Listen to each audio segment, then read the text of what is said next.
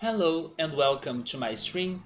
Tonight we play more of Digimon World, and first of all we are having some Twitch server issues, so hopefully it's not too bad or I'm not losing too many frames.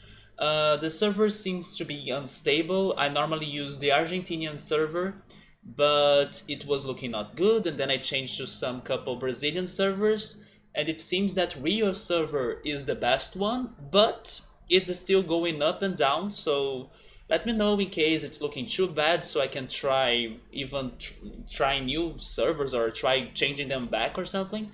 But I hope they won't be at that state, or they won't be that horrible. At least now it's looking good, but as I say something, it keeps on oscillating, right?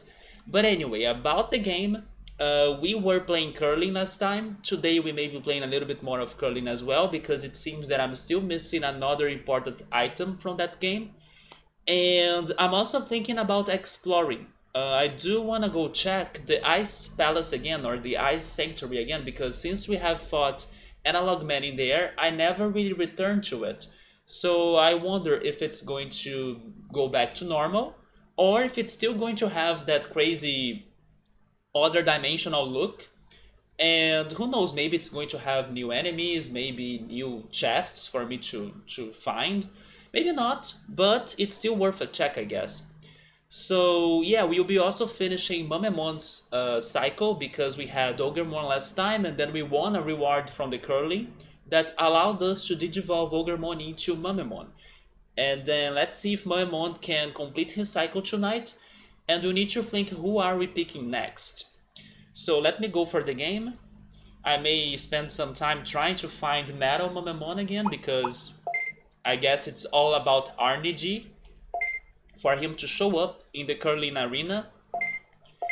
But I also want to go to the Ice Sanctuary. Maybe I should go there first, depending... Oh yes, I'll be at File City, right? Like outside. So maybe it's better for me to go check the Ice Sanctuary first.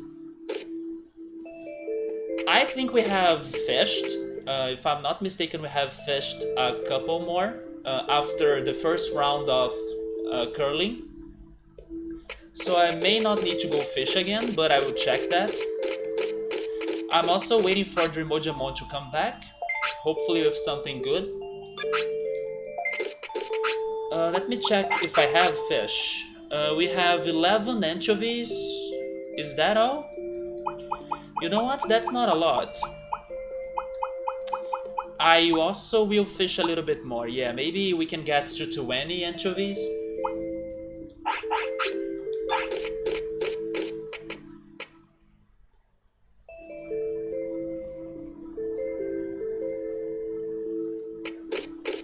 Remojamon is not back.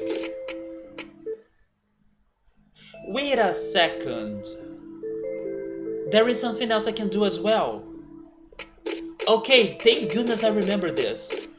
We also could go to Factorial City, because we are still missing that Gardramon thing. What if the ultimate he's looking for is Mamemon? I need to test that out as well. And to be honest, Mamemon could be it, because I can't imagine him having a second form or like a change on his looks or something. Maybe they could transform him into Metal Mamemon. So this is what we're doing. We are first going to Factorial City, then we are heading to Friesland and checking the Ice Sanctuary. And then we return to File City, where we are going to be fishing. But let me see if I have mushrooms, because as I'm going to Friesland, I should also exchange those mushrooms into potions or recoveries. I have 31 with me. Let me check the bank.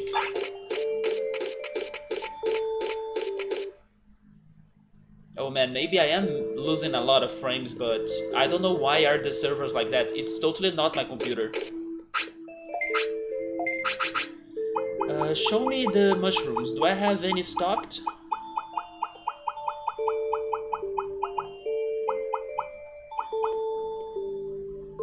I have only one.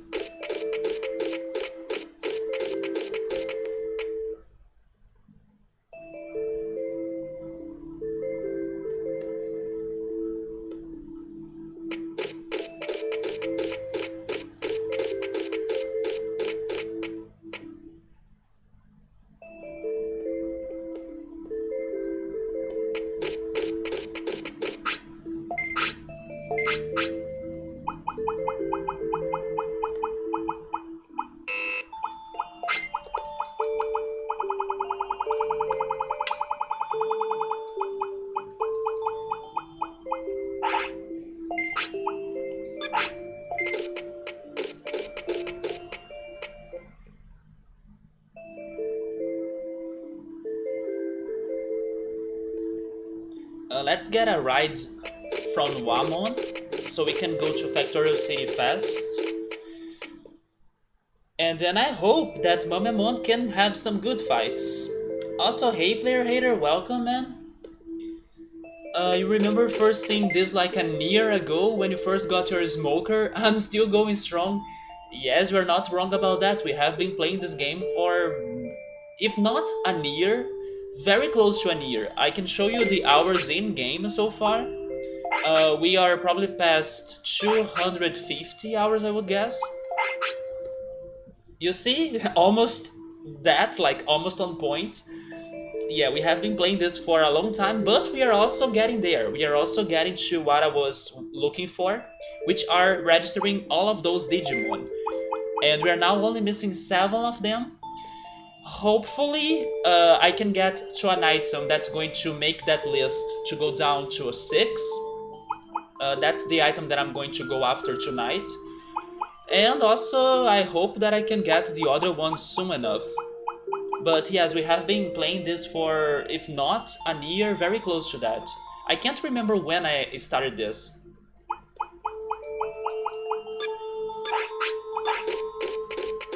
But it's a fantastic game, like, even though it is hard for you to really get every single Digimon or find every single item, it is a fun game.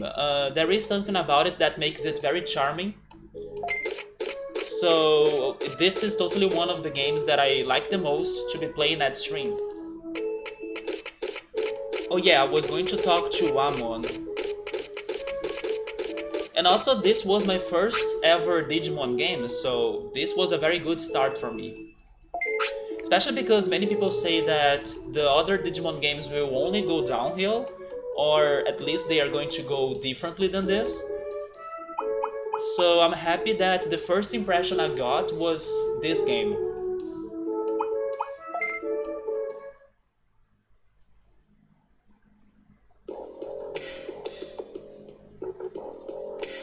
But yes, for this moment on this channel, we have been going through some very long games like this one and also Roller Coaster Tycoon.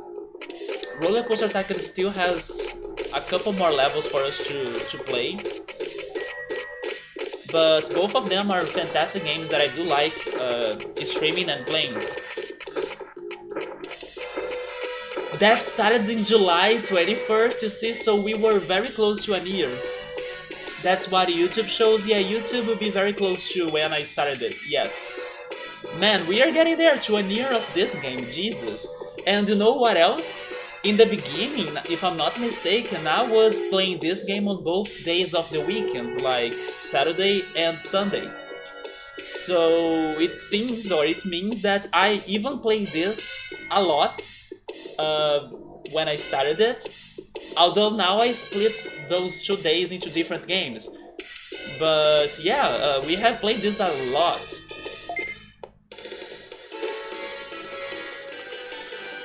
But I can't say that I'm also not that surprised because I am a slow gamer and this game is hard. Don't get fooled by, oh, it's a Digimon game, it gotta be easy, it's a kid's game. That doesn't apply here.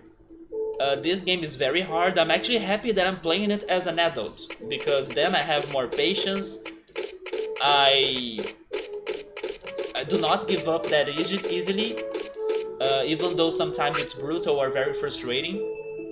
Probably as a kid I would like not really see the magic, or maybe I wouldn't be able to accomplish so many things on this game like I am able now. But don't worry, I do think we are getting there, like hopefully we can also find more items that will speed up the evolutionary process. But yes, I do hope we can complete the Digimon chart and then maybe move on to the next game. I see that I'm not doing a good job tonight on avoiding the enemies, so I need to be careful about that. I have recoveries but also floppies, right? I may not have many floppies. Okay, so I do need to be careful about the battles, but also we can't have battles without giving him his attacks, right?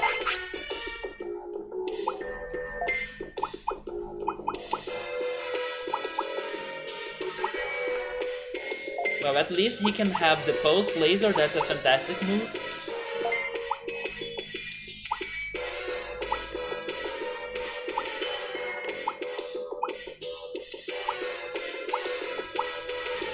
I love how we're going to finish this game and we'll never see how it's countered in action.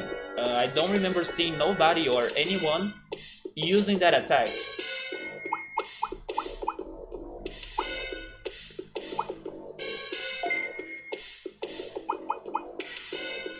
How many magic points does he have? He has almost nothing. Oh my god, I shall not fight. Or I'm going to be wasting my medium floppies.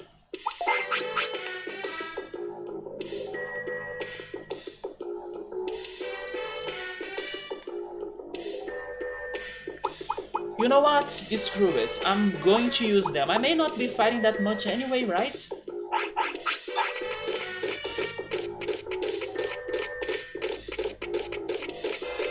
Player, can you tell me if the stream is having a lot of trouble or problems? Because I know that I may be dropping some frames thanks to the servers, but I don't know how bad is it. Do you think it is looking too bad, or do you think it's fine?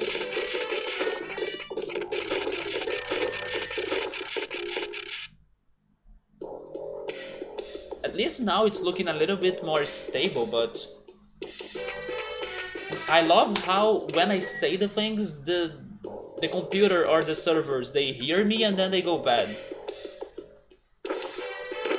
I better not keep on checking on it then.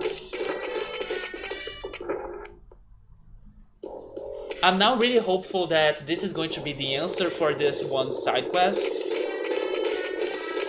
And in case it is the answer, it's probably going to give me Metal Mamemon, a Digimon that I already have registered. Oh, do I really need to have this fight?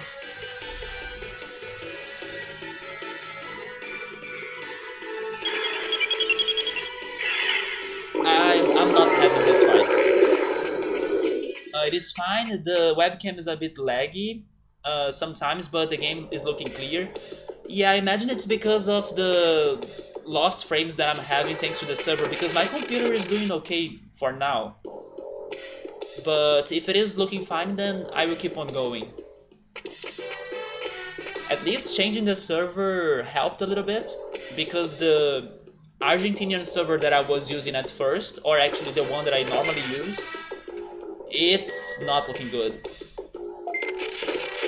But then I was checking Twitter before I started the stream, and they haven't said anything about having server problems or like anything in particular, so I'm not sure what's going on. Maybe it's just a lot of people streaming right now. Oh, come on, I was going to avoid him.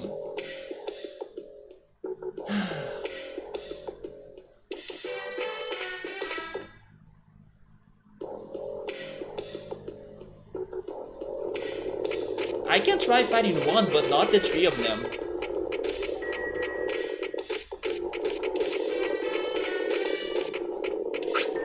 Dang it! We are running away again.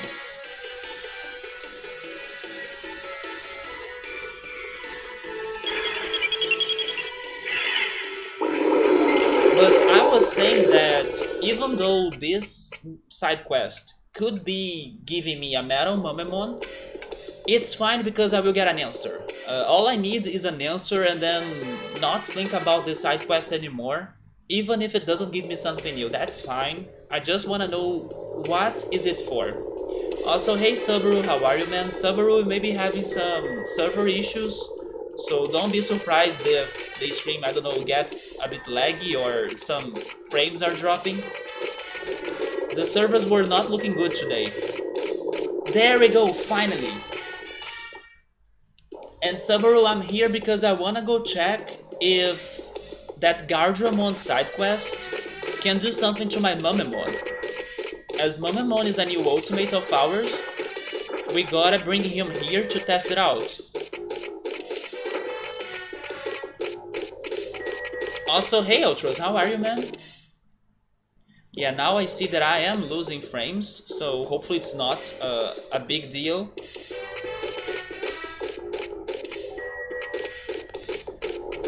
Oh man, that was a very good dodge. Normally I can't dodge it. You're a little tired? I'm not tired, but my eyes are a little bit tired. But overall, I'm not tired. Thankfully, I have been able to sleep well. Probably it's not going to last forever, but for now it's been good. Sabri is actually saying that it's normal. The previous streams were like that. I mean, not in my opinion. Wait, which streams are you talking about? Like other people's streams? Because in my opinion, today is the only day that I'm facing this trouble. When I was even checking the VODs, everything was looking fine. Somebody's going to be at your place tomorrow and Tuesday, so you spent a few hours preparing food. Like, you're going to have some pre-made food to be hitting them during the week? Okay, so that you cook less and work less while they are there. And then we're going to have 2 days of good eating on the way. What did you cook? Today I had a good meal as well. I ate some rice. Then I had a salad of arugula and lettuce. I had farofa and vinaigrette sauce. And my parents decided to grill some barbecue. So I also had some chicken sausages. It's not my favorite sausage. I would rather have a pork sausage. But I think I have said this before in the past that my mom, when they are preparing barbecue in here, they try to go for more healthy options. So I had to go for the chicken sausage. But it was good. It was very well seasoned. It had some spicy taste. Not in my opinion, man. Maybe it was only on your place. Somebody saying that my stream was dropping a little bit in like previous days. In my opinion, it was not happening, but it's happening tonight. Tomorrow they are going to have cashew chicken, which I also remember right now. I had cashew juice today. So it's like fried pieces of chicken in a sauce that is spicy and sweet. Is that the same sauce you were talking about yesterday, that you had it with the kipes? Because I was telling you that it looked like a barbecue sauce, but you answered me it was a spicy and sweet sauce, but not necessarily barbecue. With some peppers and onions, ginger, and also garlic and cashews. Then we're going to do a shrimp fried rice. You also had some rice yesterday, right? And I forgot to ask you, like, which rice was that? Because it was yellowish, but I don't think it was fried, was it? You're going to have some jasmine rice fried with egg, shrimp, green onion, and then pepper, carrots, and bean sprouts. And then you're going to have some Thai flavors like lemongrass and lime leaf fish sauce and chilies. And then next you're going to have chicken and beef kebabs, jumbo shrimp to be grilled, and 2 different sauces, and then a tabbouleh salad. It is a very diverse menu you're going for. I like that. You're going to some Thai flavors, and then you're going to some Middle Eastern flavors with the tabbouleh, and then also shrimp, bulgur, parsley, mint, tomato, cucumber, olive oil, and lime juice. Oh, and then the rice from yesterday, it was basmati rice cooked with saffron. Okay, so that was the color it got. It was from saffron and turmeric. And then the sauce with the kibe is different than what the okay, so it's another sauce even. That's really how you know how to cook, because you just try and copycat the places you buy food from, but you throw your spin in them. I think that's a very good way for you to be learning new dishes or to be really preparing your dishes, right? You try to really improve what you already know and by using your knowledge. I think that sounds like a very good plan. And I hope that the people that visit there, that are going to stay at your place, I hope you guys can have a good time even though you may be working and everything. Because yesterday you were even saying that you felt like last week was a bit, I don't know, depressing or nothing very special was happening. Hopefully that can be a little bit more uplifting to make this next week better to you. Sometimes it's good to have like people around or like somebody visiting to change things up a little bit, right? So it's finally time. Gardramon, is this the Digimon that I need to bring you? It is! We are going to remodel the... Oh, never mind, maybe it isn't. Maybe he always says it like that, but then in the next text he's going to say, this is wrong, so please, I don't know, come back another day, but let's see. It is actually! Okay, we can do it! Okay. We remod. Oh, okay, it is a Digivolution. And probably it is for Metal Mamemon. It only makes sense being Metal Mamemon. Which is fine. I finally learned about this side quest. Yeah, I'm not surprised it is Metal Mamemon. There you go. Okay, so... Wow, we turned into Metal Mamemon. I wish I could bring Greymon in here and then they would turn him into Metal Greymon.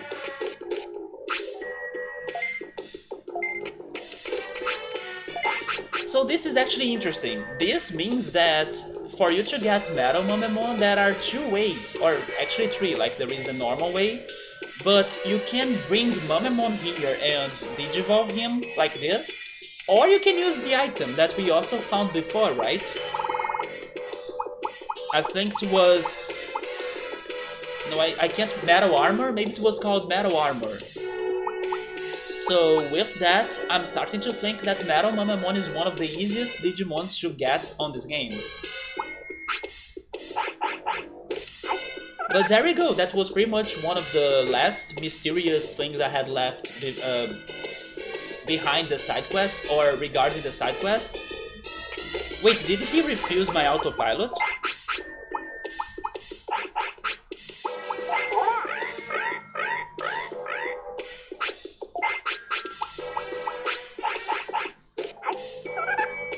He is refusing it.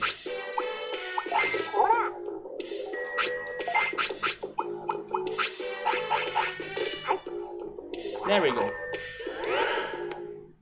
So he's visiting local beaches within an hour from you while he's off work. Oh, I see. So it's somebody staying at your place, but you'll be working and the person's going to be like going out or visiting the city. Is it like a friend, or do you think it's like a... It could also be, for example, something regarding Air... Wait, how is it called? Airbnb, hopefully that's how it's called. You know, when people have free rooms and then they rent those rooms to other people that are traveling or something, but I'm guessing it's somebody you already know or like a friend, right? He's going to visit different beaches. You can't join, but you probably do local beach visit when you're done work. Yeah, you guys could also go there during the afternoon or maybe during the night. As it's been super hot in Canada, maybe it's still going to be sunny around those times, right? Yeah, Subaru, at least this question is out of our minds now, and we don't need to mind it anymore. So it was worth to get an answer from that, especially because maybe many people didn't know about that either. I think it's a very specific side quest thing, so now we finally got an answer to that. And even if we can't do any other progress today, I'm glad and I'm like feeling fulfilled already to get that one answer that has been bugging us forever. Ultras don't do that stuff. He's somebody you know for sure. Okay, there we go.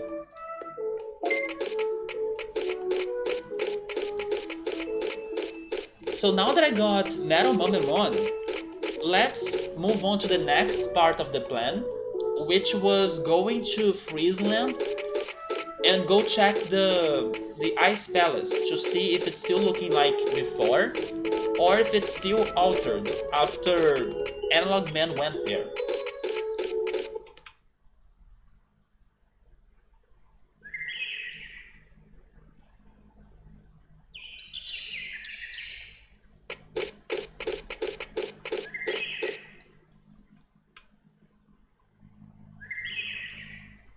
But then tonight, Ultras, what you're having? And also Subaru if you wanna share.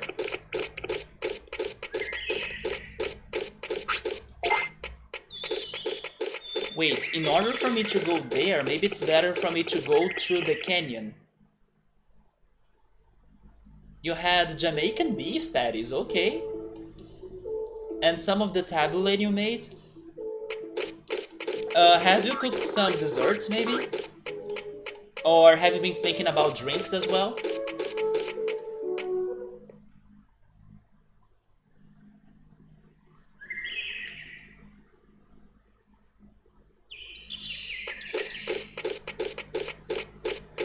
Subaru had lasagna for lunch. And probably it's going to be his dinner as well. That's fantastic. I do miss eating lasagna. But at least I had my pizzas. And I will try my hardest to bake them again. Maybe this week. Especially because we still have some mozzarella cheese. Yeah, in that case, if I'm really going to bake them again, I should bake pizzas either tomorrow or on Tuesday, so the cheese is still fresh. Oh, no desserts?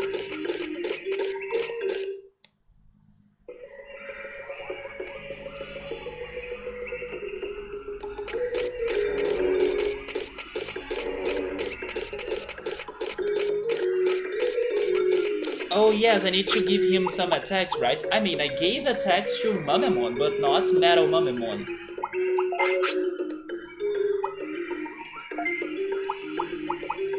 They have the same attacks.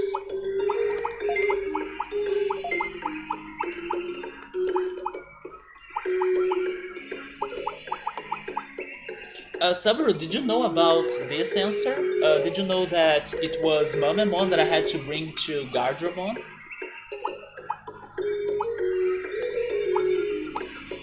Wait, never mind, maybe they don't have the same attacks, because I think I gave full potential to Mamemon, but now I can't use it on Metal Mamemon.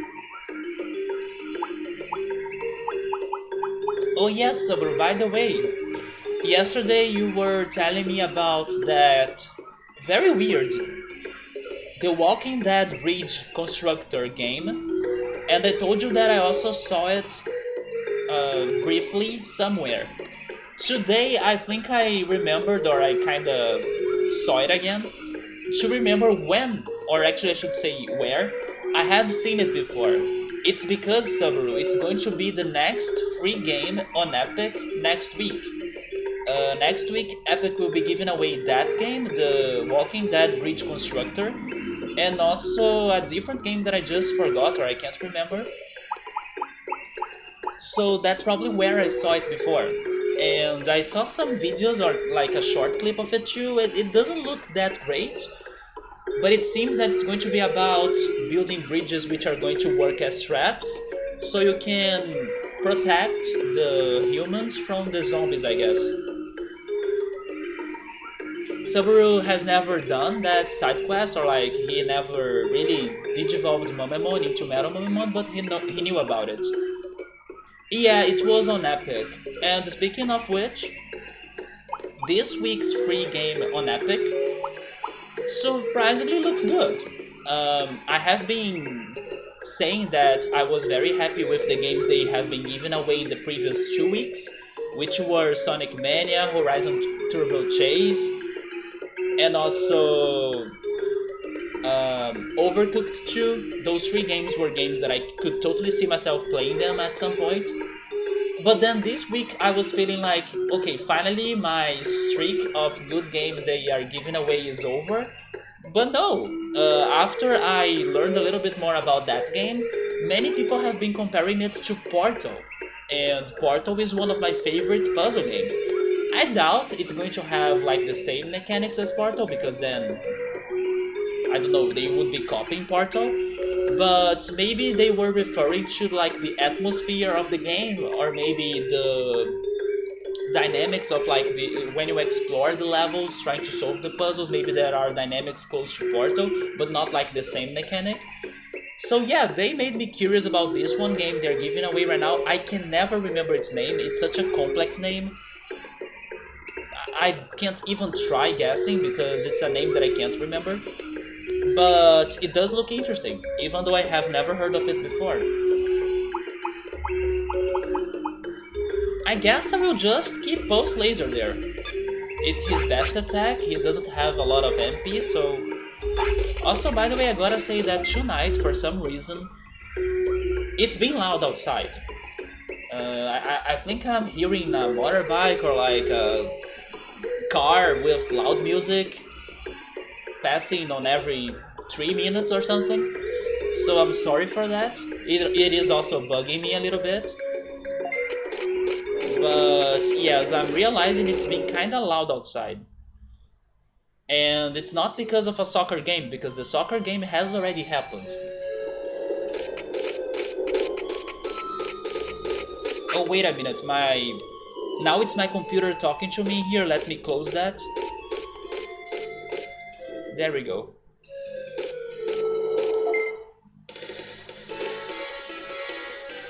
I guess I will have this one fight because they may not be that strong, right?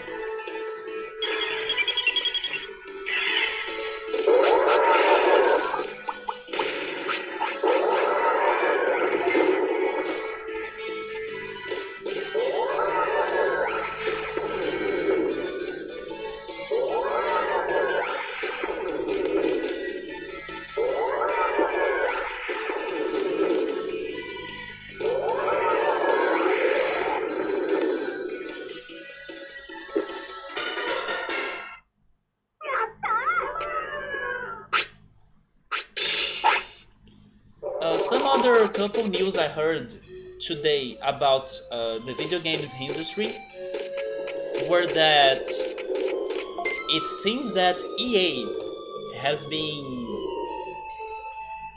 thinking on a way of like adding ads to their games, and that sucks. It's another bad decision from EA to the collection. So yeah, they may be finding ways of like adding ads to their games. Maybe it's not going to be something like forced, like in order to play the game you gotta watch the ads or something. But as it's going to be something optional for like you watch the ads to get some good items and then you can use the items to improve your game, people will feel like tempted to be watching the ads to get the items and then progress on their games, you know? So yeah, EA is kind of studying on that possibility, which is something very EA to be doing. But also, now for some good news. I also heard that Sony has contracted or hired a specific company that is well known for porting games to PC. So with that, we can assume that Sony may be looking up to the future and porting more of their titles to PC. So I do hope that happens and then someday Nintendo decides doing the same.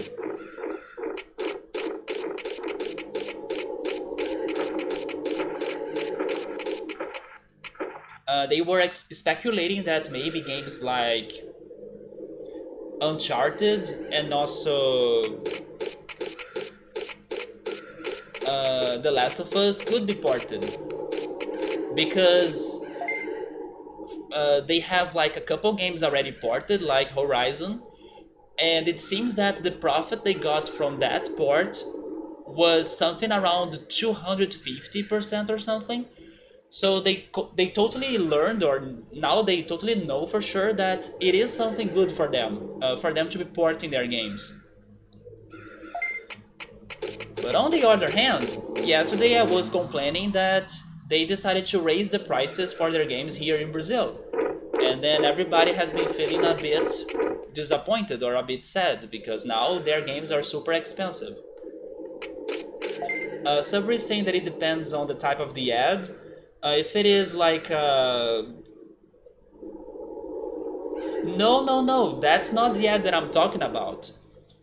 That could be okay in my opinion. Sabri is saying things like uh, visual ads pretty much, or like in-game ads, but in an example of like, oh yes, you are visiting a city and then the city has billboards of like Coke or Pepsi or something. No, it's like ads just like on YouTube, or when you are watching a video on YouTube and then some ads are being played. Those are the ads that I'm talking about. Those that you are saying, Subro, they kind of already happen in some games, especially those soccer games like... What the heck? Why is this city so loud tonight? Games like FIFA. They have those billboards with some sport brands and then some other companies too. Yeah, you even mentioned it, like the soccer ads. It is a commercial. They are thinking on ways on adding commercials to the games. And even if it is something optional, like I was saying, for example, you want to get an item that's going to help your journey, watch this ad. Even if it is like that, it sucks because people will feel like, okay, I will watch this ad so I can get this item and then progress faster. So yeah, they are working on that possibility. That would be weak. I agree, if it were just like something visual in game, that's fine. Unless, of course, it makes sense. Even Death Stranding had ads like that. I cannot remember the product anymore, but I remember a friend of mine sending a picture of like, look at this brand in Death Stranding. So it is something already kind of common. But no, I think they are going to be adding commercials. And then imagine if that becomes a trend, like other companies start doing the same. But I wanna believe that it's just EA being EA, and then the other brands won't do that. There were even some people saying that they are not sure if EA would be doing that to their free games or like their cheap games, or if they could even be audacious to be adding those commercials to their very expensive games.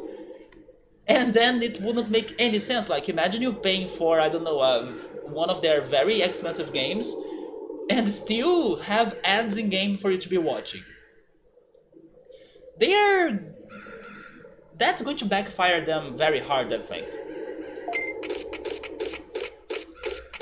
But their excuse is that in the mobile market, it is something common that people kind of accept. You know, that when you're playing a mobile game, then they have the ads. So let's give it to the PC games or console games as well. Then with time, maybe people get used to that.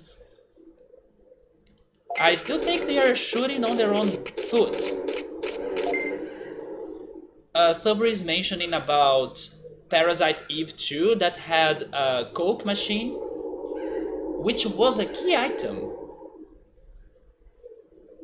That had like a magnet that had the symbol of Coke and then the can as an item to heal MP.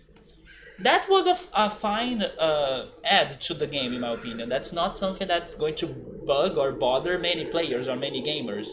That is fine by me, as long as it's, let's say, contextualized. Like if you are in a city or at modern days, for example, it wouldn't make sense for you to see a Coke ad if you are playing a medieval-looking game, for example. Yeah, as long as it's fitting, it's fine by me.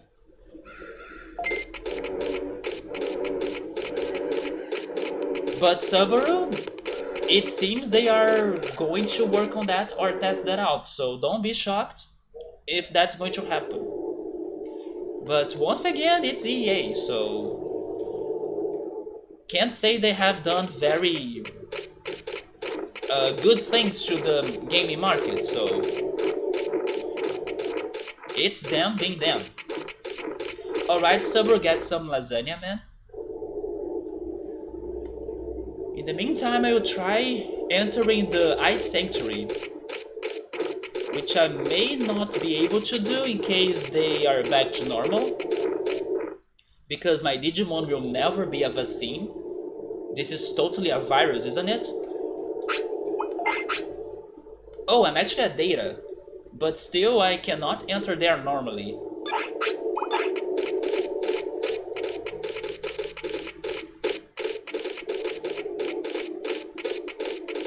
At the very least, as I'm here, I will go get my medium recoveries.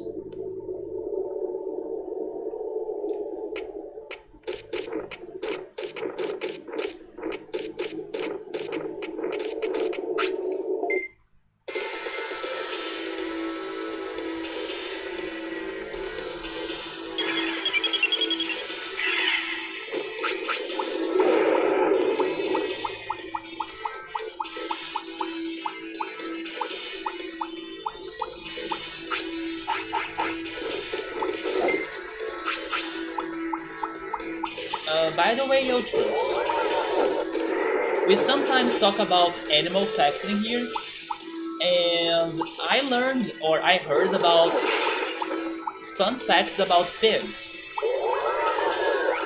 And one of those facts is related to food. Okay, there are my recoveries.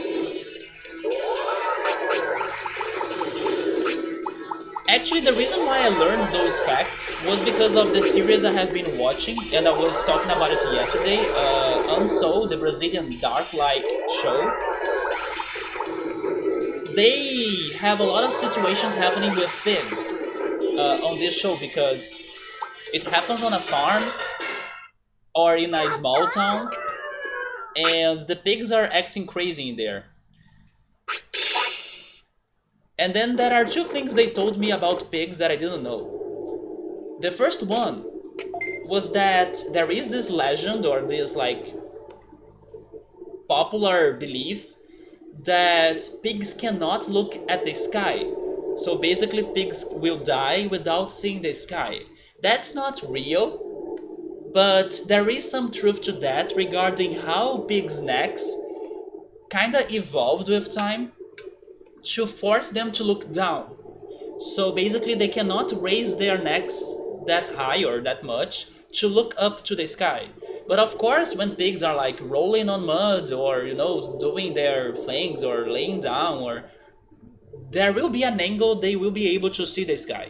But it's just that their necks are very stuck, and that's thanks to evolution, but also it's thanks to an interference of humans when they are breeding pigs, right? Because those pigs will always find their food at the floor, so they are always looking down. On the other hand, pigs that are found in the wild, even some sorts of boars, they will have a little bit more of flexibility on their necks in comparison to like farm pigs. But yeah, that was one of the facts I learned. But the other one is that pigs are fantastic truffle hunters. And truffles are those mushroom kind of sorts that are very expensive and also delicious for those that have tried them. I still gotta try them myself. I never ate a truffle. I hope I will like it when that when that time comes or when that day comes. But yes, they are able to smell uh, the truffles because they are kinda underground. Because they grow at the roots of those mushrooms or of the fungi, and then it's hard for people to find them without a clue. And then people can train those pigs to go hunt the truffles. Maybe dogs can do that too, I'm not sure. But I totally didn't know that pigs could be responsible for doing that. So there we go, some more animal facts in here. Sometimes we learned about... Wait, by the way... No, this is correct, I just need to keep on going straight ahead. They only changed the enemies and that made me confused. Sometimes you learn about pigs and then whales, like Free Willy is not a whale, it's a dolphin because it's an orca. Or like hyenas look like dogs but they are cats, and foxes look like cats but they are dogs. Yeah, sometimes there are some shocking news in the animal universe. Okay, so that means the palace is back to normal, right? Because I was not allowed to enter it because I don't have a vaccine Digimon. Interesting. So in case Analog Man returns, maybe he won't come back here.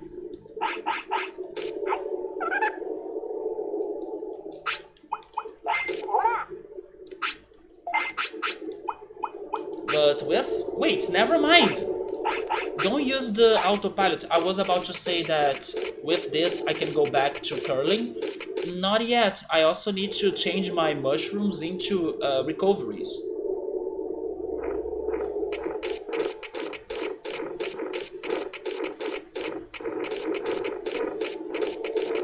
But also speaking on that show that I was talking about yesterday that looks a lot like Dark, it's called Unso in English. I was thinking about more connections to it and Dark, and then I remembered another one. Both shows have bunkers to protect from like nuclear events, and I realized a good way on comparing them as well. Like, I was saying that this show is like a copy of Dark, but not really. I think the best comparison I can make between them two is the same comparison you can make between Ocarina of Time and Majora's Mask. Majora's Mask is kind of like using the same assets of Ocarina of Time, but telling a different story. I think it's the same idea in here. Unso is using the same elements of Dark, or kind of like the same aesthetics, the same effects, the same ideas, but telling a different story. And while in Dark they are dealing with traveling people or like traveling bodies, Unso is more about traveling souls, as the name suggests. So I believe that was a good comparison that I couldn't think yesterday, to say that the show is good even though it's a copy of Dark, or like it has a lot of things from Dark. Majora's Mask, for example, is using many elements from Ocarina of Time, if not almost everything, but it's a different story and it's still very good. I even prefer Majora's Mask over Ocarina of Time. And I'm sure that by next weekend I will be done with that show. I only have, I think, 3 episodes left, or maybe 4.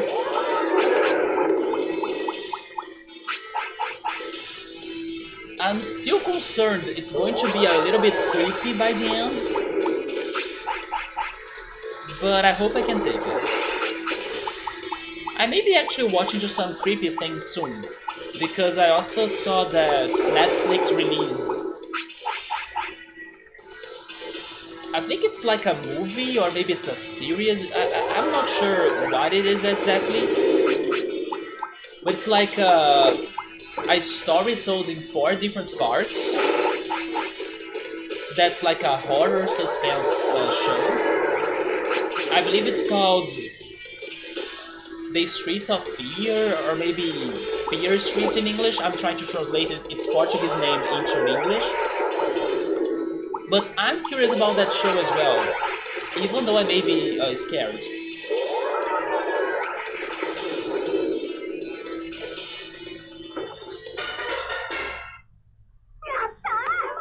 And I have been thinking about going back to Twin Peaks as well.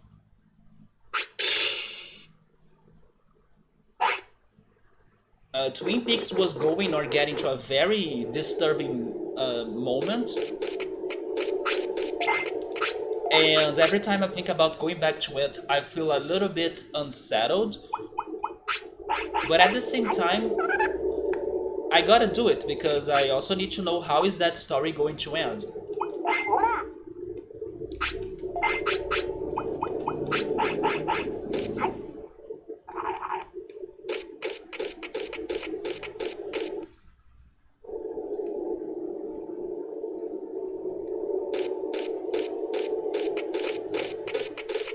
But yes, I have been very surprised with this Brazilian show because I don't watch many Brazilian things, and normally I have a somewhat bad expectation of their qualities. And no, they were able to really do a good job on this series. Can't say it's better than Dark, but I probably was expecting something way worse than what it is.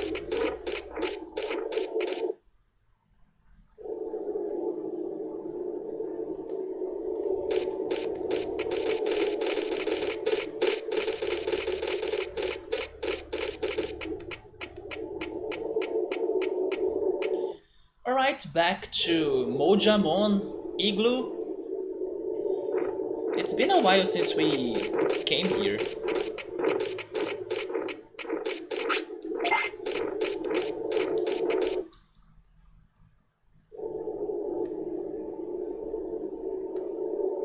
Oh, never mind, this is Penguinmon's Igloo.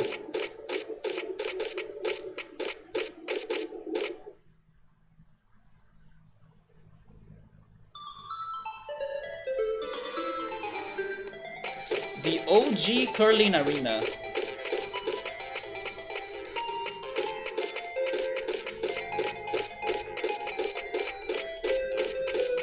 Something about that song reminds me of Snowboard Kids. That's another franchise that should come back.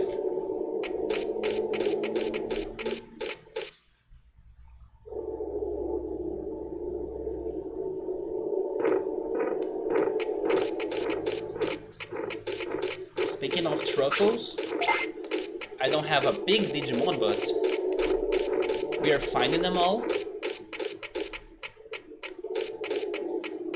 Oh yeah, yesterday was the community day of Tipig. Now it's a Pokemon, not a Digimon, but I was playing the heck out of Pokemon Go yesterday. Man, I am getting a lot of those mushrooms now. I wish they could also drop some happy mushrooms.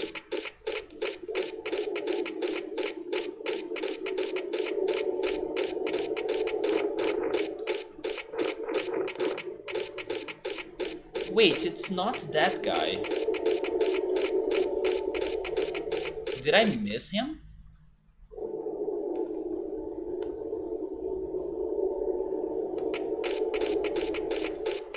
If I go there, it's Penguinmon's Igloo, isn't it? Oh no, never mind, there he is.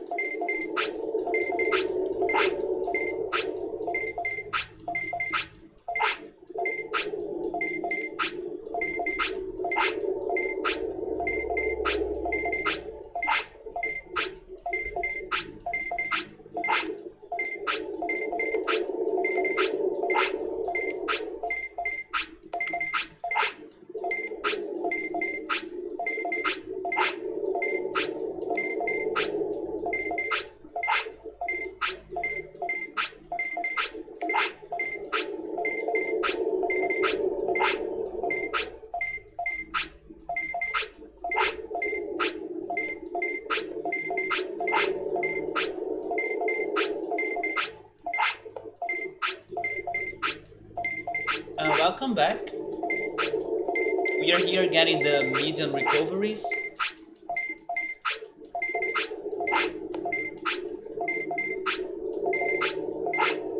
I was noticing that his igloo is completely destroyed. And wondering if, I don't know, if I will ever be able to see an igloo in real life or something, because even if I travel to a country where it snows, I don't think you can find an igloo that easily, right? So I was also thinking to myself on how rare is it for you to see an igloo in real life? One thing is for you to see a snowman or like you know that snow angel you can do if you lay on the snow. But then an igloo? Oh yeah, Ice Sanctuary was closed. They were not allowing me to enter, so I assumed that it's back to normal, and then I gotta have a vaccine Digimon. And Metal Mamemon is a data. So I believe that everything is back to normal in there. And in case Analog Man returns, he will maybe find another spot. Igloo only if you go to the South or North Pole. I've heard of like hotels on ice and stuff, but then they were in countries like Finland, Norway. But yes, I'm thinking on like probably very few people have been able to see an igloo in their lives, you know? Wait, Ultras is giving us some Canadian references, I think. The closest igloo in a natural setting is like 30 hours away, accessible only by plane, like middle of the nowhere. But haven't you heard of like those hotels that are built in ice or something? But at winter events and stuff, you may find icy igloos. Okay, that counts my opinion. It doesn't need to be a exactly natural igloo. I think that an artificial one already counts, unless it is very different, but I don't think it can be that different from a igloo you build naturally, right? Yeah, in my opinion, that counts. Have you ever seen one, Ultras, or have you been to one? Even if it was, I don't know, in the middle of a shopping mall, they were building an igloo so people could take some pictures or something. Remember when I was saying that um, you have never seen it? Yeah, there are some natural things that are very interesting, but normally we either forget or don't give a lot of attention to them or never really care to look for them. Another example, a geyser. There is this song by my favorite band called On Gaiet. It's Why Nothing Song. And I was googling like what is a gaiet? And then I learned that a gaiet is pretty much an underwater geyser. And it made me realize that, oh my god, I have never considered seeing a geyser in my life. And I know on some places on the US at least that they have natural geysers. I believe that's probably something amazing to see as well. But normally people don't talk about it, normally people don't dream on looking for one. And I don't know, I think there is some energy to that. Just like what I was saying yesterday, that one of my dreams at the moment is to travel to the south region so I can see the Iguazu Falls and then try to feel the energy from those falls. I want to see or feel the energy of a geyser as well. I think that seeing an igloo in real life could be interesting too, even though it's something artificial, but still, I think it's something hard to see. So yeah, I would love to do a trip or travel somewhere looking for those very specific things actually. But Ultras has built a snow fort once? I mean, that's an igloo, isn't it? It's probably not a traditional looking one, but still counts as an igloo. It's a house made of ice. Sabri saying define natural. By natural, I meant like the environment. Like Ultras was saying that to find an igloo built in a cold place, like in the middle of nowhere, it's far from him. But sometimes there are events. Oh, my controller almost fell. There are events in your city or something, normally promoted by shopping malls, in my opinion, where they will have an igloo in there, But if you look around, it's a mall. It's not nature. But yes, it will always be built by man. At least I don't know any animals that build igloos or something close to that. But you know what? Maybe there is a species that could be doing that. Animals are smart. Yeah, they are interesting as well, but you feel no attraction. I never thought about seeing one. I just got to that idea at this moment in the game. But about seeing a geyser, yes, I have thought about them before, and I do want, if I don't know, I have the chance to see one in real life. But totally, it's not like my priority. It's just one of the curious things I would like to experience. You would like to see an active volcano? That's something that I think I would be scared. Yes, I think I would be very scared to visit an active volcano. I can travel to Niagara. Yes, Pilot was talking about that too, that when I go to Canada, it's going to be like 8 hours by train from where he's going to move. If we want to visit the Niagara, it is closer to you, isn't it? If I'm not mistaken, you said once that you live 2 hours away from it or something. I remember you saying that it was super close by, and then you showed me a picture of a freaking hotel that they built right in front of it. But seeing a volcano, I would feel scared of that. I'm not saying that I would deny the idea, but I would be kind of, you know, freaking out a little bit. Some is saying that a geyser in Brazil it's only when a pipe explodes or like that happens a lot in Rio actually. There are some manholes that explode. I know that's a weird word by the way, but I'm sure it's called like that. I was like, seriously, this is the word in English for that? Yeah, it's called manhole.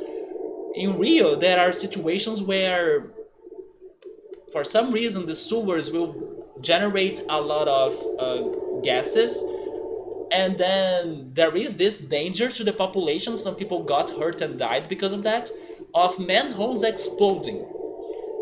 So yeah, Subaru, I know what you're talking about because in Rio we kind of have that problem happening from time to time. Let me go back in the chat a little bit.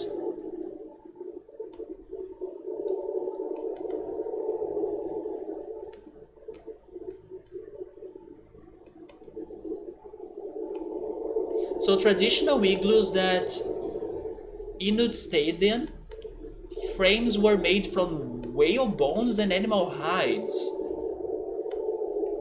And then they picked with snow for the insulation. The temperature outside can be of like minus 45 Celsius, but the body heat alone can raise the inside of an igloo up to 16 degrees Celsius? Really? The body heat alone can do that? So I remember that information right. You do live 2 hours away from the Niagara Falls, but you never been there, right? It's basically two highways. Yeah, Pilot was talking about a train. Like there is a train ride you can get as well. That's like 8 hours from the capital. We are doing a work party in September there for a week. Wait, are you going to the Niagara Falls finally? It's like a team build event. Manhole, yeah, it is a weird word, but that's what it is. I think the Warriors of Justice had it legally changed to something else though, but people call them manholes still. Wait, who are the Warriors of Justice? Or do you mean like, oh, I think I get what you're saying. You mean like people today that are trying to, I don't know, so those social justice people? Yes, I think I know what you're saying. And then you don't know what is the legal name? Interesting, I also didn't know they were trying to change it either. But speaking of manholes, there are some manholes that have some very specific cravings on them that I think it's a very common thing in Japan. They even have some Pokemon based manholes. So basically you can explore the cities trying to find manholes that will have a Pokemon drawing on them.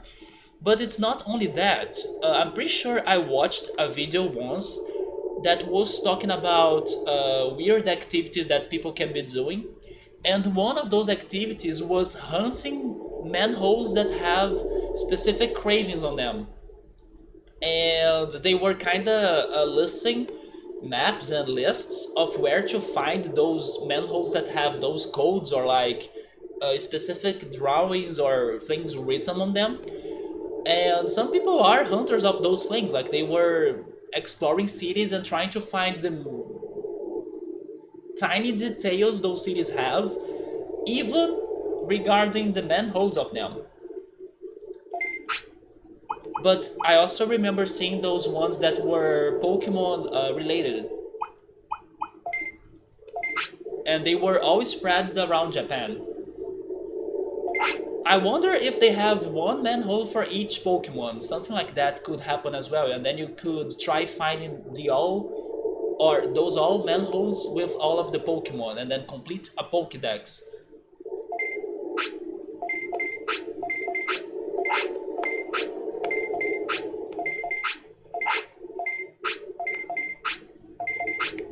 One thing that started to happen here in Brazil, actually, speaking of Pokemon and let's say things that decorate cities, is that there is this one. I think it's not mysterious anymore. Probably somebody knows already who this artist is.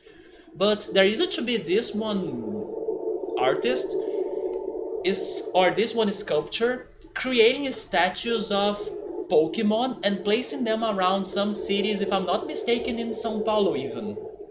But it was not in the capital, in the state of São Paulo. And then many people were looking at those statues in their cities and taking pictures and posting them on social media, and then that's how I got to know them. Those statues are beautiful, like they have miniatures of all sorts of Pokemon, but normally the most famous ones like Pikachu and Charmander, Squirtle and Bulbasaur. And then sadly, I remember one time that somebody kind of destroyed one of those statues for some reason.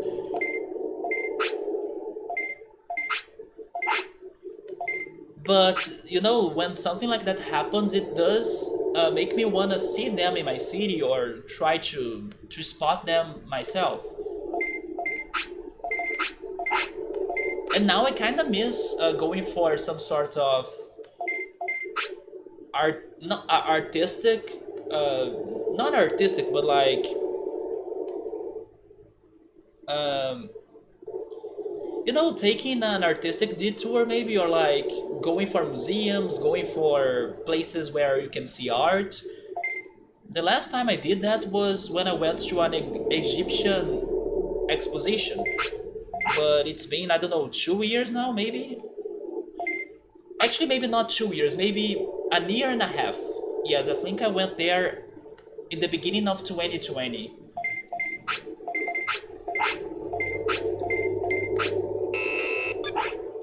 But speaking of that, actually, I was watching a video of Rome this week, and I never really considered traveling to Italy. But after seeing that video of Rome, I felt more curious to visit Italy someday, or especially Rome. And the reason why I'm saying that is because, surprisingly, there are some alleys and there are some streets that remind me a lot of Rio. But the difference was that the buildings in Rome are kinda more conservated, or like they are at a better state, while in Rio they look older or dirtier. But like the buildings or the styles of them are kinda a little bit like. So even though I never really dreamed on traveling to Italy, now I may have a little bit of a curiosity. Also because every time, not every time, everybody kind of says that when you're traveling to Europe, the countries are normally close by, but if you try going to Italy, you gotta take a detour or something because it's a bit far from the rest, or like it's not on the same direction of the rest of the countries. And then also for that, I kind of never imagined or thought on going there. But it does look interesting, or it does look like a fantastic city to visit, like Rome. So I got the items I was looking for. I'm going to deposit some of them.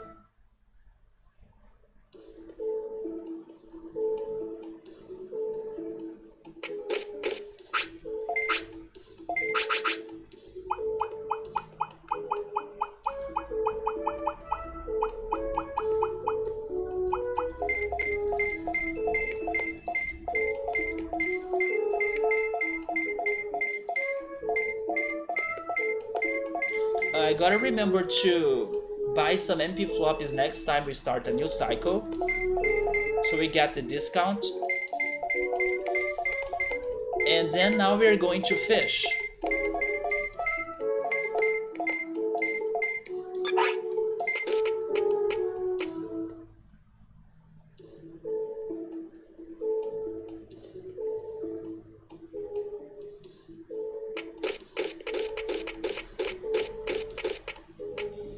But my priorities are of countries to visit are still Canada, Germany, and Argentina.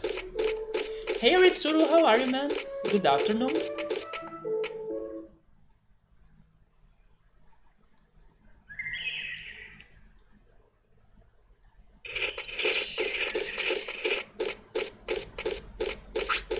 Let me put him to sleep.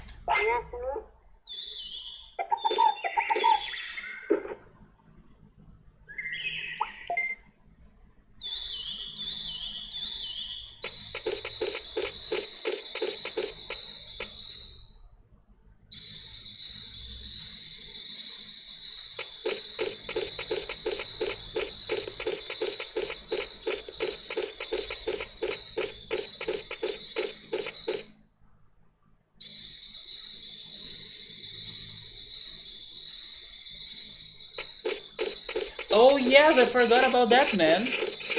Happy 4th of July. That's true, I forgot about that. Are you guys having lots of fireworks or any crazy celebrations?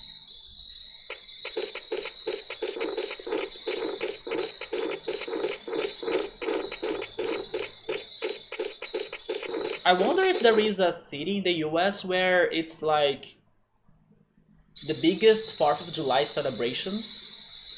Because, for example, in here we have Rio, which is the biggest carnival celebration and also the biggest New Year's Eve celebration.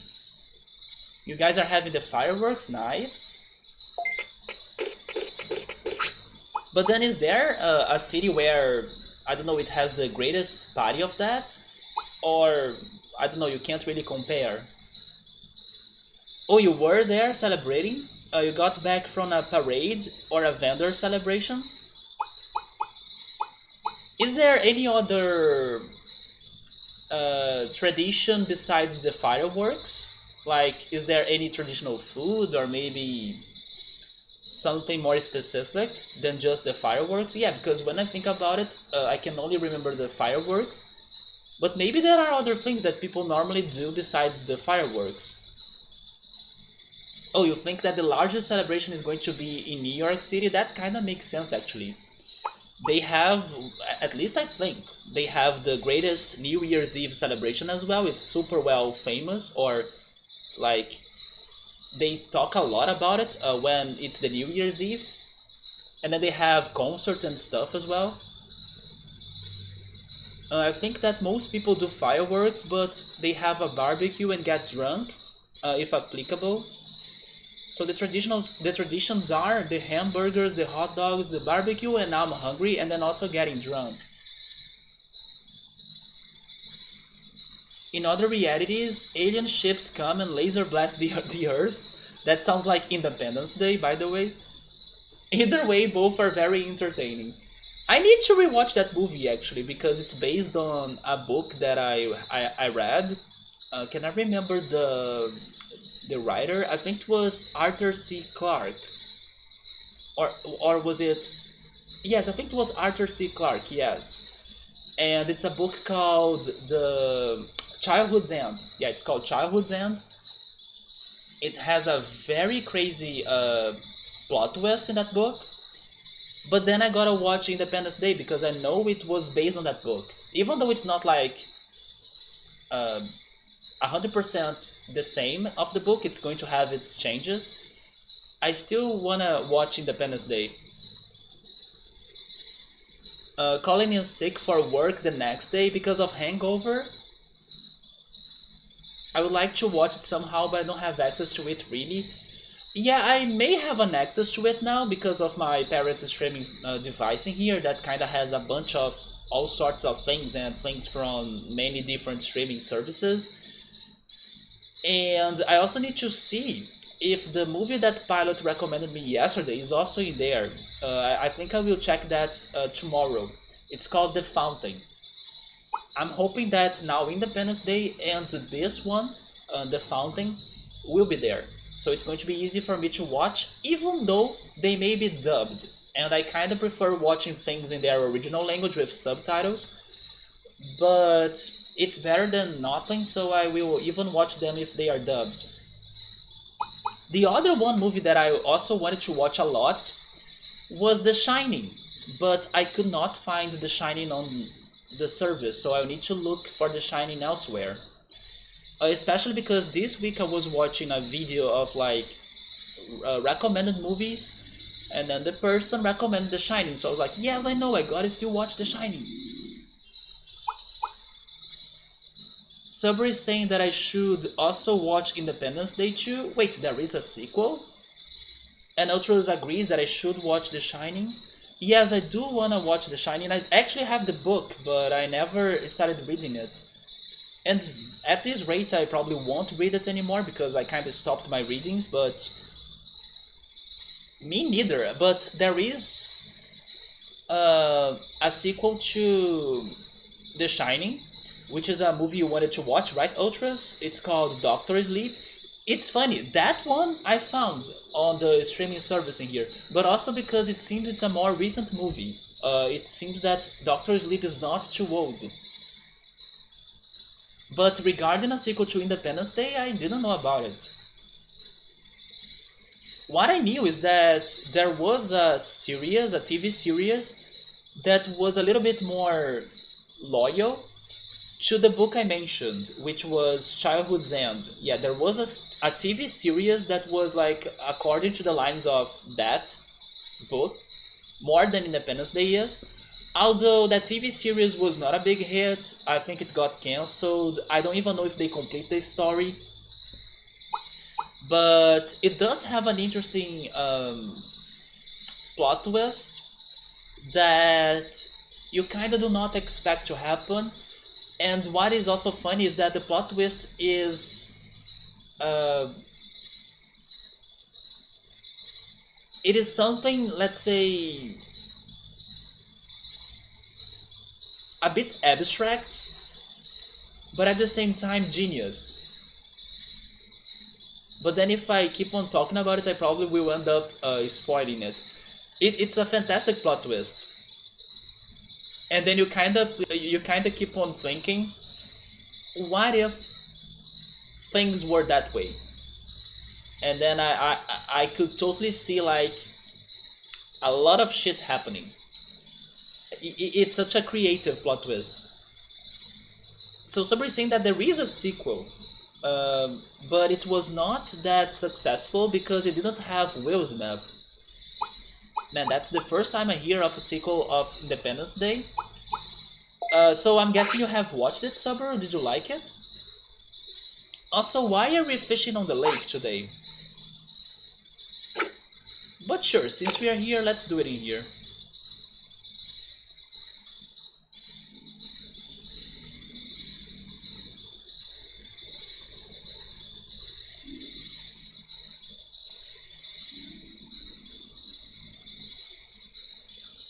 The same video that talked about The Shining recommended three other movies, or at least three that I can remember, that I also hope that I can find somewhere to watch them. One of them is called The Hunt. It's a horror action movie, and it seems that it's about like, I don't know, a group of people that are like murderers or maybe even serial killers that like to hunt people. So basically, some people will wake up in a unknown place and they will be part of a game where other people like hunters are trying to kill them, and then they will need to find ways of trying to survive or like uh, turn the table to their side. So I got curious about that movie. Then there is one called The Sound of Violence, and it seems to be a very messed up movie about synesthesia. Is that what is the word in English? I'm not sure, but you know that, let's say, um, way of speech maybe, where senses are mixed. Like you can smell a color or you can see a sound. It is a movie about that, and it is also about violence. And it's because of a traumatic experience in the life of the main protagonist. And then this protagonist, I think she has a somewhat disorder. I don't remember if it is a hearing disorder, but I think it was. But she will explore levels of violence and sounds, even though she has that disorder. It's something like that. And then the movie will explore the mix of feelings, like hearing a color, or I don't know, feeling the taste of a sound. So it's a crazy movie, but it got to my attention, and I hope I can find it somewhere. But it's also one of those very cult indie movies, so it's going to be hard for me to find it. The third one, I can't remember the name of it. Sabri is saying that the first one was better, but he didn't think the second was bad. It's just that it leaves an empty slot, or like it leaves things open for a possible third series or a third movie for the series. But then he thinks there was never a continuation.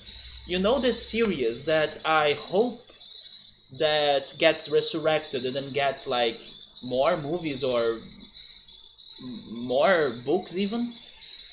The one that started at 2001 A Space Odyssey.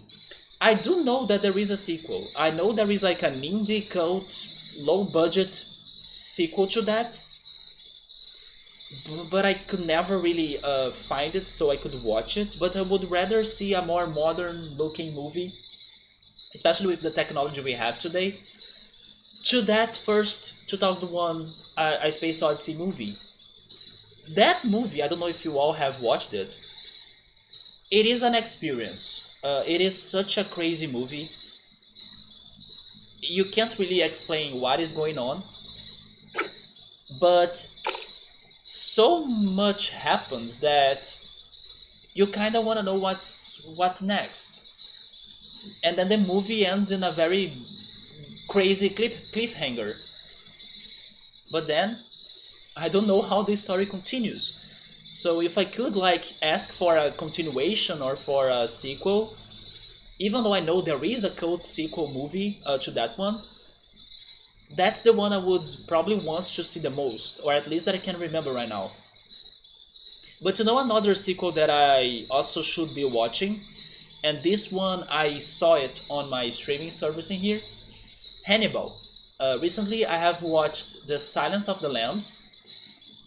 Surprising, or surprisingly good movie. I was not expecting it to be that great, or I was not expecting me to like it that much, but it was really good.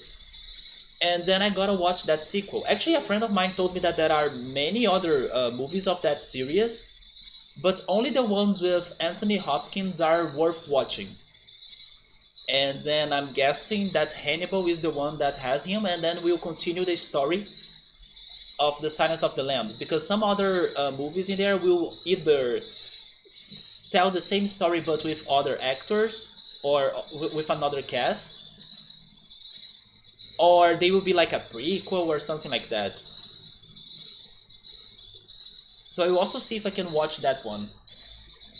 There is another movie too that this same friend told me to check, but how is it called in English? It has Leonardo DiCaprio.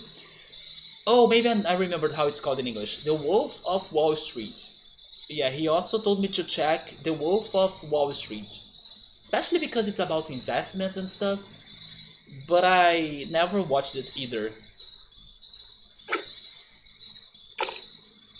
Other movies that I still gotta check as well, but I still haven't. One of them I even told Oritsuru to watch and he has watched it. It was Oxygen. But I also need to watch The Sound of Metal.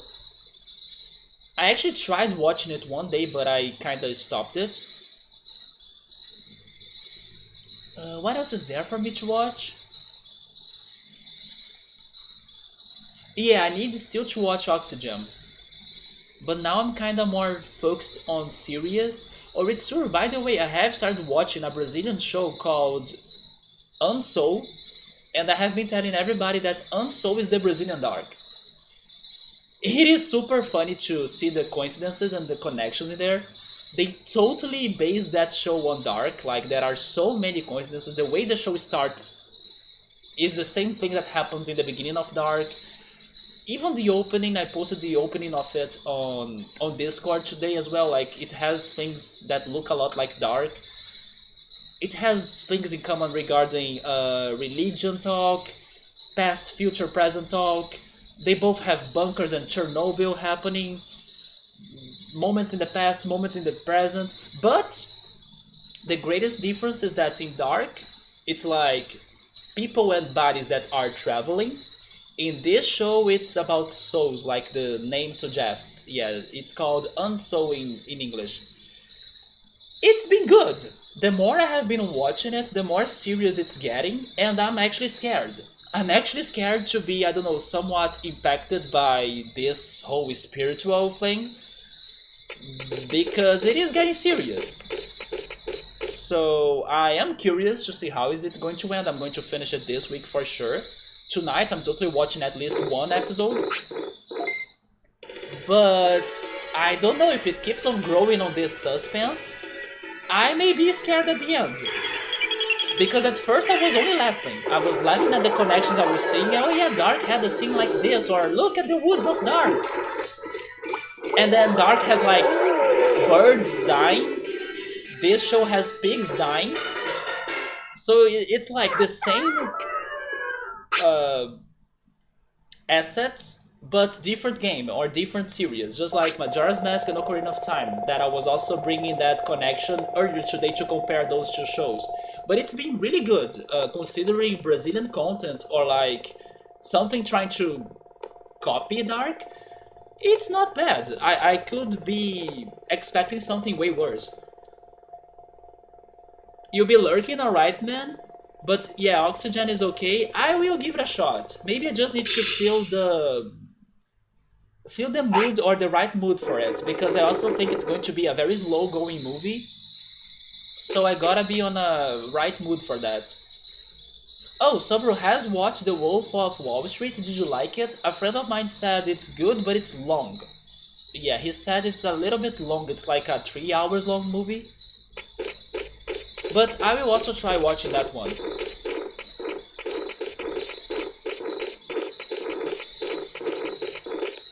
You liked it, it's good, and you think it's based on a real story? It probably is. Yeah, it probably is. You know something else that I also wanna watch soon? I wanna find another documentary.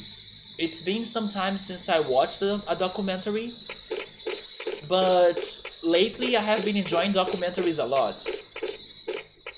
So I also wanna find another documentary to watch. You don't remember how long it was? I think it was around 3 hours or something close to that.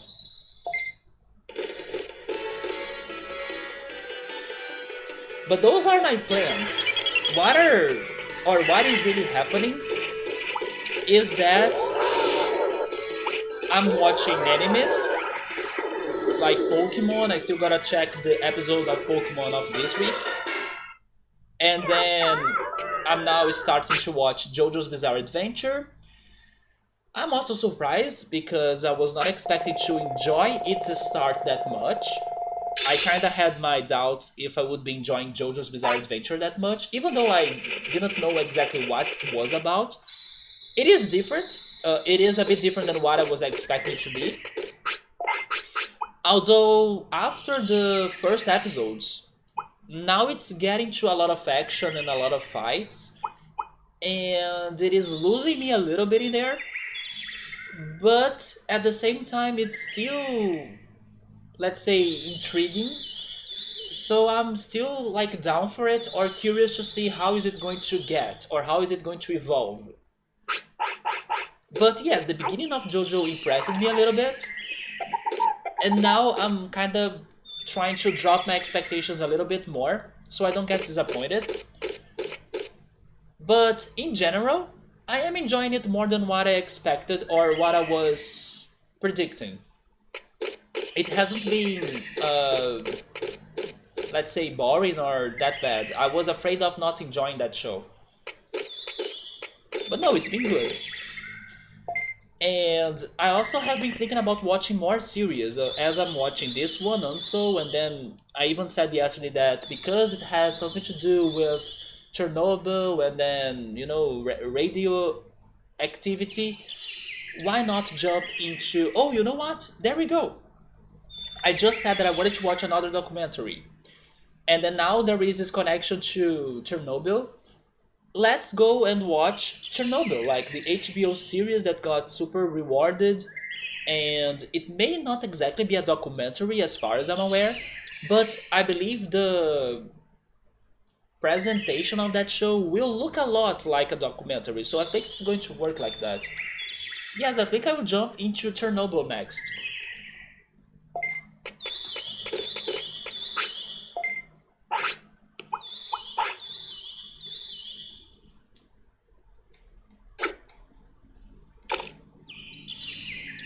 And then anime-wise, I will also jump into Beastars as the second season is getting to Netflix.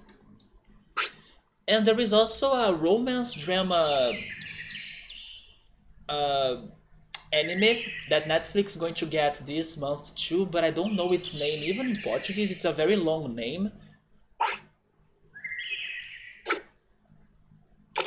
Actually, let me Google it. Maybe I can find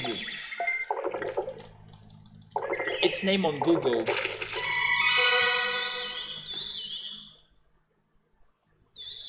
But I'm curious about it too because I finished the last romance drama anime I was watching, which was Toradora. Overall, I liked it, but it had its great moments and low moments, and I thought that the ending was a bit abrupt. I was expecting maybe a little bit more episodes until the end, but no, it suddenly decided to end. But overall, it was good. Not the best, but still fun to watch. Let me see.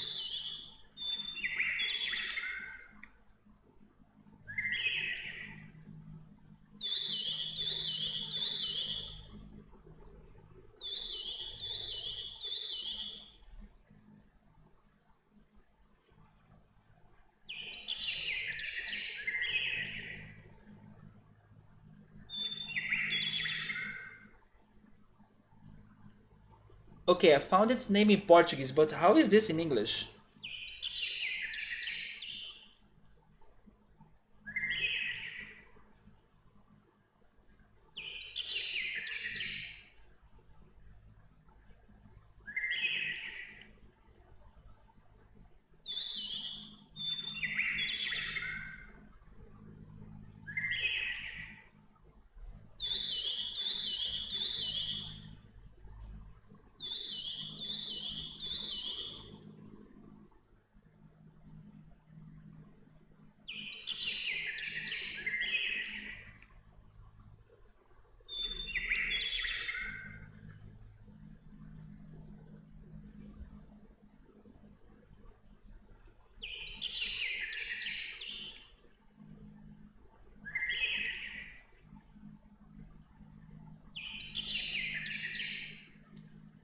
I guess I need to copy the Japanese name and then try finding the... Okay, yeah, copy that. Finding the wiki page, so then I can try finding the English name for that there.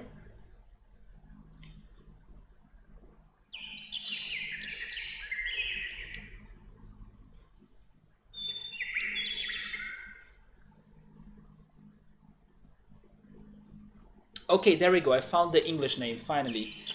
The anime that I'm curious to watch, that's going to be released this month on Netflix, it's called... Wait.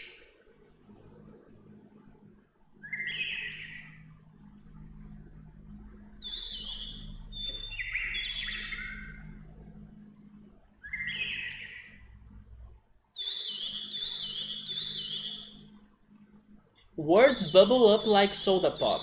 Yeah, that's the long name I was trying to remember. Words bubble up like soda pop. It looks as well like a very colorful anime, so I think the art of it will look great.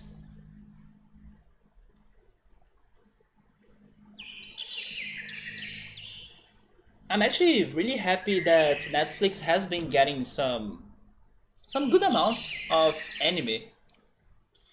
Yeah, in Portuguese it is like palavras que borbulham como refrigerante. So it's like words that bubble up like soda pop. It's about a boy that writes haikus, which are those Japanese poems or something like that. And I believe there is this girl that reads them and then likes them, and then they are going to meet each other, and then maybe a love story is going to happen out of that. But if you watch the trailer, you see that the anime looks very charming and very colorful, like I said. So it made me curious, even though maybe the plot sounds, let's say, boring or something very simple. If you watch the trailer, it looks better than the plot.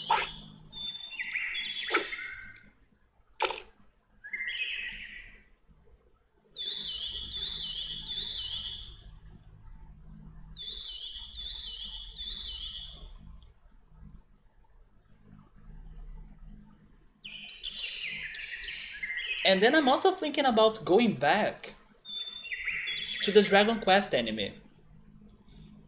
I recently went back to the World Ends With You anime and then I finished it. And it was a very good anime. It was great for me to remember the events of the game and even understand the ending of it better because, in my opinion, it was a bit confusing. But then the anime kinda helped me to understand. But the Dragon Quest anime, I really stopped watching it. Now there are way more episodes for me to catch up. Hopefully, there are episodes that will go past where the original Dragon Quest anime stopped, so I can finally see more of what the heck is happening in that story. But yes, I gotta go back to it. Sometimes I think about that. And I was even scrolling the list of animes that were being released at the moment. I'm not gonna lie, I was also a little bit curious to finally check the new Digimon Adventure anime. But I still haven't done that. I heard both good and bad things about it, but yes, I still haven't started watching it myself.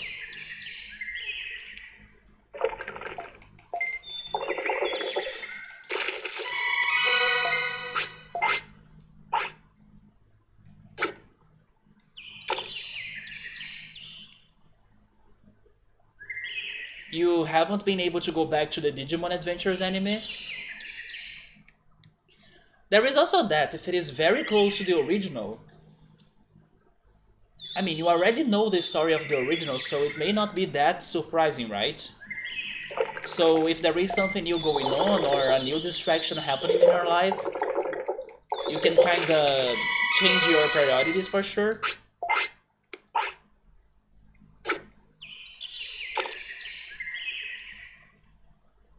But you know what is the anime that I'm struggling the most to go back right now?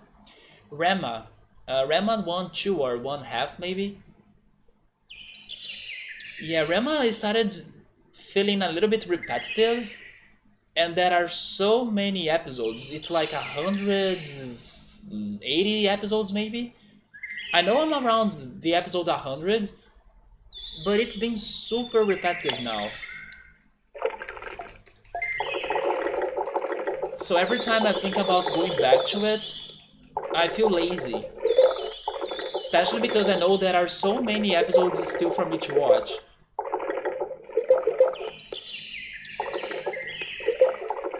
It's because of the changes, you don't like the changes? The original was... How do I still have this fish? The original was better, like, well made. Well, if they are changing it... I got a black trout? Did I get a black trout with a simple meat?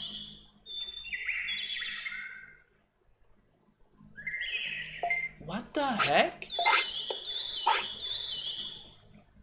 That is the first time that happens.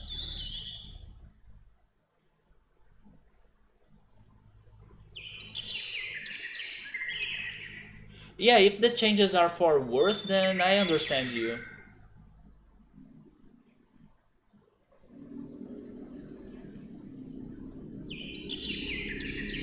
An anime that's been changing for the better though is Pokemon.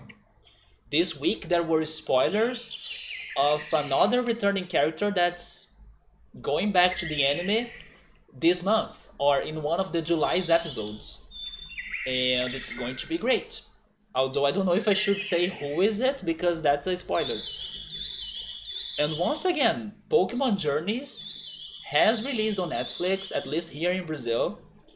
So I do recommend watching it if you like Pokemon or if you wanna watch a season where things may feel a little bit more nostalgic than the others, or at least with like lots of references and things from the past or a lot of fan service happening, then Journey is a good one, especially episode 30. Episode 30 is the one that I don't know, it's like just like the old days. Episode 30 was the one that felt exactly like, let's say, the first season of Pokemon. The Black Trout was super hungry, so it went right at the first bait that he saw. It could be that. That also explains why it was hard for me to fish it. And surprisingly it did not escape, because we got to the limit of our fishing rod many times. Like, it was super dark red, and then I was like, okay, this is not going to do it, but no, the fish stayed hooked. Oh yes, Subaru, are you going to watch the Resident Evil CGI series? Because it's also going to be released this month. I will try to be watching that too.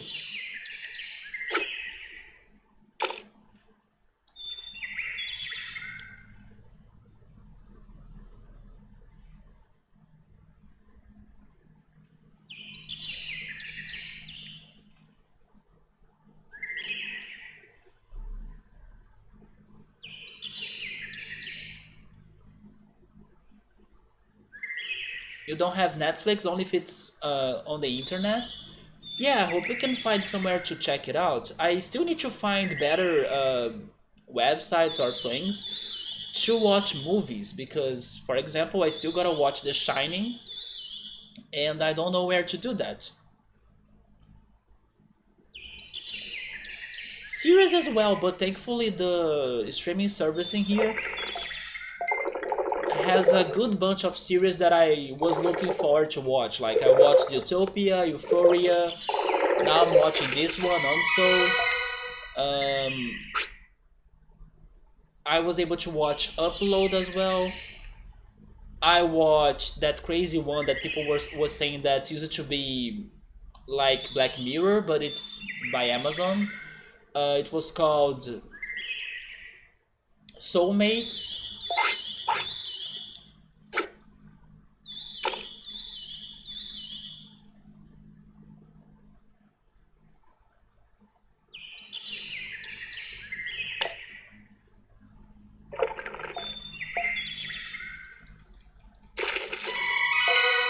So many of the things I had planned to watch, I'm finally catching up to them.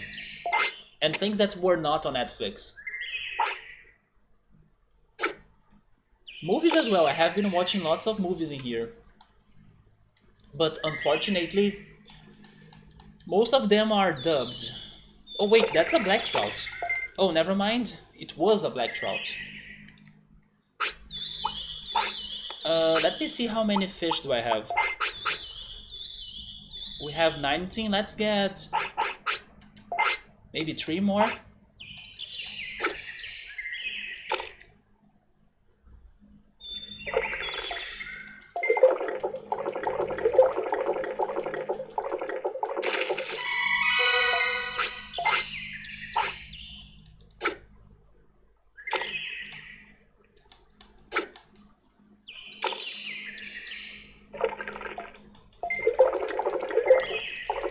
There is also this anime called Chainsaw Man. If I'm not mistaken, it was Gabriel who said that because I liked Evangelion, I should check the trailer of this anime out. I did that, and I do want to watch it, but I can't say that I'm not unsettled after watching that trailer because it looks very disturbing. And the last time I felt that disturbed was when I was watching Serial Experimental Lane, which is an anime that I cannot see myself going back to ever. It's not that I regret watching it, it's a good experience if you watch it once, but it's hard to, I don't know, want to go back to it because it is super messed up. So yeah, there is also that anime that I don't know when they are releasing it or anything, I just watched the trailer. And it does look very crazy, but I'm curious. I need to know more. Like, what the heck is this? What is happening?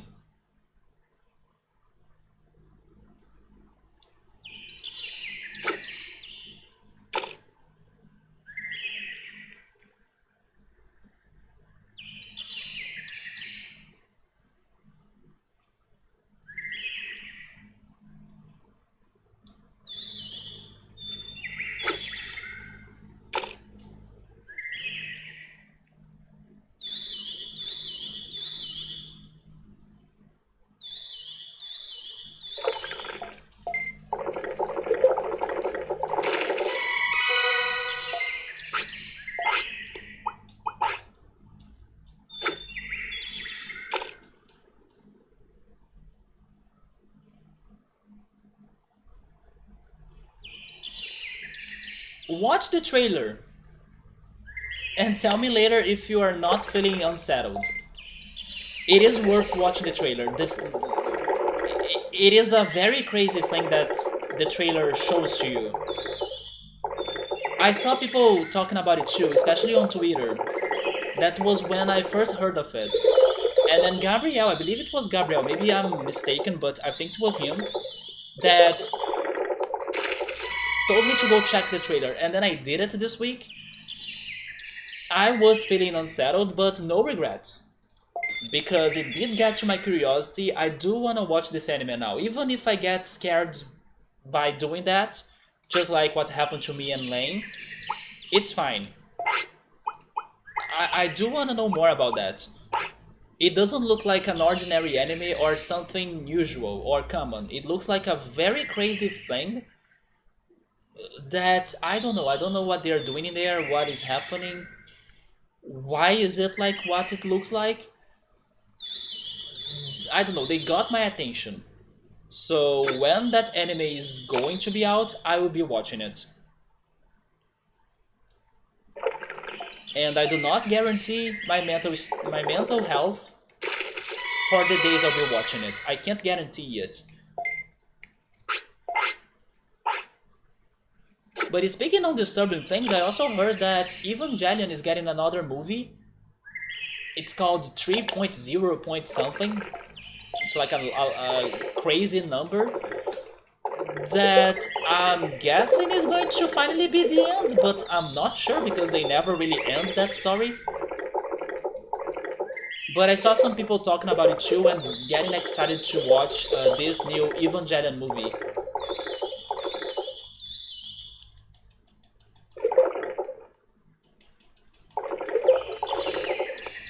I don't know. Honestly, I'm not sure how's the story right now. Like, I stopped watching it after the end of Evangelion, and then I know there are some other movies, but I never really watched them, or I don't know how will they continue the story. I don't know if it is an alternate ending or if it is really a continuation. In my opinion, it felt like a continuation because they even had different and new characters or something. But what I'm curious about is to know if it is really the end. Like, is it finally ending the series, or is it just another brick on the wall? Like they're still building it up and creating more content.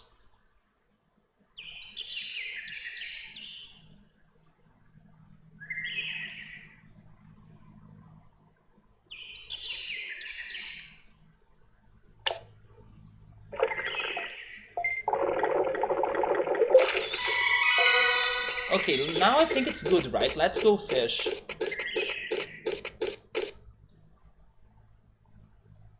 I mean, let's go play curling.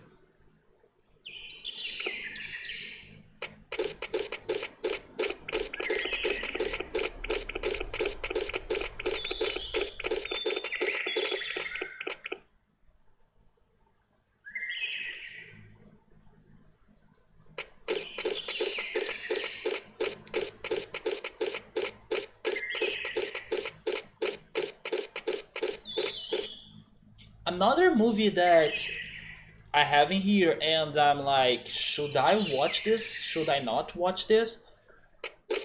Is Hereditary, which is by this one director that got very famous after creating some very disturbing movies like this one, especially this one. I think this one was his first crazy, huge success. But I am scared because even though I'm curious, I don't want to feel like super frightened after watching it. So I'm trying to contain myself. But there are days that I ask myself, should I go for it? Ultras is looking forward to the grilled beef he's doing, because chimichurri and grilled beef is cracked together. My parents have been using chimichurri a lot, but I actually don't remember tasting anything that had chimichurri on it.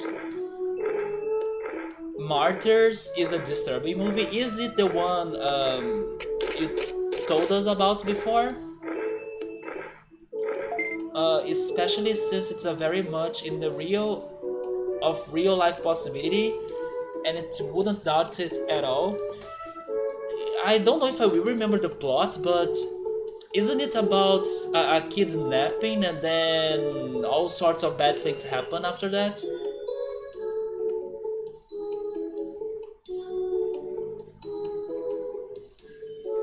If I'm not mistaken, there was some sort of kidnapping happening. It's sort of and not. I have another memory, but I'm not sure if it is going to be it. I'm actually thinking it's not. But the kidnapping sounds a bit a bit according to my memories.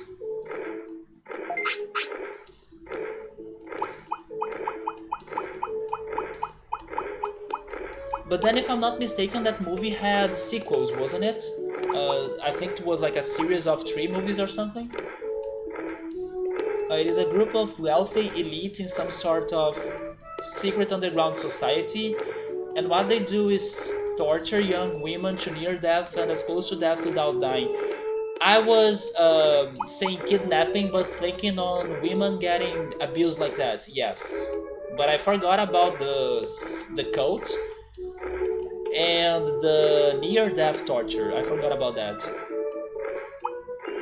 To put them in a transient state between being alive and being dead, with the goal of them telling these people what it's like after you die. There are a couple movies that do that, since they experience life and death at the same time.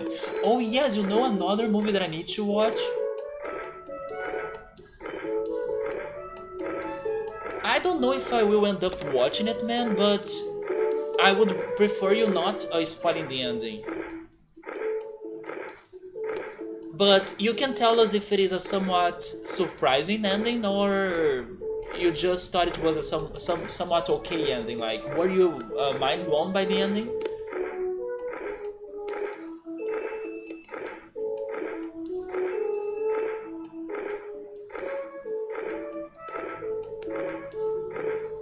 Oh, it was an open ending. I also think you told me that before. Yeah.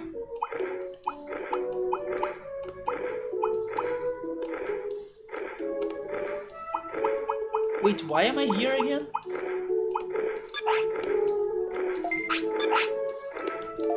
We need to go to the curling. But you remind me of another movie I need to watch. I need to watch A Silent Place 2. And I know for sure that one is on the streaming device.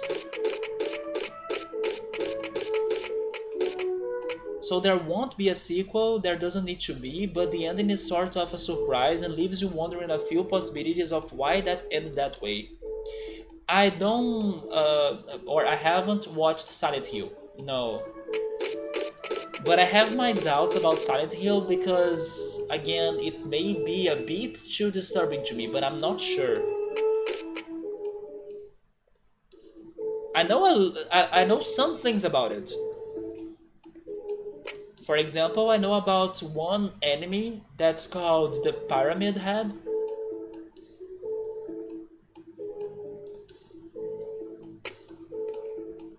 But I haven't watched the movie.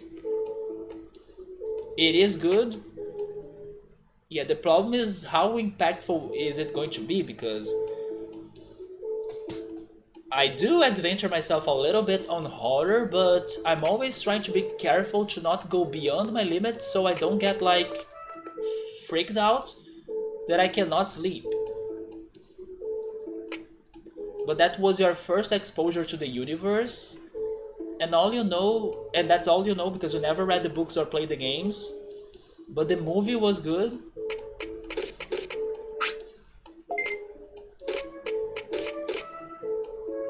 There is some paranormal disturbing imagery, but also cartoony to you. When it goes a bit paranormal, I do feel impacted.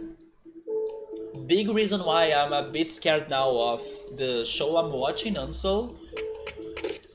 But again, if my curiosity is huge, I kinda take it and then I deal with it later, you know. I know that they were making Resident Evil 8, and there is some Silent Hill scenes that are worse than Resident Evil 8. Okay, so that could be a problem. If I know the background, not much, but I will tell you what I think I know. I think it's about a man that's returning to a house, trying to remember his memories. It has something to do about his family as well. Not sure if his family is alive or dead, or if the man is alive or dead, but I think that's along the lines of the plot. Like, a man trying to remember his past, getting to that house, and then all sorts of crazy things will happen in there while he's trying to remember everything. It's sort of, isn't it? You know a movie that I do not regret watching it, but it's one of those movies that when the ending happens, it gives you chills to your spine. I'm hoping the name of the movie is the same as in Portuguese. Is it called The Others? The Others is a movie that when it ends, it blew my mind and it gave me the craziest chills ever. Like that's a very good movie. Like if you like suspense, watch The Others. The Others is insane. It focuses more around a lady and her adopted daughter being drawn to a town that was closed after a coal mine fire, making the place inhabitable due to ashes and pollution. So basically, it's a ghost town.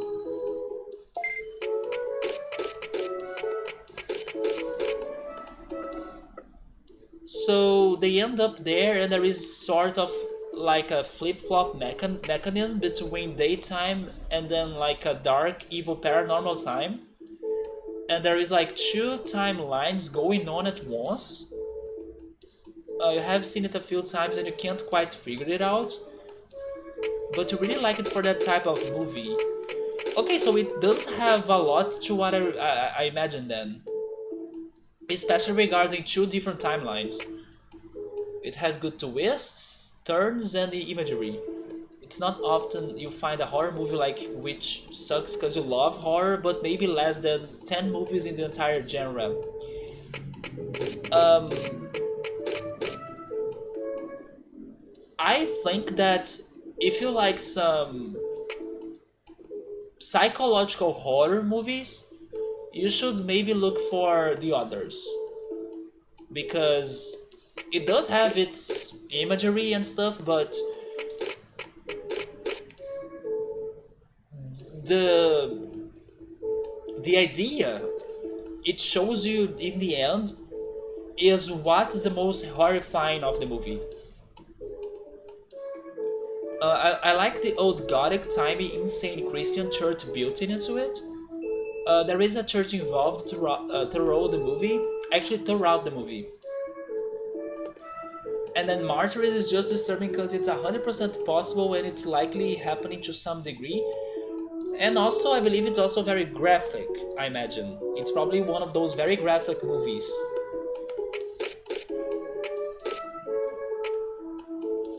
It's already no secret that wealthy people pay money to traffic humans around, yep.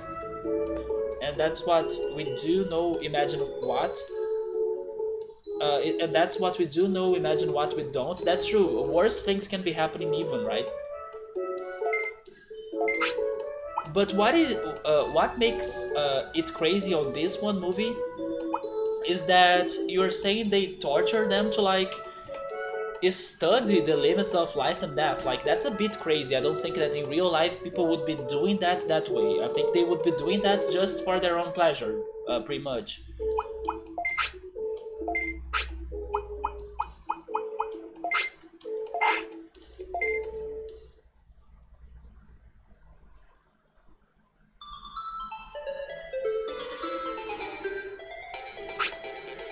Their own pleasure might be to learn about that.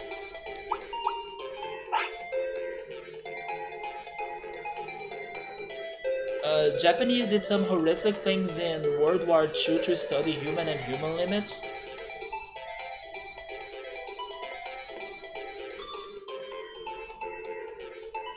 I'm sure some very much enjoyed it, some just did it because it was their job.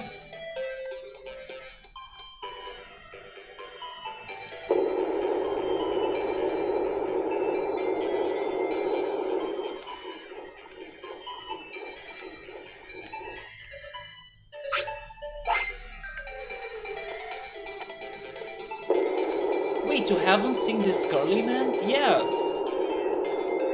We were playing this for the entire last stream. And now we are back because there is another item that I need to get. This game is super crazy. It has all sorts of mini games, all sorts of complexities.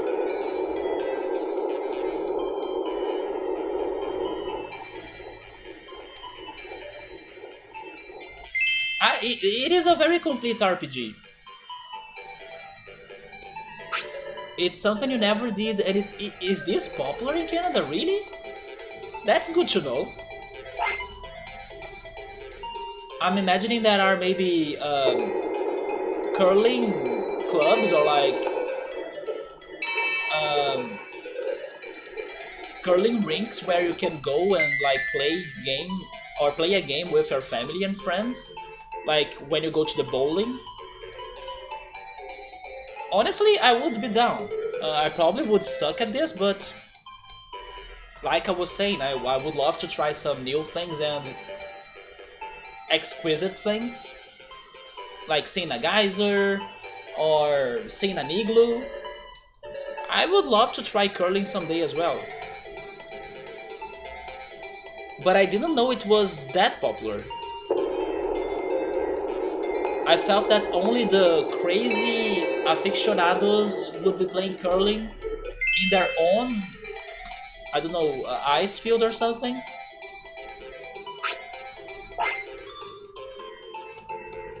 Probably wasn't paying any attention. In fact, I couldn't tell you anything about the game. I don't I don't pay too much attention to them.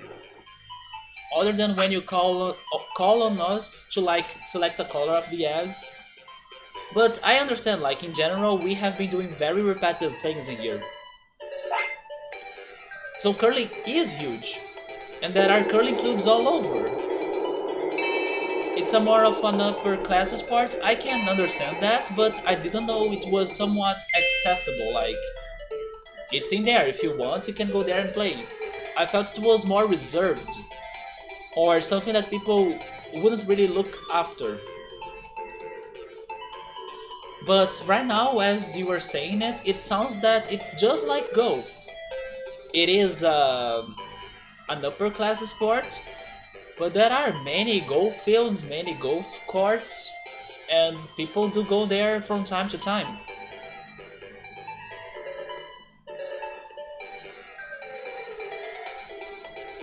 Which is another thing that I'm curious to play someday, although... Remember when I was saying that I was hyped for Mario Golf? After these days, past the game's release, I'm not that excited for either the game or golf that much anymore. And I gotta say that my hype went for the new Mario Party game. The one that's getting some boards from the past, especially my favorite one, Woody Woods from Mario Party 3.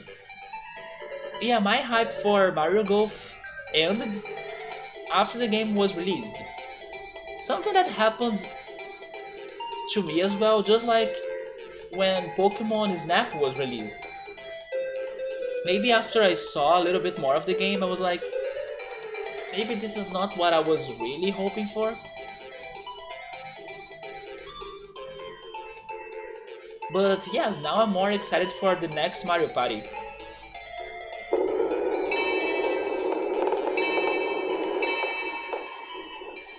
And we lost this one.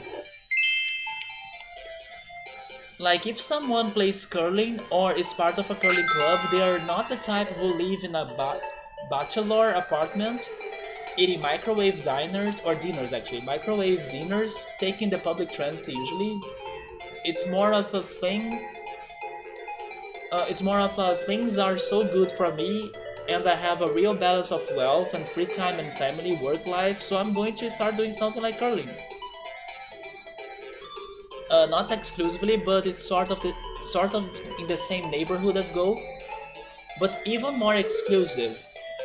I imagine it is even more expensive because like they need to take care of an ice rink and keep it refrigerated and stuff. Golf is already very expensive, but this is probably beating golf. I just hope that bowling is cheaper than golfing there because I love bowling. but I hope it's like not more expensive than what it is in here, even though it is already very expensive in here.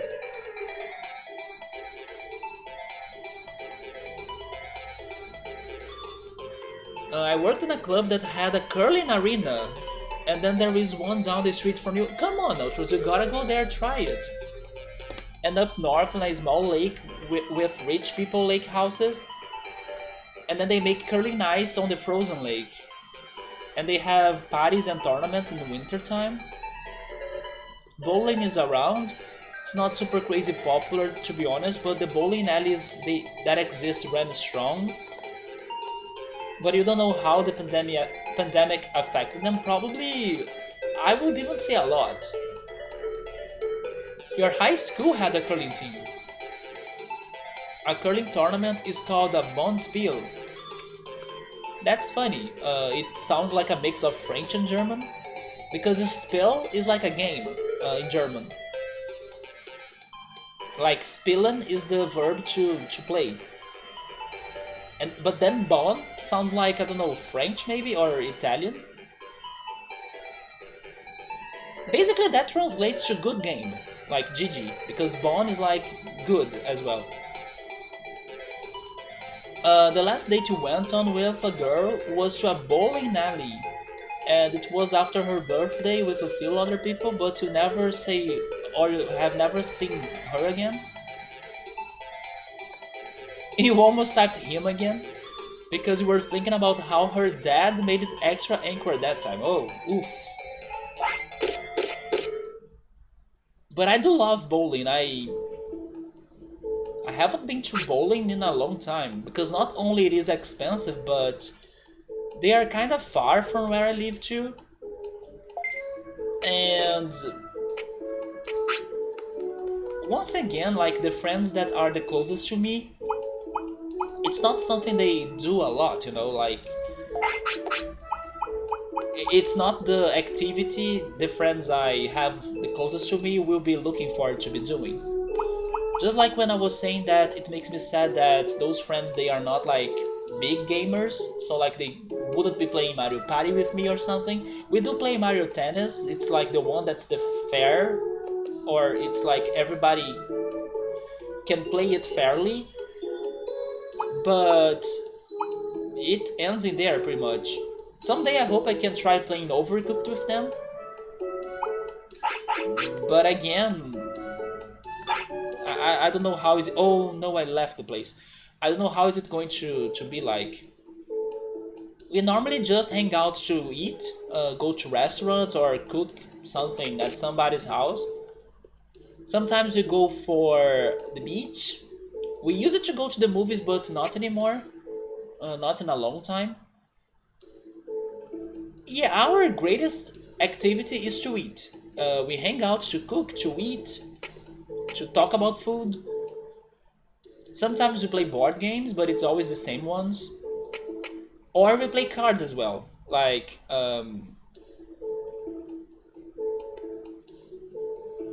the regular cards or regular card games. Not nothing like, I don't know, a different and fancy card game.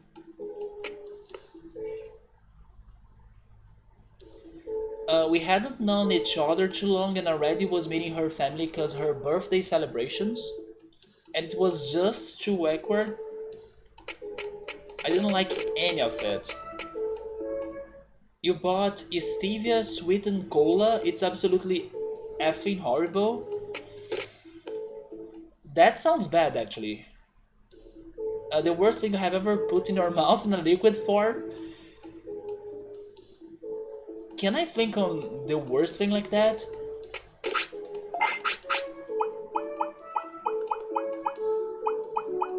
I don't know what was the worst liquid thing I have had, but I know some couple ones that I didn't like. There is this one fruit in here that's like durian, but it's not exactly like a... Maybe it's closer to a jack. Yeah, but it's not jack either. Jack is another fruit. It is a fruit called graviola. How is that in English? Is it going to tell me it's a jackfruit or something? But once I drank the milkshake of that, it was so bad. Although my parents love it, so go figure. But yeah, that was a horrible taste that I do not want to have again. How is this in English? Is it jackfruit? Because jackfruit is something else, but... Okay, sour sop. Sour sop. I drank sour sop milkshake and it was not good. Yes, sour sop. I do not recommend.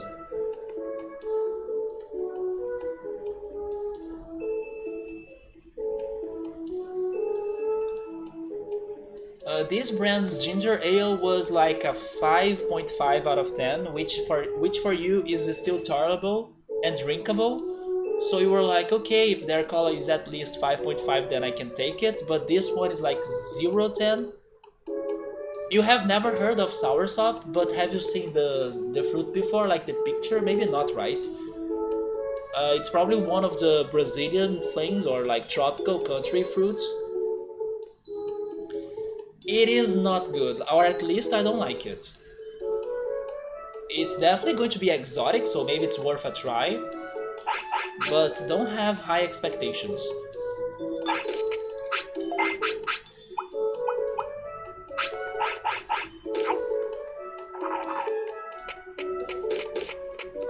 But regarding the jackfruit, I honestly do not remember the flavor of that anymore, but I already don't like the smell of it.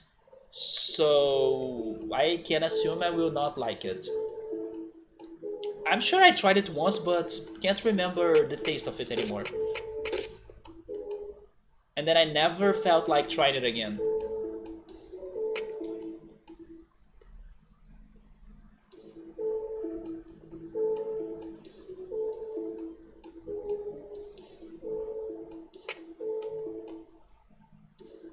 You have never seen a thing like it? Yes, soursop. My parents like it. They sometimes do buy the pulp. But then I tell them that I'm not going to drink that juice with them. It could be good for fighting some cancer cells.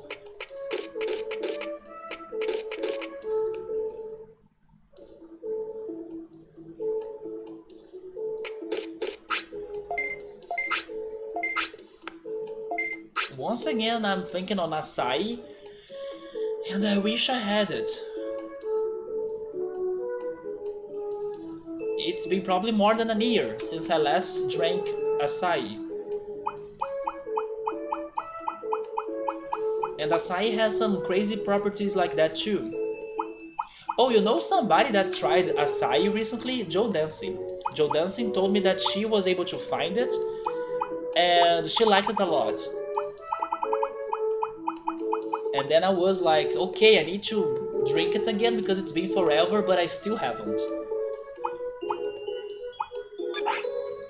And now it's going to be hard because I don't have the same places that I'm used to when I was at my apartment. I used to order it for the same places. I don't have them in here, so...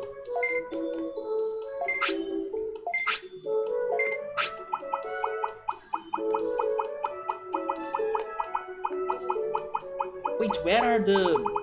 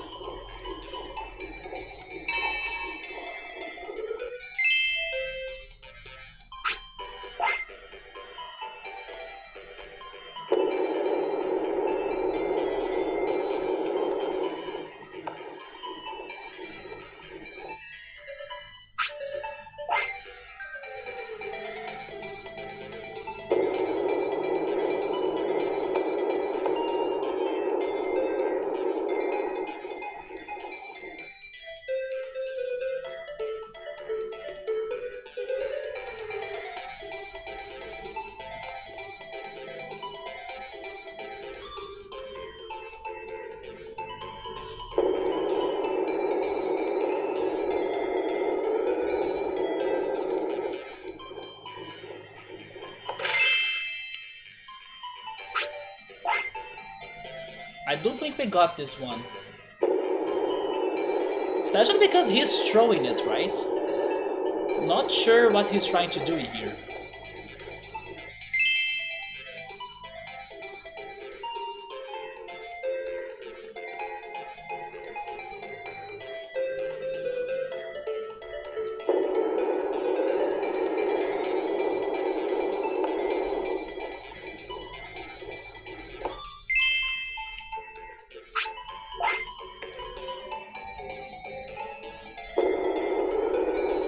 He's going there once again.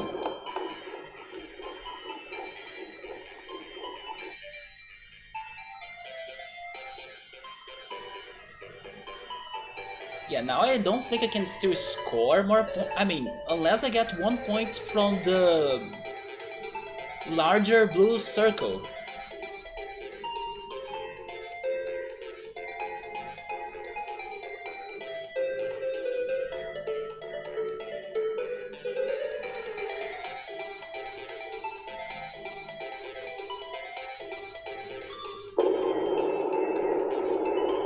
But now I'm more thinking on defending than attacking, so...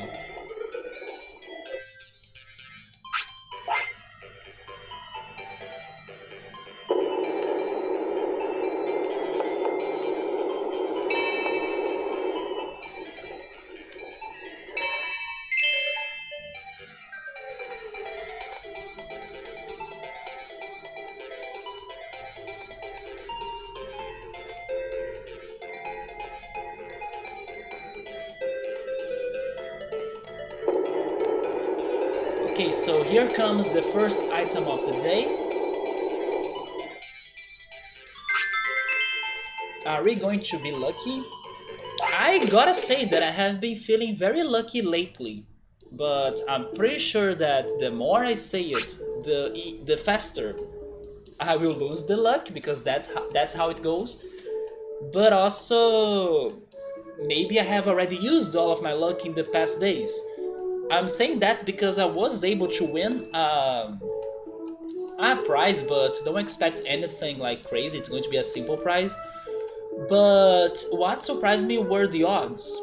It was like a roulette, and there were like 26 options on the roulette, and I got the one that was the best result. And the chances was like 1 in 26, and then I tried checking what was the percentage or the odds. It was like 30, wait, not 30, sorry, 3. It was like 3.85 or something percent of chances for you to get that one result on the roulette. But not only that, after that happened, I also got lucky on other, let's say, luck games that I was checking, but then they were not like for crazy things. None of them were for crazy things, but they were like roulettes and things like that. And I was also able to get some points or get some sort of reward out of them. Although now I think that my luck may be over, but if there is still a last hope, Metal Mumemon, give me the goods. That's good. It's not the best reward, but it's still fine. Hi Victor, how are you, man? Victor, I have something to ask you because I read it on Twitter earlier. You were talking about, I don't know, something regarding metal Brazilian singers or Brazilian metal singers or something. I was curious to know from which bands they were from, or what is happening in there. I read your tweet earlier. And the second thing is that yesterday I was telling you about the Unsold series. I was even talking to it today with others as well. I found a good way to explain it to you, like the connection of like how is it a copy and how is it still good in comparison to Dark. The connection was that just think about Majora's Mask and Ocarina of Time. Majora's Mask has all sorts of assets and characters from Ocarina of Time, but it's telling a different story, and both of them are great games. I think it's the same idea here. It's still using the same things and assets and ideas and connections and references, and you know, it's going for the same atmosphere of Dark, but telling a different story. and it's still being interesting and good. And now I'm actually getting scared because it's getting more serious. And as Dark is about traveling bodies, this one is about traveling souls. So it is getting to some levels that I'm scared, but hopefully it will be worth at the end of it. But that's pretty much the connection between those two shows. And then I was thinking later, like, oh yeah, I should have said it's like Majora's Mask and Ocarina of Time. They both use the same toys or the same Lego pieces, but they are telling different things, you know? So it's been fantastic so far. I'm doing great too, man, yeah. They were YouTubers. There is a song on the way that's going to be epic. I see, so they... wait, do they have their own bands to make their songs, or do they do everything solo? Which brings me to another question, like, you do everything solo, don't you, Victor? Also, hi Yoda, how are you, man? Is Scarlet Nexus is also similar to Dark? Oh, and another connection between the two shows that I have been telling you that every time I see a connection, I start laughing because I'm like, this is so dark. I remember that both shows have bunkers. Dark had a bunker, and now this show is like, oh, are you kidding me? There is also a bunker in here. So yeah, I'm now curious to know what is inside that bunker in Unsoul. But yes, every time I'm watching it, there are like things I'm like, okay, this is in Dark, this is in here, this is in Dark, this is in here. So it's been very enjoyable because of that. But then it's Scarlet Nexus, but it's the too long don't read version since it's just one game instead of 3 seasons. Yoda, if you say things like that, you know that you're going to make me wanna check that game out. As I'm the craziest Dark person ever, so... I was not that interested on Scarlet Nexus because it was somewhat... That's funny, it was somewhat dark by its looks when I was checking the clips and videos of it. But if the story is like something around those lines of craziness and sci-fi and like thoughtful ideas and mind-blowing plots even, that's a selling... I'm sold, or like that's a way to sell that game to me.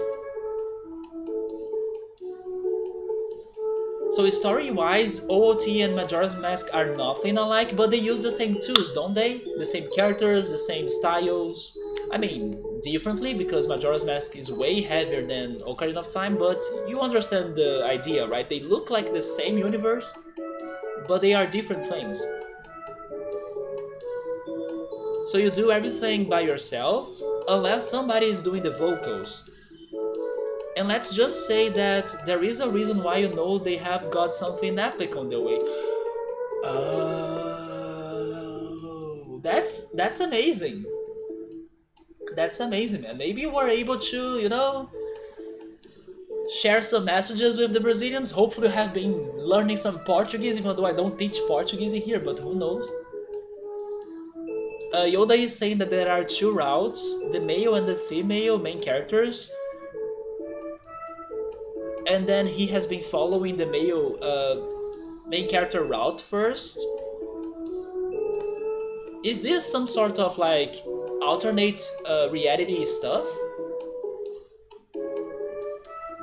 Yeah, the same puzzle pieces, different image, so to speak. Yes, Victor. And then once I realized that it was just like Majora and Ocarina, I thought that this is the perfect way to explain it.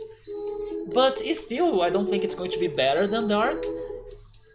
But I can't say the quality has been that bad. Like, for a Brazilian show, it surprised me. But then Yoda is surprising me about Scarlet Nexus. I mean, that's actually fantastic, because then the game has been very well received, I guess, and successful.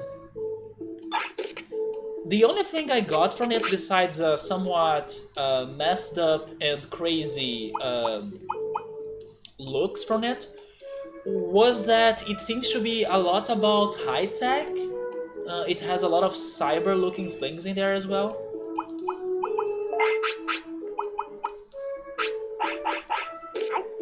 I know almost no Portuguese whatsoever. Most of the few words I know I have learned from you. Wait, do you know some? Probably they would be all food, right? That's all we talk about in here.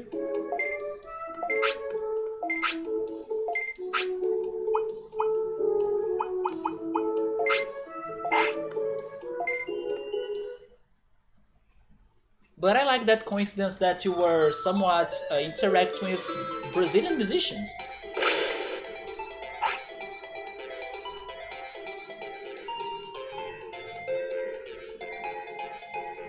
Oh yeah, Victor, yesterday I was telling you about some Pokemon fun facts. There was one fun fact that I forgot to mention. Although I don't think you were very into this Pokemon game. And I'm talking about the Pokemon TCG, right? The trading card game. I don't remember you ever saying that you used it to play the card game. I'm guessing you haven't. But there is a fun fact, and then I'm going to get a picture.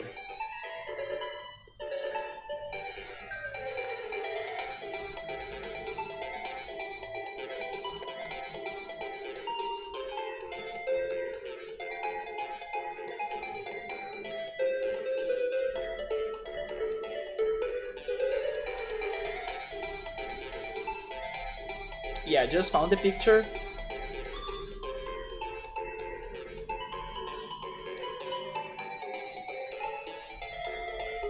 So yesterday I told you all that when you were starting Pokemon Red, Blue, Green, and then Professor Oak is there presenting the universe and showing you a Pokeball and releasing a Pokemon, and then that Pokemon is Nidorino. I told you that the sound you hear from Nidorino, or the cry, is not from Nidorino, it's from Nidorina. But have you ever noticed that there is an error on the back of the Pokemon TCG cards? I will show you the card and I wanna see if somebody can spot the error or the mistake.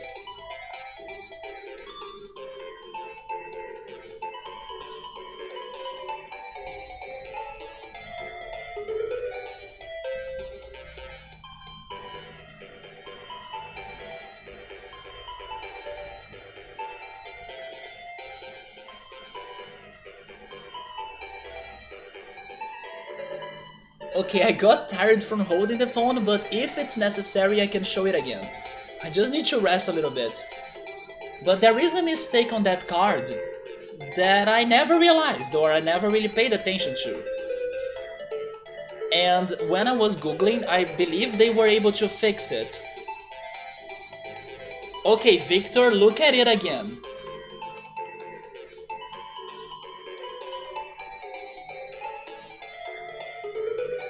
Did you see it?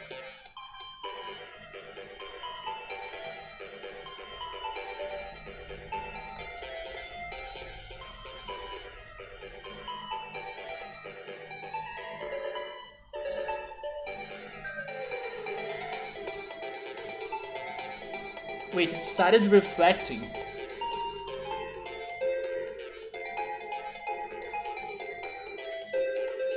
I believe Victor probably has seen something.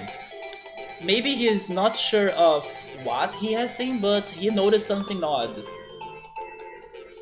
Yeah, Victor, that's it, man. This Pokeball is not opening right, because the center of it is normally connected to the top of the Pokeball, but in here it's connected to the bottom. So it's not opening correctly. And then we bought those cards for years, nobody ever brought that up, at least I haven't heard of this mistake before. And then yeah, I was like growing up with that in the front of me, or like in front of my eyes, and I never realized it. And then I was googling other cards in here and it seems they fixed it. For example, on this one other card, it's fixed.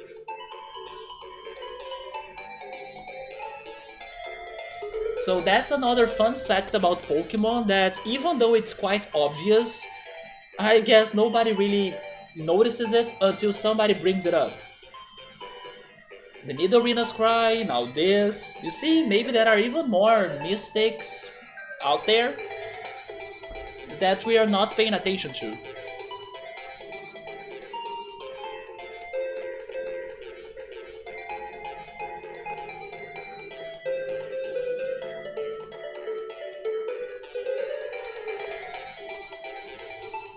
Victor has forgotten more words than he knows. I can totally understand that. That's me in German.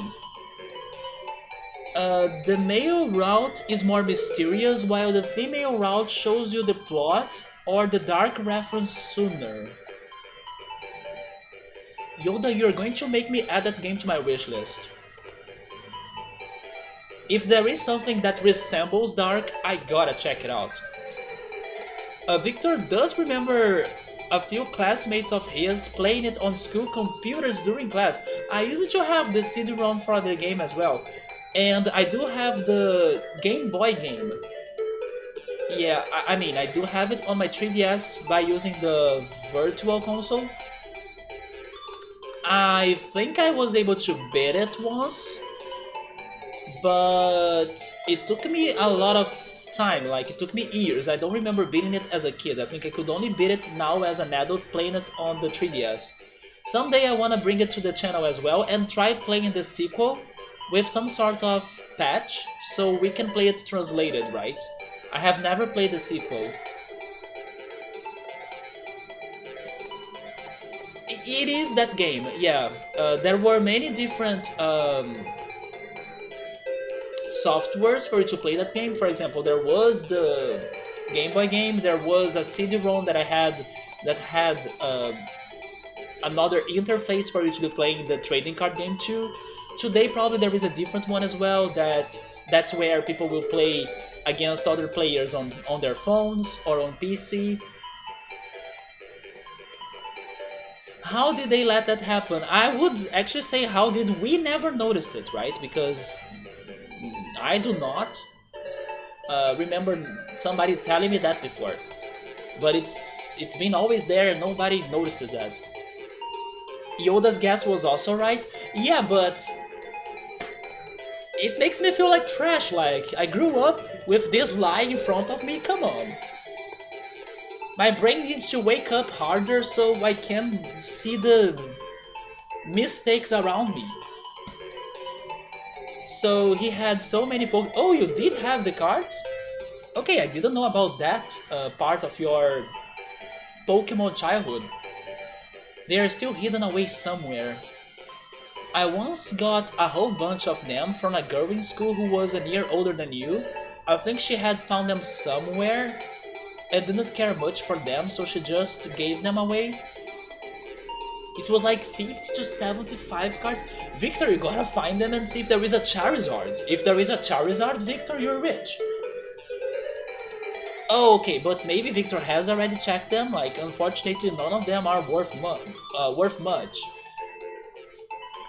I don't know how are the values of every card I have, but I don't think I have an extremely rare card. But if I could guess, my rarest card is probably the Shining Gyarados, which is also my favorite card because I still remember the day I got it from a booster pack. I was like, wait, what?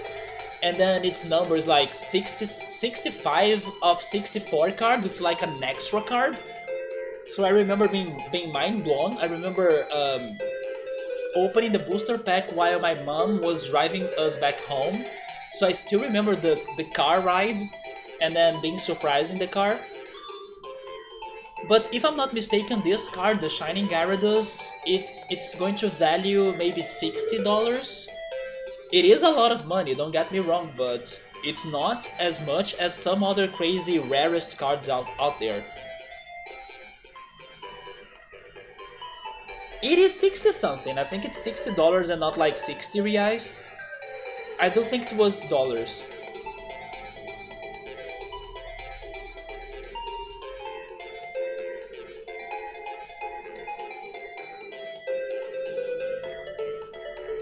Yeah, this is... Okay, I just found the pricing here from a Portuguese website. It's saying it's 600 reais. 600 reais divided by 5. How much is that? Is it 30? Maybe it is $30 then. Because yeah, 600 reais. Man, I do remember the number of it. You see? It's saying right here, it's the number 65 out of 64. I got the number correct. I still remember the freaking number of the card. Yeah, that's my favorite card and maybe the one that's the rarest I got. But I don't know, I never really wanted to sell it. Because I do like it a lot. Plus, who knows, maybe it's going to get more valuable with more time.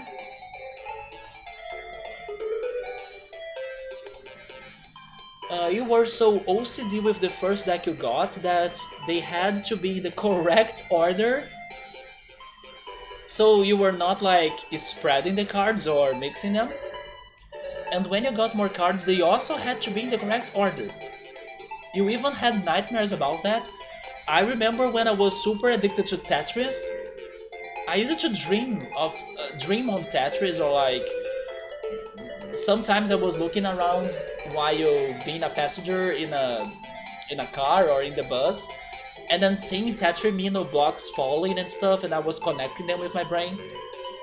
If I can give you an example that was too strong, if I can give you an example of like having nightmares or dreams or seeing the game in my life, Tetris is totally my pick. I even used it to play. I remember going to school, and then in the bus I was looking outside the window, imagining Tetris blocks falling, and then I was connecting them. I remember doing that with my brain, with my imagination.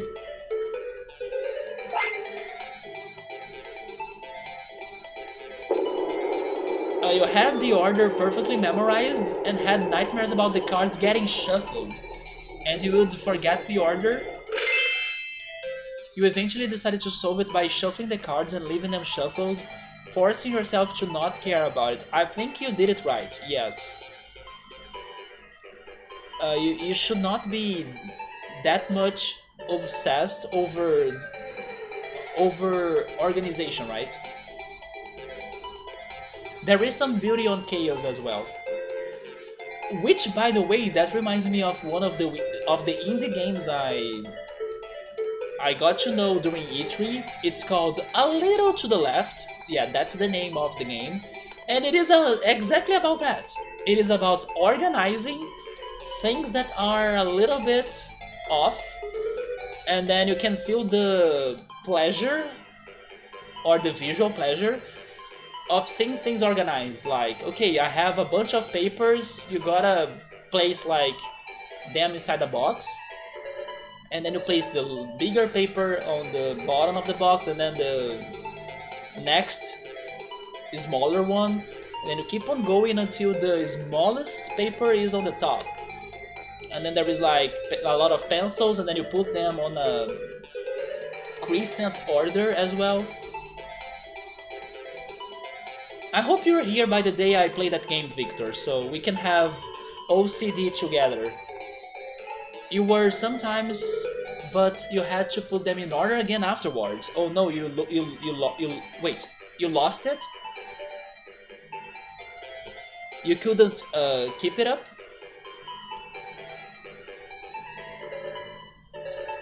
Now I don't know if I want you to find your cards anymore. I was going to say, can't you look for them or try to find them? Because I still got my cards. But if you are going to be like that, then maybe it's better for you to not find them. I think that should have been the first sign that you might be slightly OCD. Like for real, not just what people say when they are slightly perfectionist. I think that everybody gotta have a little bit, or let's say a little bit of levels of that. And maybe for different things even. Like, some things may be more concerning to you than others, but then other things other people may be concerned may be different to you, you know? It's just like people that, for example, they like to put beans on top of rice, while some other people like to have rice on top of beans. Or like people that like to mix beans with mashed potatoes and people that like to have them separate. Yeah, you know, it's a bit relative like that. And sometimes what concerns a person will be different to what concerns another person. They are in a folder somewhere. I stopped being like that about it many years ago. Okay, thank goodness. So you can get your cards again. OCD is just an exaggerated form of what everyone has to some extent. Yeah, yeah.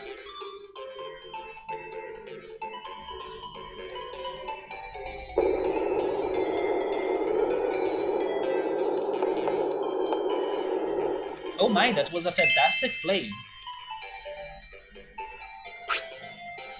Oh yeah, I was bringing up Mario Party, Victor. You have been struggling to get the Mario Party 3 for your Nintendo 64, but why don't you buy the Switch game when it's out? Or do you think you are not going to get it?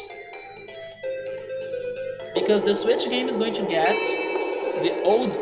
My god. What was that about?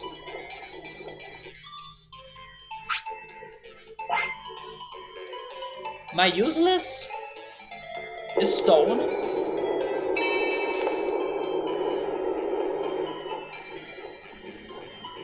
My useless stone is a pro goalkeeper.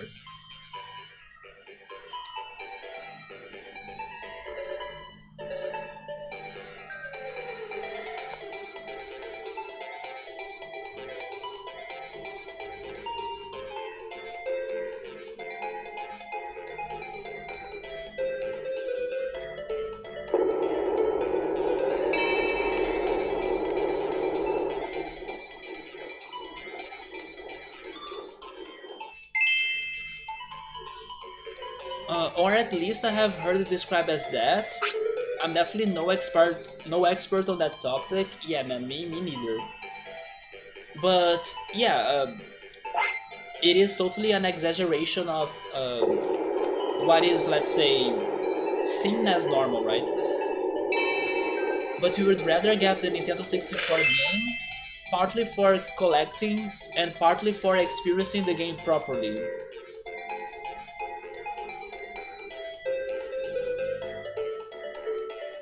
You say that you would prefer getting the original, but does that mean that you still have a chance of getting this new one? Or do you mean that no, I won't get it because I still want to get the original and that's it?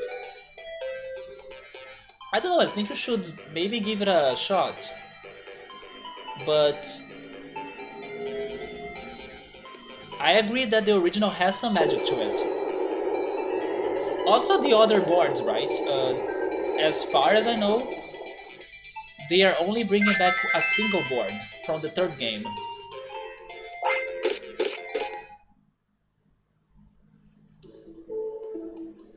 No, never mind. Go get the original because they have a secondary game mode that's called the battle mode.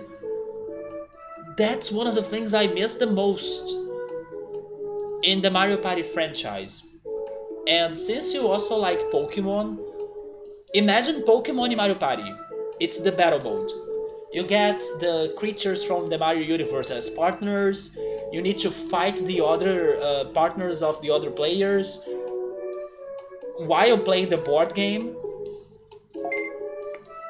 So I forgot about that. The battle mode should be resurrected. Should come back because it was one of the best things of Mario Party 3.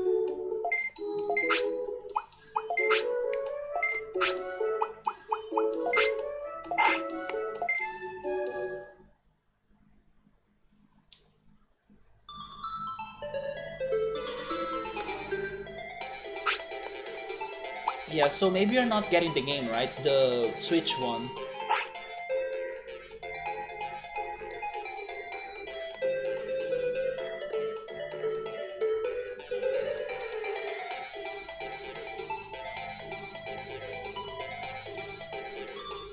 How was the name of the creature? Let me Google in here because Victor, I wanna ask you something. I mean, maybe it is not related, but who knows?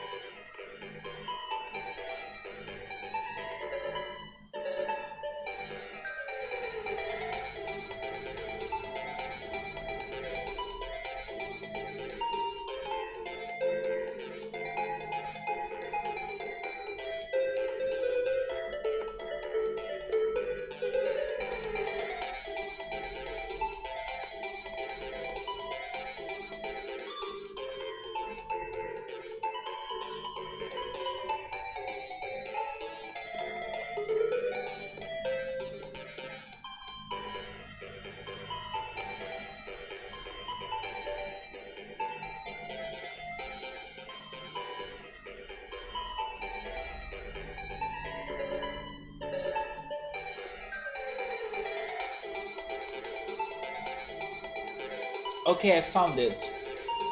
Victor, have you heard of the creature called Mavka?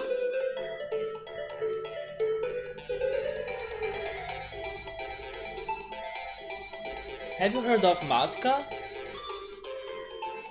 It's like a myth, right? A mythological creature.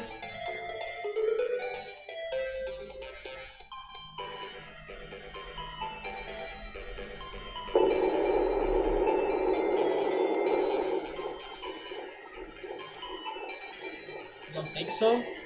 Yeah, because it is a creature that Unso has been talking a lot about, but it seems, of course, it's like a creature in the Ukrainian mythology or like culture. But I was wondering if it could be any related to the Swedish culture as well. It doesn't ring a bell. Yeah, it seems to be a creature that's like a siren for the woods or from the woods, and it kind of lures people into the woods and the water, like into the lakes of the woods or rivers. And it's a creature that's always seeking revenge, especially because it is a creature that's created after a girl dies or like somebody murders a girl, you know, and then that girl comes back as this creature seeking for revenge, and then it haunts the woods, and it's kind of known as the Siren of the Woods. And then this show is also full of myth and like things like that, just like Dark used to, or used to be. And then there is this creature in there, or they talk about it. But then I was wondering if, I don't know, maybe some countries around Ukraine or like more Nordic could have the same creature or know the creature. We do have a pretty similar concept in here, but it's usually a dude playing violin. So it's like a protector of the woods in there, but it's like a man. I don't think I have mentioned that before though. That sounds a little bit familiar.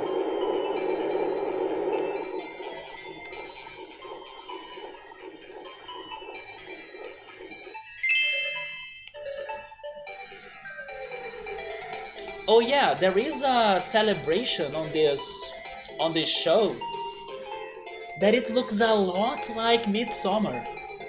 They all are wearing a flower. Uh, I forgot the word, but they are all wearing like flowers on their heads, and they light up a big fireplace, or I should say maybe bonfire, right? Bonfire, and they are dancing with traditional dance moves. When I was seeing that, or when I was seeing that celebration, I thought a lot of Midsummer. Yeah, I think we have had that talk before.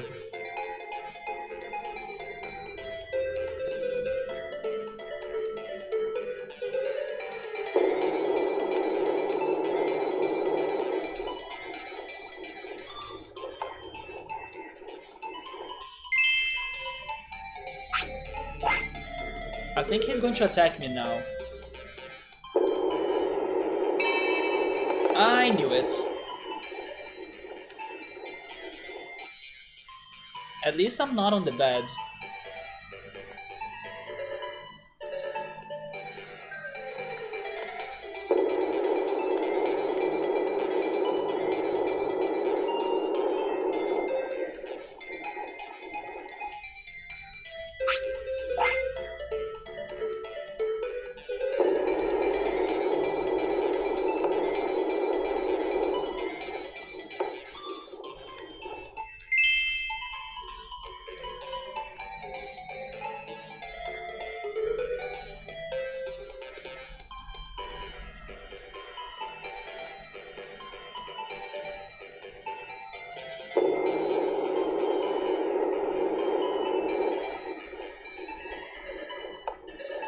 Oh, there we go. By the way, have you seen anything of this year's AGDQ? I have not. Uh, do you follow those speedrunning streams? I have no idea how is it going to be like. Wait! He had the final stone to throw. I called victory before the time.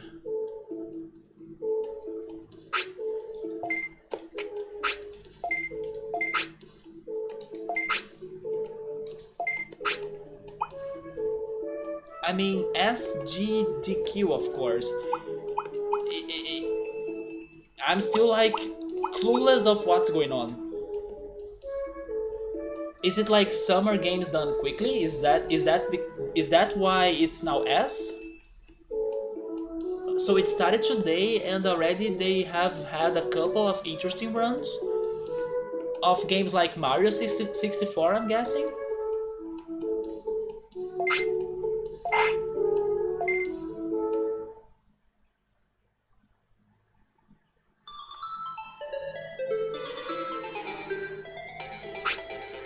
So I don't know, is there a new record for Mario 64?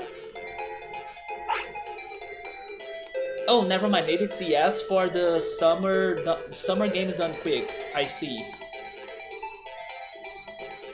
Oh, no Mario games? Which games surprised you then?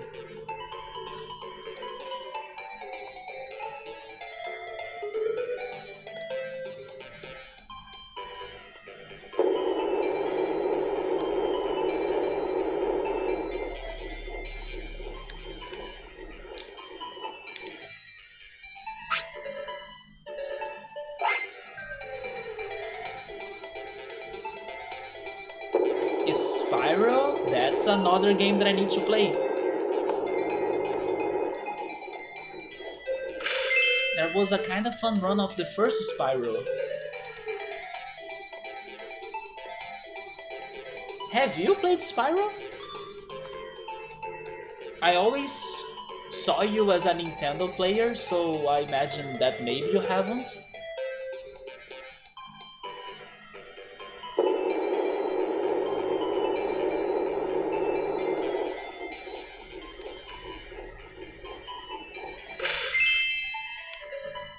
There was also a run of 007 Nightfire, which was interesting since you grew up with it. 007 Nightfire? Isn't it 007 GoldenEye? What is the Nightfire one?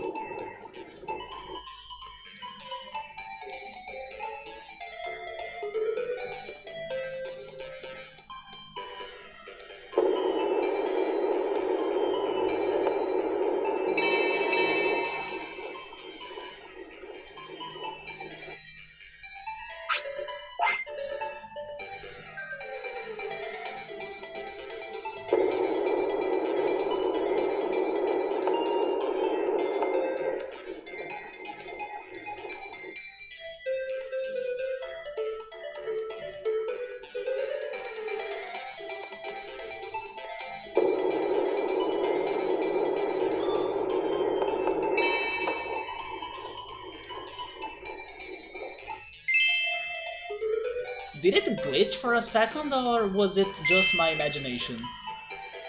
Because that was not the result I was seeing from that. Oh, Nightfire is the GameCube Bond game. Or one of the GameCube Bonds rather. Yeah, I'm not I don't know many GameCube games, so I didn't know about a 007 game for the GameCube. I always thought that the franchise kinda stopped after Perfect Dark, especially because of Rare, right? It was around the time that Rare moved to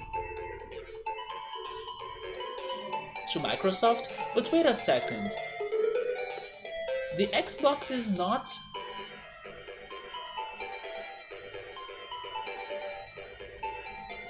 I'm not a bit confused because Microsoft was not released around the days of the PlayStation or the Nintendo 64. And probably they bought Rare around the days they had the console, right? That Microsoft had the console, the Xbox. But still I haven't heard of the 007 game for the GameCube. You only had a few chances to try Spyro as a kid, you never really played it since you were exclusively a Nintendo kid. Yeah, that's why I was surprised. Okay, so it was actually an EA game. It's not a Rare game. And then Rare only made one not even Perfect Dark? No, they made Perfect Dark. So maybe 007 is not a Rare game. But then who made 007 GoldenEye? I always thought they both were made by the same company because, first of all, Perfect Dark seemed to be a sequel to 007 GoldenEye. And second, because people always said that like Perfect Dark is GoldenEye improved. So they always connected the second game to the first, so I always thought it was also the same company developing them. There was even a second Bond on Nintendo 64, but I think it was the word is not enough. And I don't think it got popular. Oh, we won this, right? He has no other stones.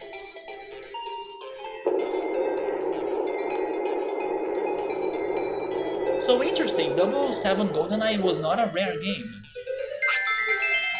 I saw that this month, those that have the Xbox Game Pass, they will be able to play... if I'm not mistaken, they're getting Conquer. They're getting Conquer Bad Fur Day. Oh, wait a second, it's because Perfect Dark is not a Bond game. Oh, I see. So GoldenEye was the Rare game, but then Perfect Dark like has the same idea, but it's not officially a Bond game. It is in the style of GoldenEye pretty much, but both were made by Rare. Okay, there we go. I was starting to think like GoldenEye was not a Rare game.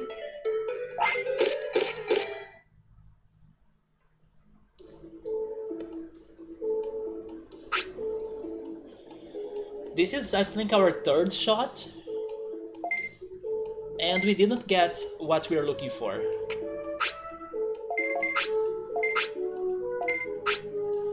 Don't you think that Rare has been super...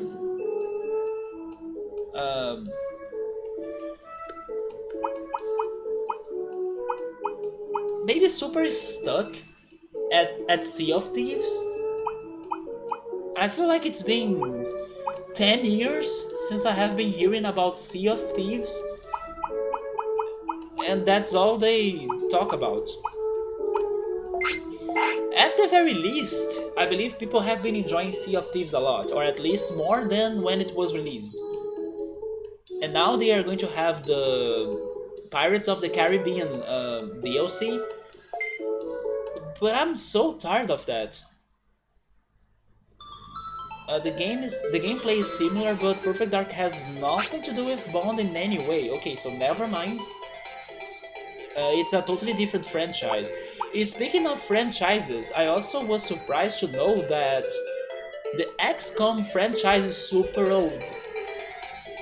The one that Nintendo and Ubisoft created the not Rayman, the Rabbits and Mario games now that are like the same styles of XCOM. I had no idea that XCOM was that old, like from the 80s even or 90s or something. I felt like it was a somewhat recent game for maybe, or from maybe 10 to 9 years ago. But no, there are XCOM games from super old consoles. Of course, it's all they are focusing on since it's the only decent thing Rare has made in the last 15 or so years. But it is depressing, like, they are not taking more risks, they are not bringing back other franchises, not even allowing other companies to work on such franchises like sometimes Nintendo is doing, you know, with Retro Studios, for example. I'm so tired of Sea of Thieves, like, it's not my game. Since the beginning it was not my game, I don't like pirates. But it's taking so long for them to move on.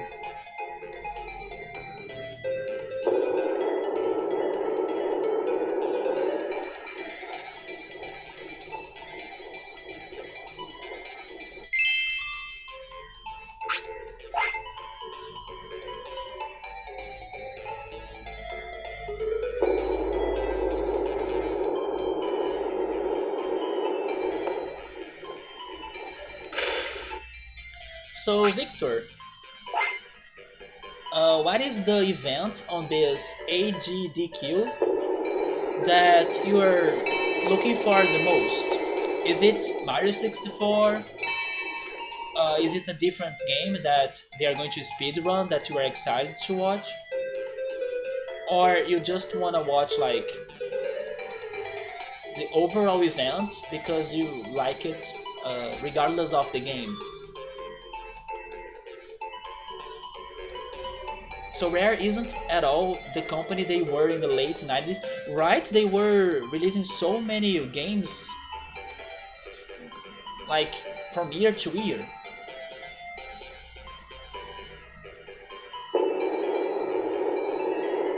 Yeah, they have changed a lot. Man, I'm playing very badly now. Let me see if I can change the results in here.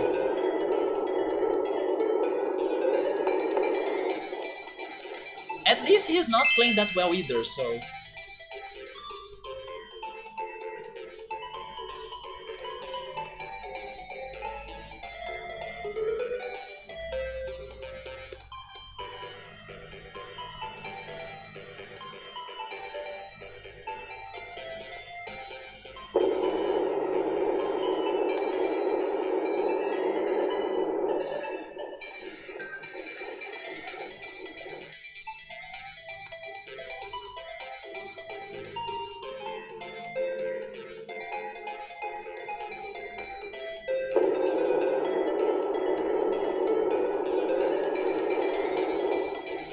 Man, I cannot play this game at all.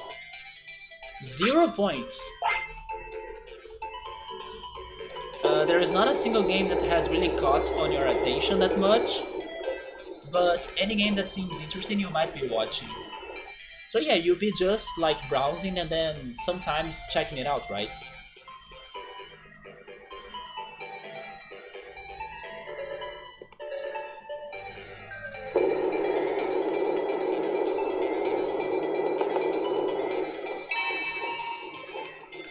Yeah, that's going to be my only point, I guess.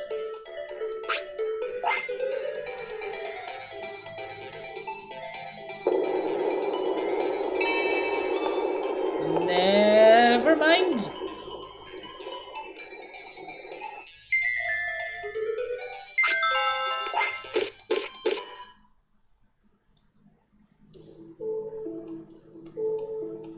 But the most interesting ones for you are probably Mario Odyssey. I haven't seen a Mario Odyssey speedrun, you gotta be crazy because there are so many routes you can take. Mario Kart 64 and Mario 64. Possibly a Pokemon Emerald as well. Man, I miss playing Pokemon. I mean, traditional RPG Pokemon game, not the Pokemon Go that I have been playing a lot. There was a game that Gabriel has been hyped for. It's called Monster Crown. He was talking about it like last week. And then I finally saw a trailer of it. Even though some of the monsters in there, they look like a fake mon, I like how it is retro looking. And you know those sprites from the Pokemon Red, Blue and Green games and Yellow as well? They kinda went for those sprites as the art style for these new monsters on Monster Crown. But then they still look like fake mon. But I was interested on the game. Yeah, I like that that they kept the retro looking. But also I like that it seems there are 1,000 monsters in the game. So it is going to be a big fake mon game. But yeah, if you're curious, definitely check it out. Monster Crown. If I'm not mistaken, he even bought it. Gabriel is probably playing it already. I may ask him more about it later. Actually, Mario 64 is going to be a blindfolded 70-star run, so that should be pretty interesting. Holy shit, how is that even doable?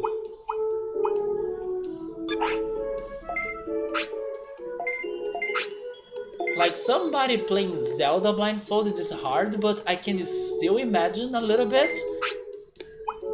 But Mario 64, like,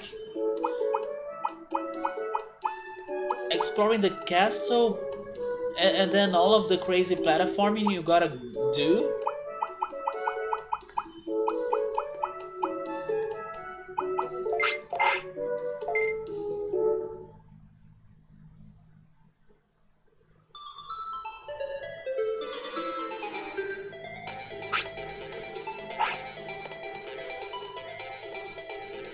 How can do... No, that's... And you are even saying 70 stars. I cannot get 70 stars looking at the game. I mean, I probably can, but with effort. Imagine blindfolded.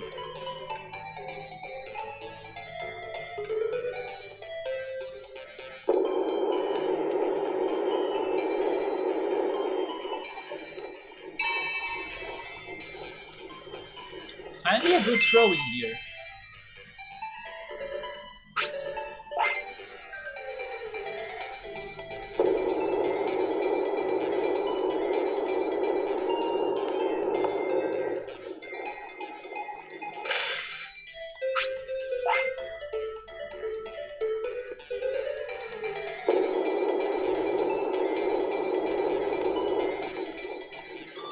But then you are saying you wanna watch Pokemon Emerald?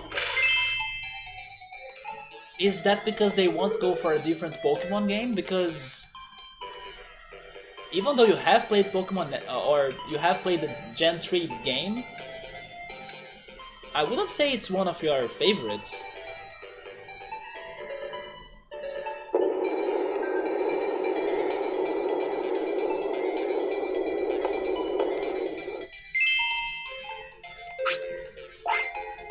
By the way, is the frame rate or like is the stream still alright? Even though we may be losing some frames here and there? Because I stopped to look at it, so I'm not sure if it got worse.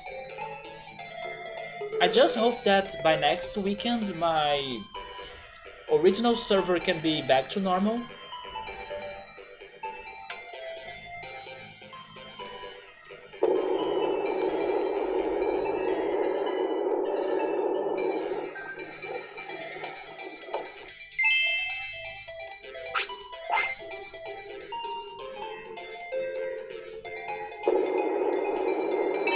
It's not, but Gen 3 games are still good. Yeah, they are good, I agree. I would just rather play Gen 1 or 2 though. I don't know if I would still be playing Gen 1 because of how much it has aged. I mean, I could, but maybe I would consider playing the remake.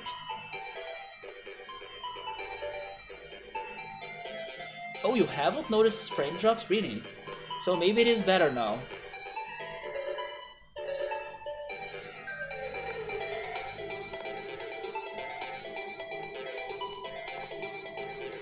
I don't know what to do on this stone. Because if I place my stone there, I believe he's going to attack me and place me on the bed, and then I don't want that to happen. I guess I will ignore it. Gen 1 best gen? But what about the Gen 1 remake? Oh no, I did that though. The Gen 1 remake was using Gen 3's graphics and pretty much art, right? Everything. Okay, the remake is nowhere near as good. Oh my god, how did he do that? This is the last stone, I gotta score. Or I gotta move his stone out of there. Let's try it. Oh no, no, no!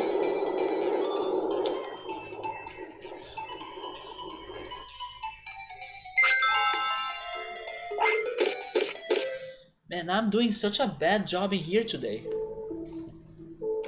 They made the game too stable. I see, you prefer the glitchy, buggy one with missing number for you to capture and be the real Pokemon Master? You still prefer the original Gen 1 graphics? Let me get a picture of the game that I was saying, like Monster Crown. They surprised me on the sprites. The sprites were very retro looking. Although they look a lot like a fake one, but...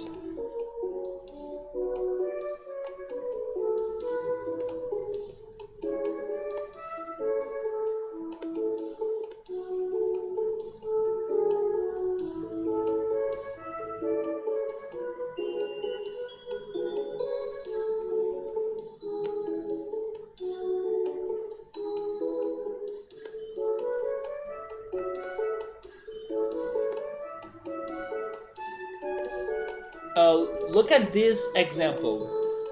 Don't they look like they were from the old Pokemon games?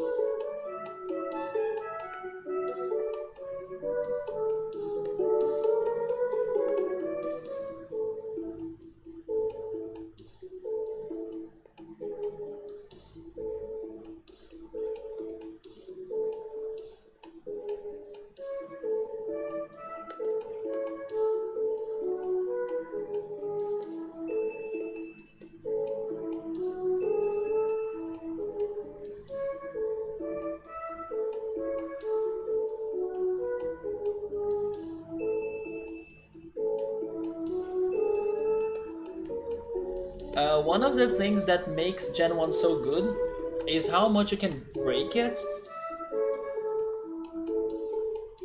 The code is basically held together by hope and chewy gum or something.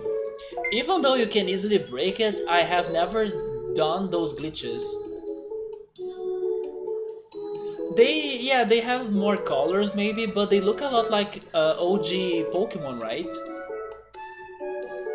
Yeah, that's Monster Crown. I am curious to play that game now. I am curious to play a lot of Pokemon-like games, like Koromon, now Monster Crown, Temtem, better Pokemon designs than the actual Pokemon designs from Gen 3 and Honors. There we go, I got Victor's attention on that at least. Yeah, Victor is all about the retro looks.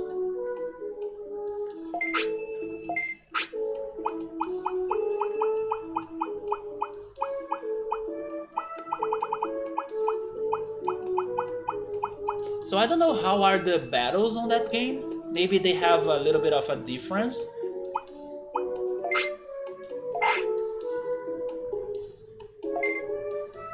But because of these retro looks they have, I am interested to play. Many of the classic glitches were passed around on the school playground when you were in the like first or second grade. One of my oldest Pokemon memories, or like with other friends and people that used to play Pokemon with me as a kid, was when my friend and his Game Boy were battling the guy that studied during the afternoon, like from the afternoon class, and his Game Boy. Or basically, what I'm trying to say is that, of course, like not everybody here used to have a Game Boy, but it's like our class was facing the afternoon class, and we used to be like rivals.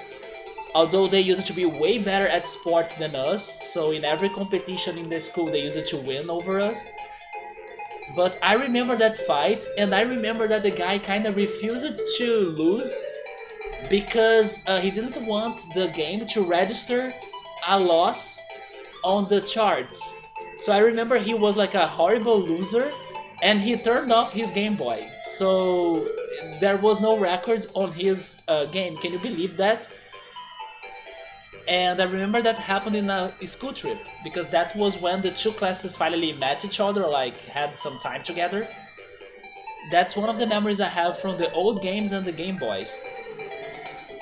And then only later I was able to have a GBA with Pokemon Crystal, and then I could play with my friend. That I believe he had a Pokemon Silver cartridge.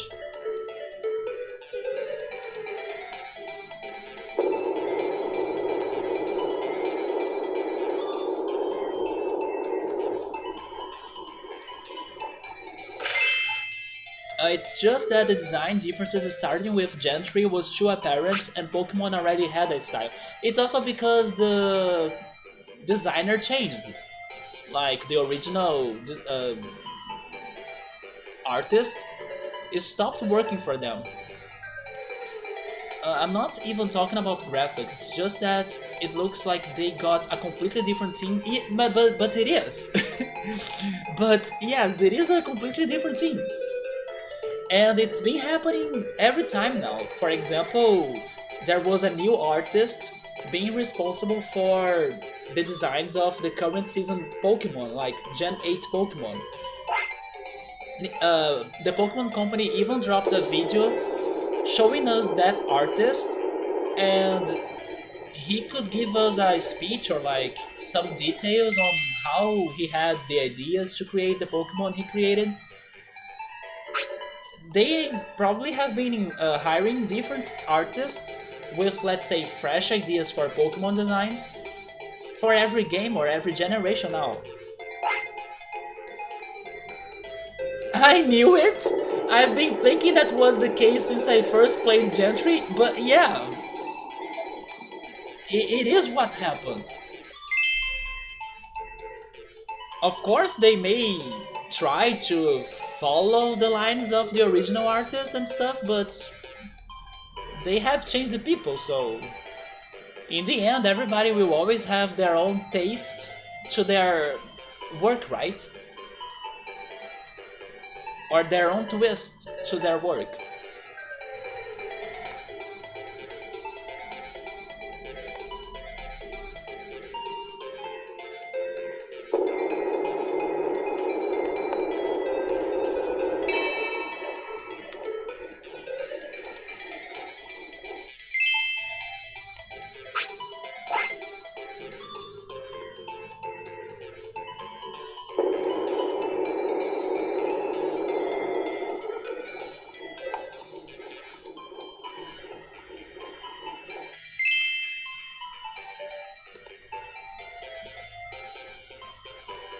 Did you used to have a rival, Victor, as a kid?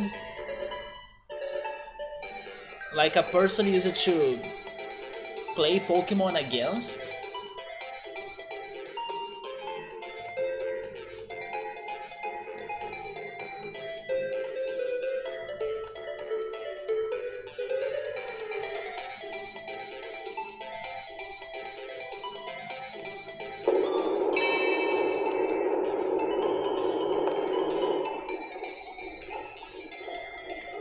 I just remember that I used to be very scared of the glitches, or people used to clone a lot of Pokemon, right? And then I just remember this one friend suggesting us to be cloning the legendaries so I could complete my Pokédex. And then I was avoiding it because I was scared of corrupting my save file. Yes, I just remembered of the cloning stuff.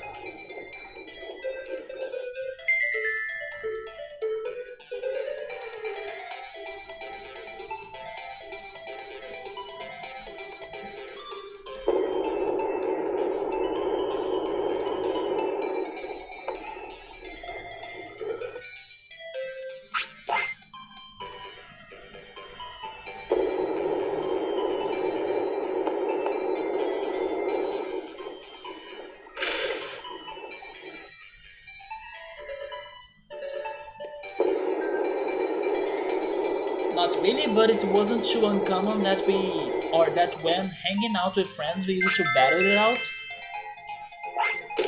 Yeah, I had only this one friend at first, and then some years later I had another friend, and then this other friend cloned a shiny Ditto, and then I had a shiny Ditto. If only my GBA was still working, or who knows if my Pokemon Crystal cartridge still has its save file working, the shiny Ditto or the clone will be still there. And I never could get a shiny other than shiny Gyarados, which is like in-game, in the original cartridge. Because my first ever shiny that I found was the... It's so ironic, or ironic actually. It was the Lord Helix. It was a shiny Omanite from a resurrected fossil in Pokemon Y.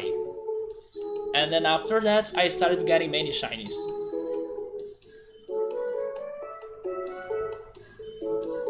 Do you remember if you have ever gotten a shiny Victor besides shiny Gyarados? And if I'm not mistaken, the reward we got in here was nothing good, right? I was not reading it very well, but I think it was something trash. So we gotta keep on going.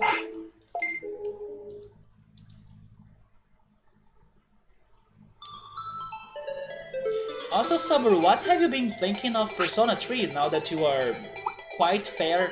Wait, quite far. Quite far in the game. Have you been liking it? Is it what you were expecting it to be? Has it been surprising? Has it been easy, hard? Are you enjoying the soundtrack? Tell me your opinions about Persona 3, which is my favorite Persona game. You can be honest though, because I know Persona 3 has lots of flaws.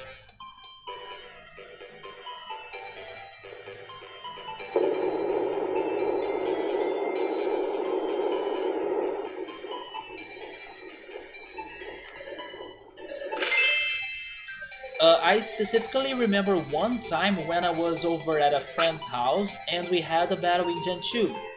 I won and he got annoyed that I, in his opinion, only had one good Pokemon in your team. Do you remember which one? And he thought his team was full of good Pokemon. I wish I could remember my starters. Oh yeah, my starter was Cyndaquil, in Pokemon Crystal at least. But then I can't remember if my friend had a Venusaur or a Blastoise as his starter, because he also had Pokemon Red and Blue, right?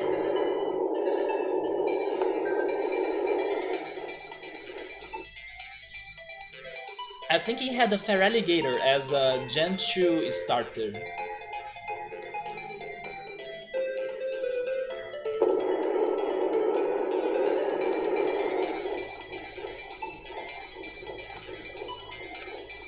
I didn't know about shiny Pokemon until like 5 or 10 years ago. Oh my god!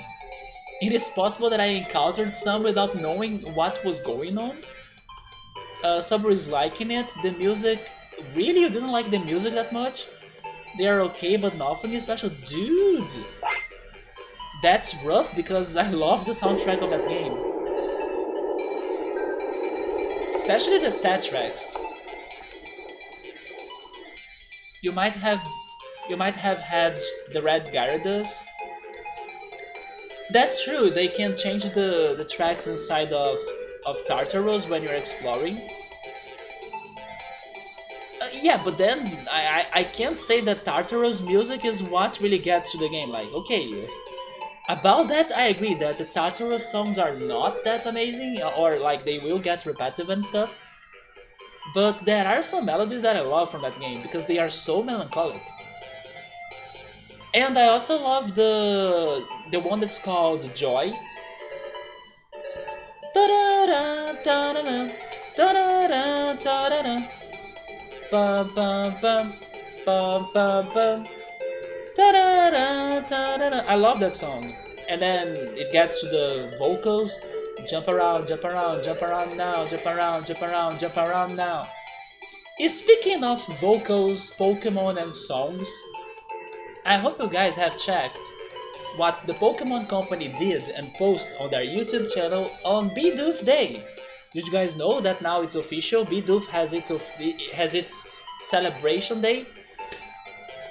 If I'm not mistaken, it was on July 1st.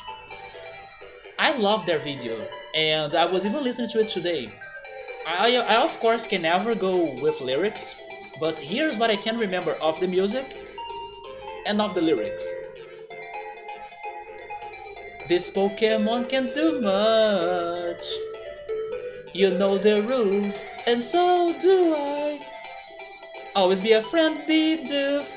Na na na na, Bidoof. Ta na na na na na na na na. Na na na na na na na. Love Bidoof. Na na na na na na na na. Love Bidoof. You all should go check that fantastic video with like the parody of Never Gonna Give You Up. And like the Bidoof animations that everybody has always asked for. It's even on Discord, I post that on Discord. So Victor's Gen 1 starter was Squirrel. Squirrel is my favorite starter of them all, yes. I may not remember if I picked him as a kid though, but today he's my favorite. And then in Silver you chose Chikorita. No, in Silver I'm certain I got Typhlosion, which is an exception to my starter preference, because normally I go for water starters. And I also normally avoid the fire starters because fire types are some of my least favorite types. But Cyndaquil is one of the Pokemon that I like. He's like an exception to my rule.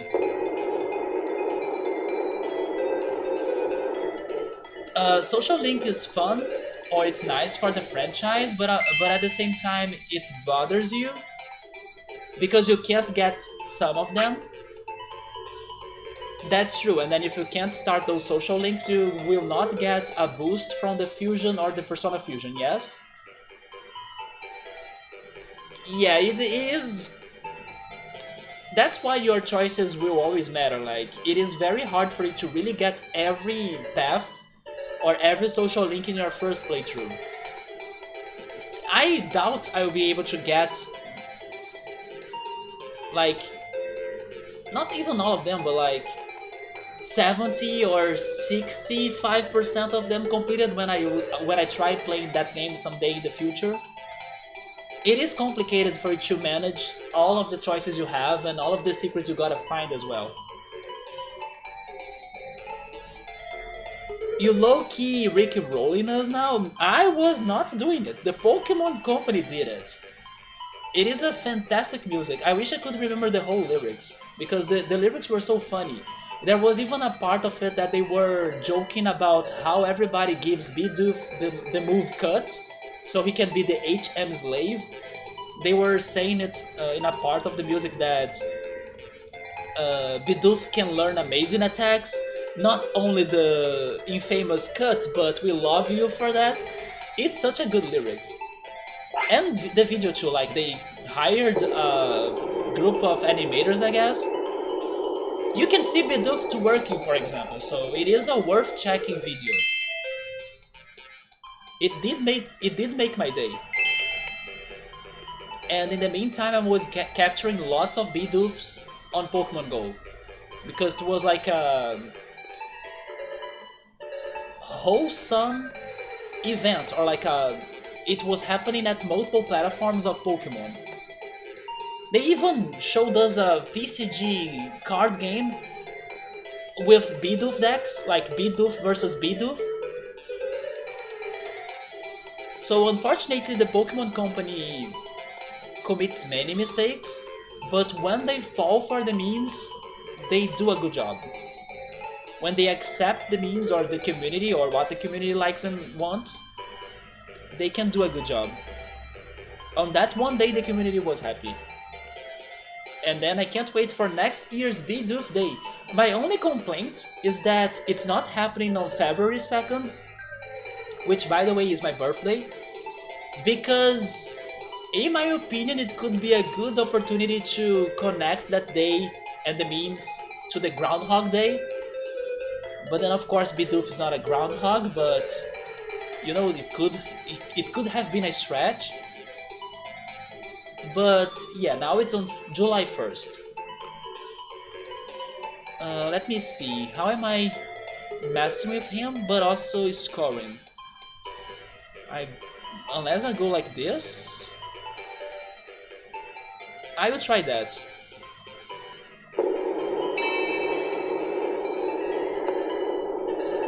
There we go.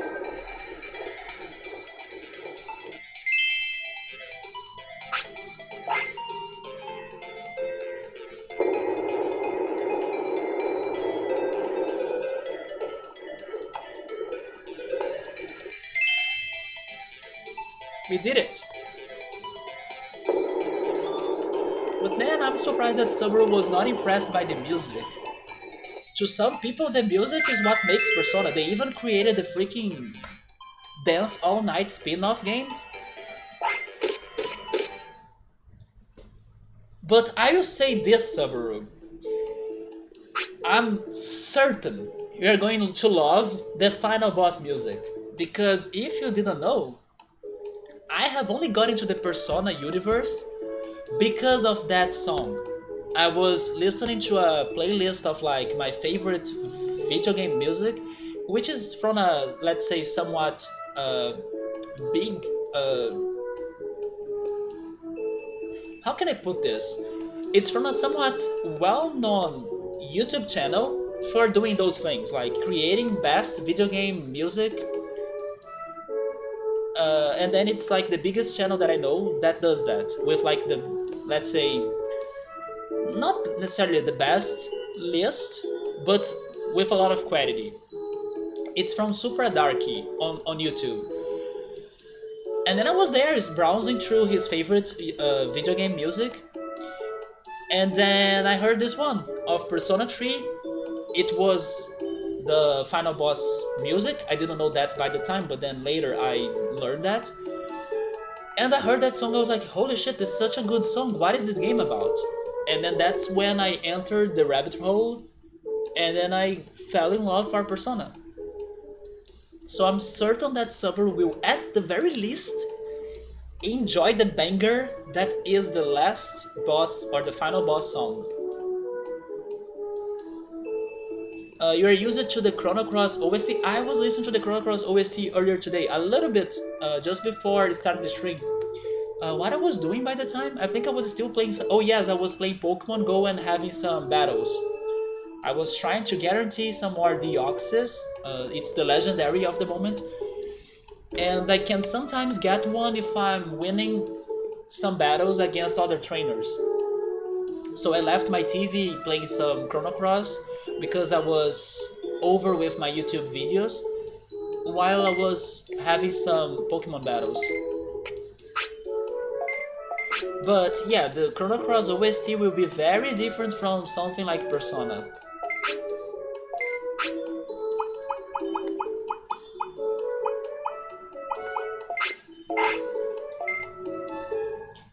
I wish I were still checking that guy's favorite video game music, but the list is also so long that I couldn't keep on going.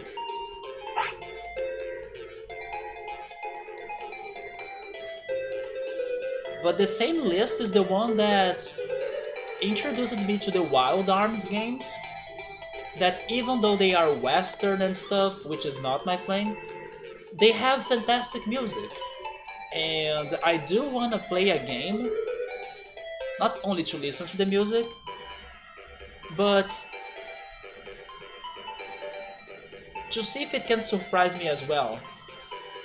Even though it's normally a game I wouldn't play myself.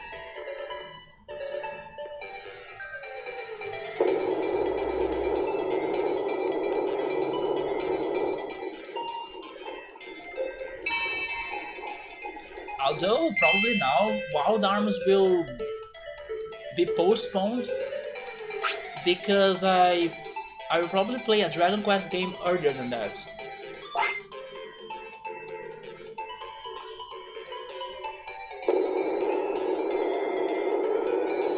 I have also been thinking about playing a Shin Megami Tensei game.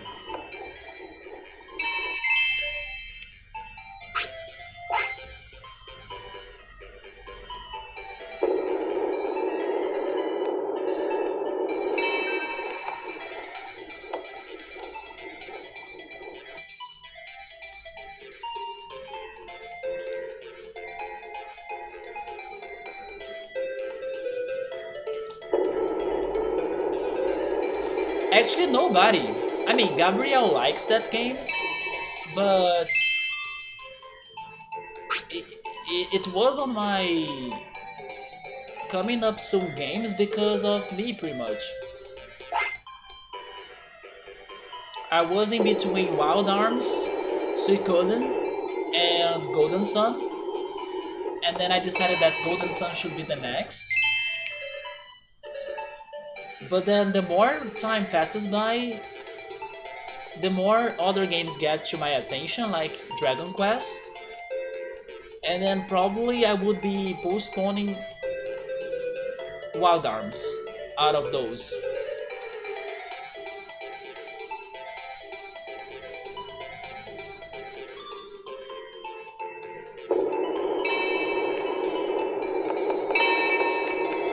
What the heck have I just done? Okay, I can still do this at least.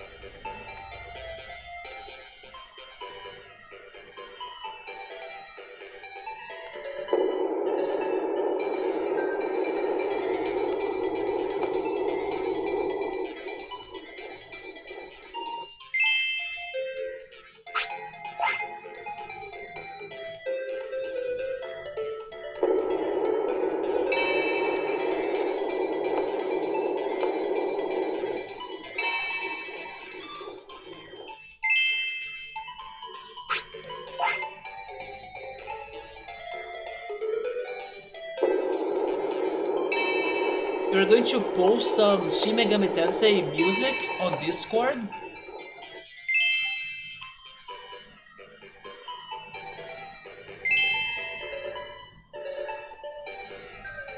Wait, you think that I'm not going to play it?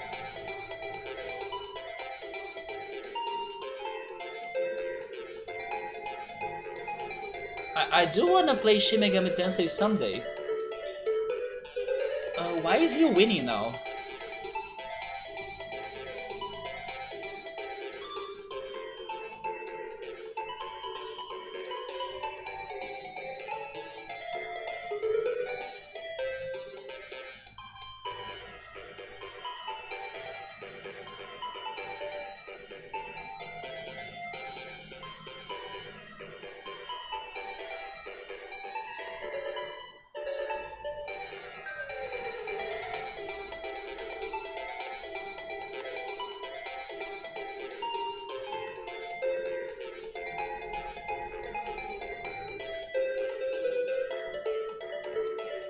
I need to imagine it's a MMORPG. Wait, it is a MMORPG? It's not like a JRPG? Oh, okay, so yeah, Oh. The name of the game is Shin Megami Tensei Imagine. I was thinking Imagine was just like the Portuguese word. And then you were like, imagine this game is an MMORPG, and then I'm like, what? No, it is the name of the game. Okay, so yeah, feel free to do it, because if it is an MMO and then the servers are down, I'm not playing it, so yeah. I read it like, imagine is like, consider, it's an MMO but it's not. I get it now.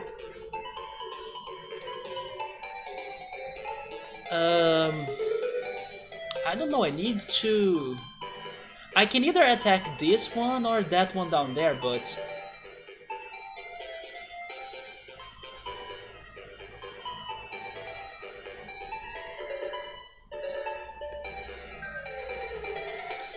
I will go for the bottom one. Actually, I will try attacking those two right there, and whatever.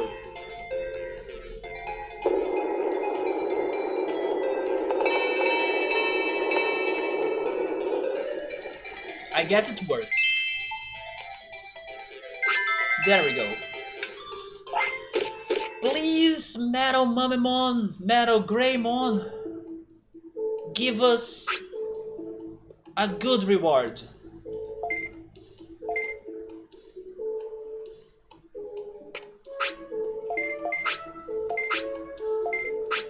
Oh, by the way, Subber, I have a question. We are also hoping that Dremojamon will give us something good, right? But do you know if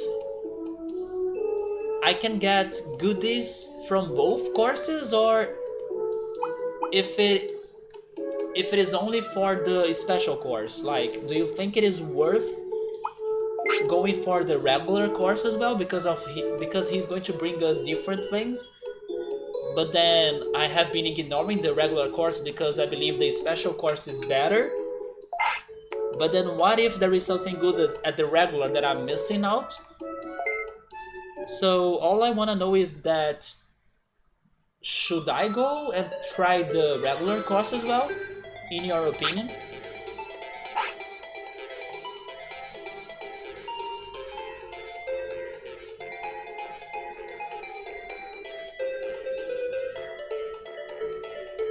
Am I missing out something good there?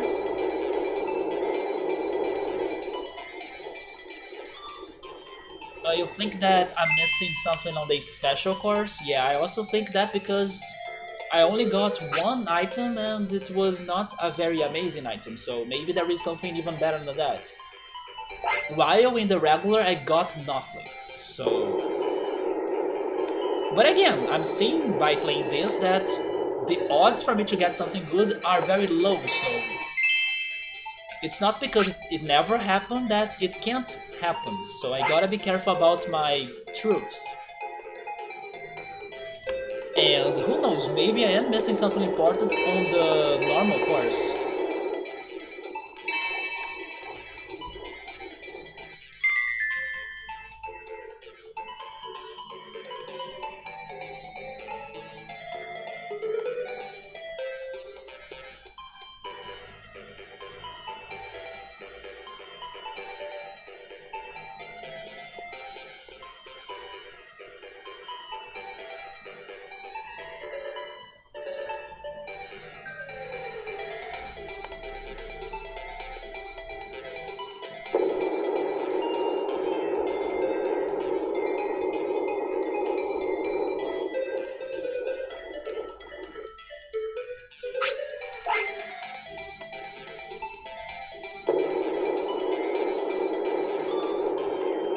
Okay, so you found that there are 3 items from Remojamon,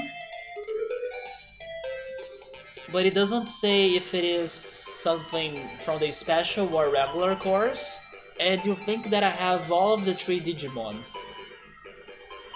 So maybe Remojamon won't be that helpful. It is still helpful because, for example, Bakemon, maybe Bakemon can digivolve into Devimon, and then I still gotta have Devimon. But maybe he won't give us anything very new, right? I see.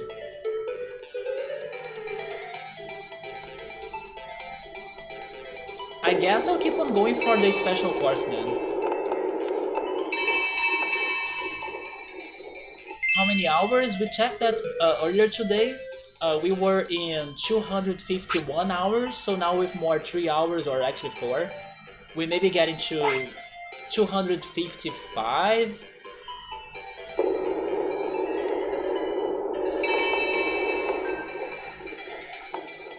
And we are basically missing 7 Digimon, but there is a chance we can get an item in here that's going to give us one of them. And we are missing one attack, to learn one attack. That's all I'm missing, and then I can go to a different game.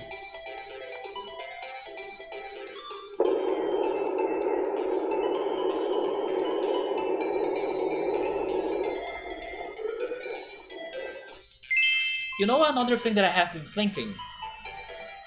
Most likely one of the ultimates is going to be Hercules Kabuterimon. And I have been thinking that instead of trying to get his item, that I think it's going to be like a reward from the Beetle Arena, that we tried once and it was freaking hard. Probably by this point of the game, the next time I get a Kabuterimon, I can probably train him well to get that result, right? I think that instead of trying to go to the Beetle Arena, getting another Kabuterimon sounds more easy, in case that's an ultimate Digimon for me to get. Oh, we won this one. That's a lot of time? It is a lot of time.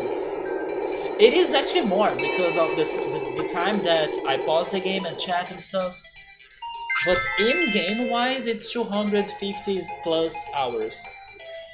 I'm not really going for full completion, but kind of. The only thing that we are not going to complete are the medals, but the medals sound very brutal, plus I don't know how to get them. Like this right here, I'm not sure on how to get those things, plus they probably are going to be very hard, so I don't want to complete them, although I got some. I even got one for how long I have been playing this game. We completed the card chart. The Digimon chart is missing 7, like I said. I'm hoping to get an item in here that's going to give me one of those 3 left. And I also think one of them gotta be Hercules Kabuterimon, the one that digivolves from this guy. But maybe it's not. And we are missing the last attack.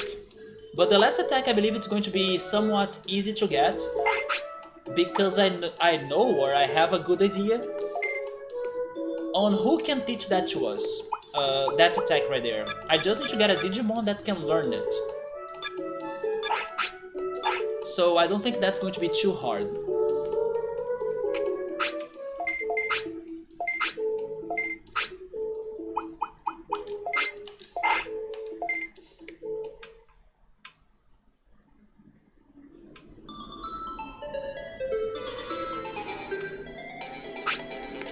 By the way, Victor, you're zero excited to play the Skyward Sword remake, right? I think you even hate the graphics like I do.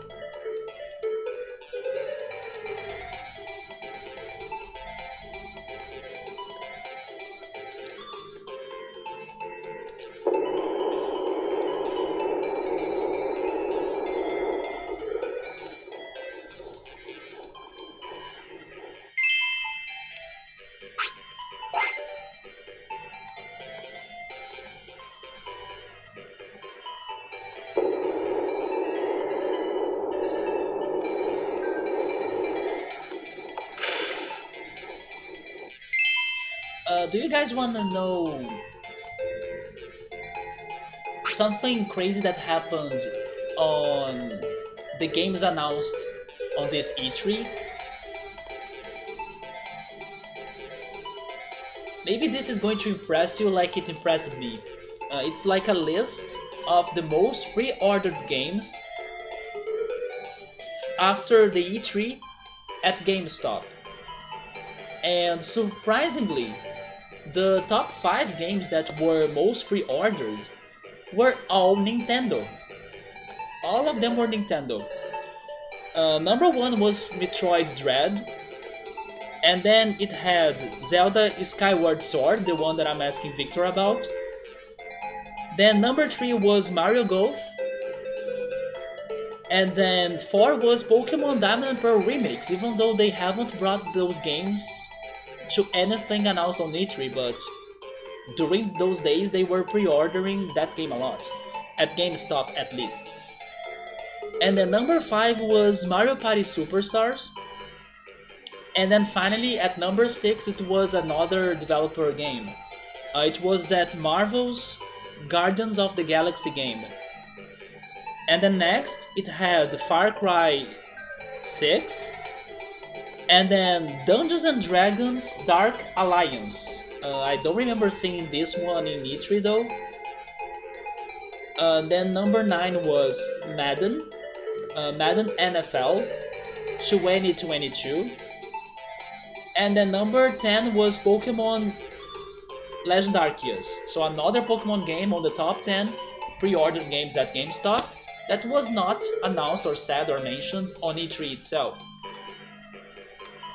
But yes, like, even though, let's say, Xbox had a very impressive presentation, it seems that Nintendo is not that back or that far from them, considering pre-ordered games.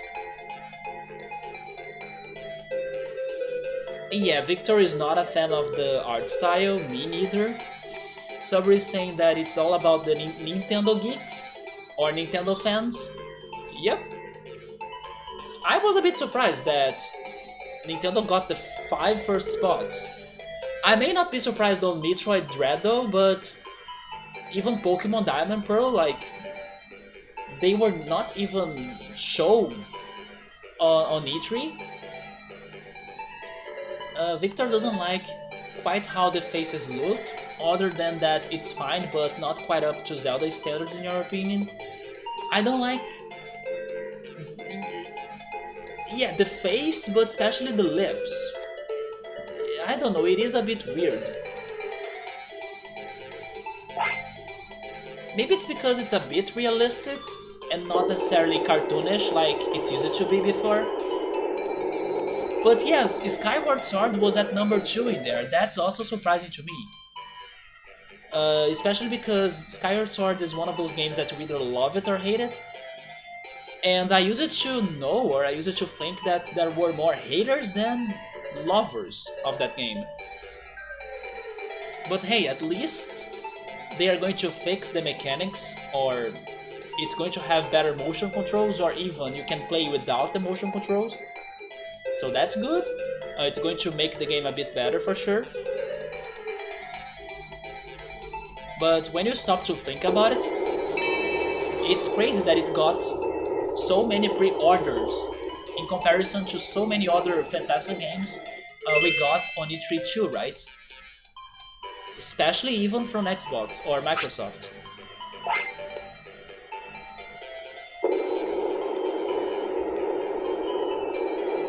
But then there is also another point, like many of those games probably haven't started their pre-ordered, so there is also that, right? You gotta consider those that started the pre-ordering. And maybe Nintendo is not wasting their time. They're like, we announced this, let's already sell it, even though it still doesn't exist, or like we still don't sell it to the gamers. Let's already profit over the game, right? So we announced it and then it's pre-ordering since day one.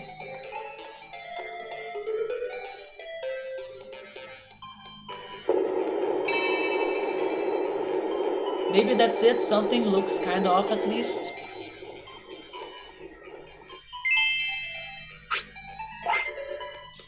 That game gives me the same feeling when I think about Pokemon Black and White.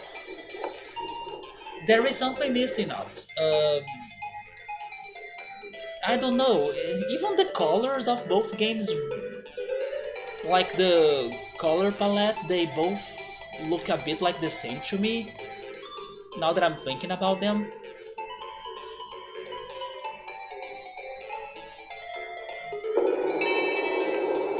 I don't know if this is going to make any sense, but they both feel a little bit empty as well to me. It could be something like the people were waiting to see what was going to be on E3 to make their purchases and pre-order games, and then do it like all at once.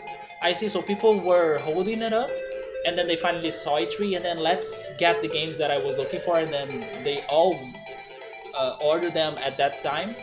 It could be that, yeah. Especially the Nintendo guys or Nintendo players.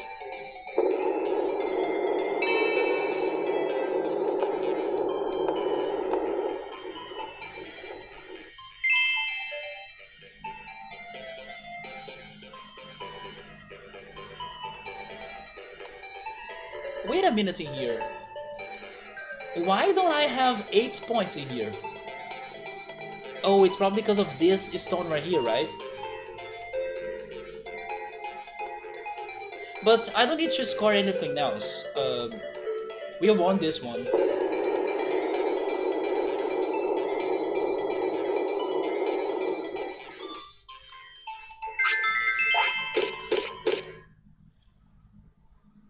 I have the feeling that Mamemon has been playing worse, but I don't want to jinx it.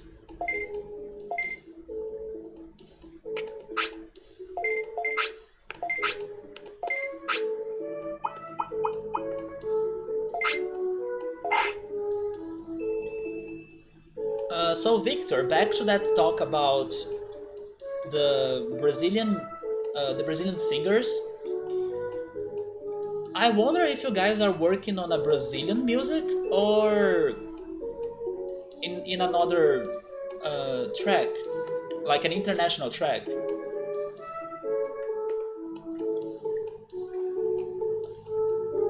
Probably it's I don't know, a song in English, right?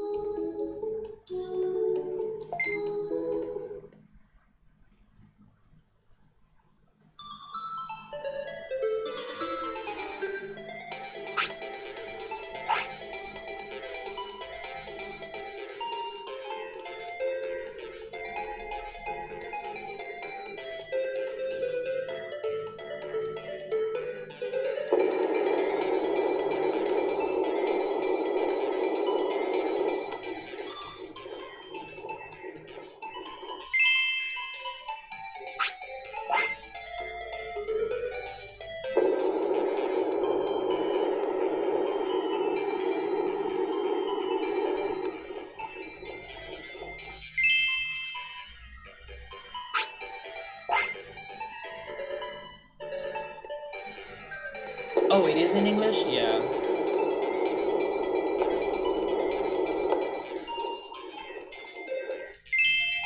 I was a little bit hopeful it could be in Portuguese because of the singers being Brazilian, but it makes sense.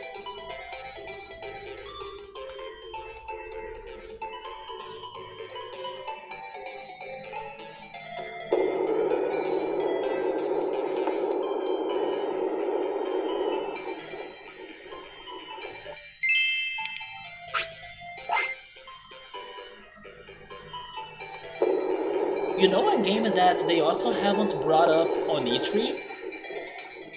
Is Splatoon 3. Splatoon 3 was the game that they finished their previous year, like 2020's E3 conference, but together with Metroid Prime 4, Bayonetta 3, and some other titles, they also haven't gave us news on Splatoon 3. Not that I'm looking for them, because I'm not a Splatoon fan, but it's another one they kinda skipped.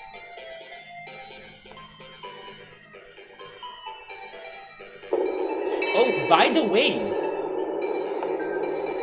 rep many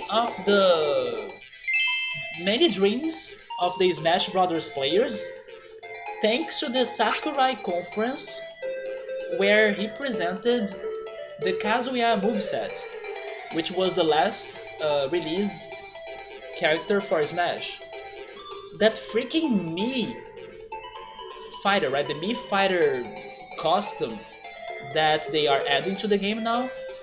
So many people that they wanted to be as a real character and not just a Mii costume. Dante from Devil May Cry. It got Shantae as well. It got somebody else too. Oh yeah, Lloyd! Victor, have you ever seen Lloyd as a Mii costume in Smash Brothers? Probably not. But Lloyd is there too.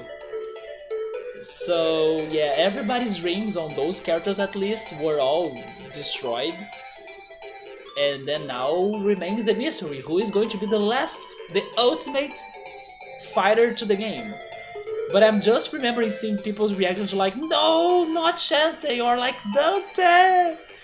Yeah, people were very sad. I kinda still think it's going to be Sora though.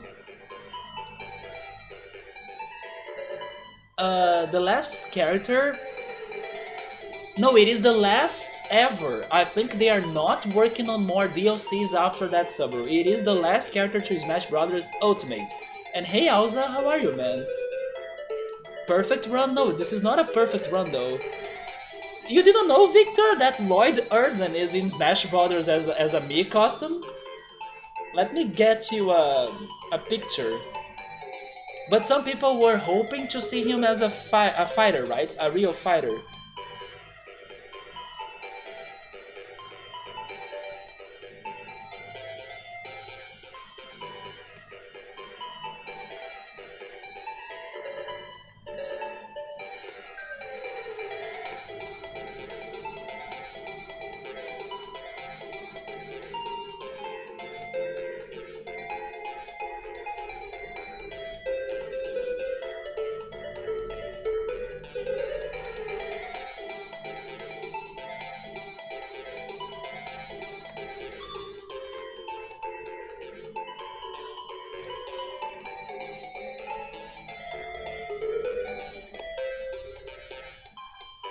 That's cool, but Lloyd should be a full character.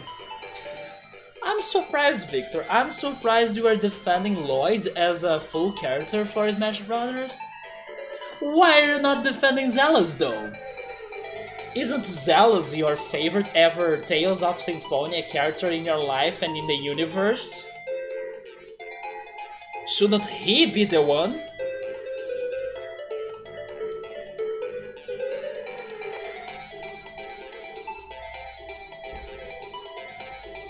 The double swords and everything, like people are already tired of seeing characters that are sword fighters and then he has two of them and then he's perfect. Victor!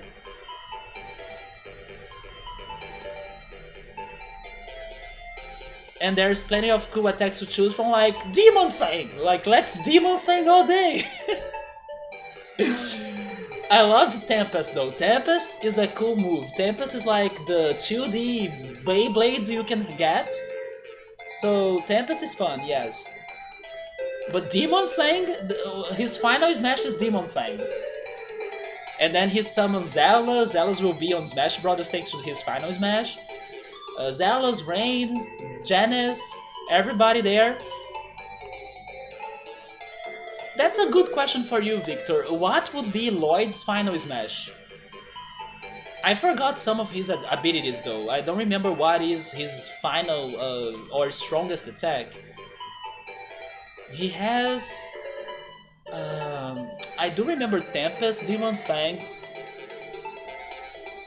Demonic Circle! Okay, I just remember another one, Demonic Circle? Maybe Demonic Circle could be his final smash.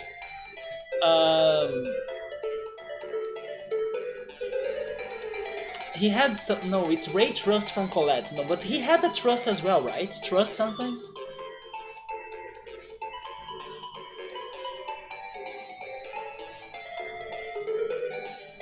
He had Tiger something too.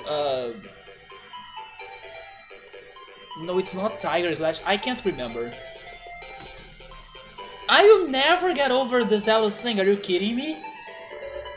You know when Mario Party destroys friendships? The Zealous thing was when it destroyed the friendship.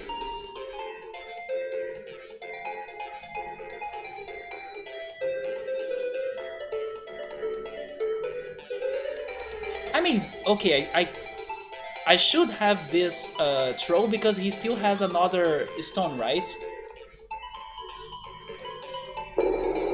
Oh, but I love how I say that and then I give myself a horrible troll like that. But he can't recover, can he? Please do not recover from that. Thank you very much. There we go. Remember last year when we just tweeted tail? Oh, I do remember that. Yes, but I remember. Oh my! By the way, I have another stone. Never mind. I had another stone, but then this one I can throw away. Yeah, I remember that. But we were not only tweeting Lloyd's attacks.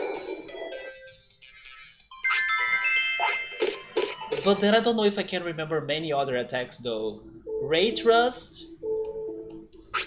Paraballs! Paraballs! Then we had... Um...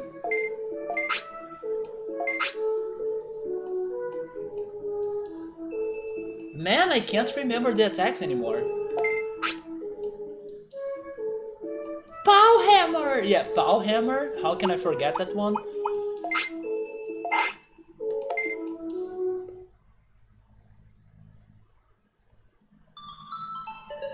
I forgot how's the healing one.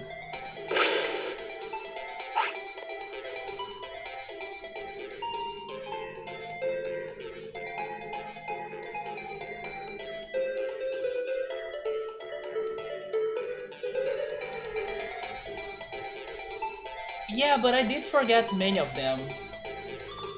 Especially the magic attacks.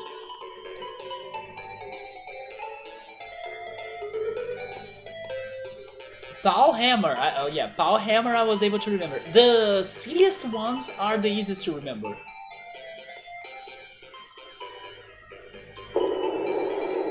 And then to think that Colette was a beast. The day that she owned that arena. You say it just as I type it. I forgot the healing one. How was the healing one called?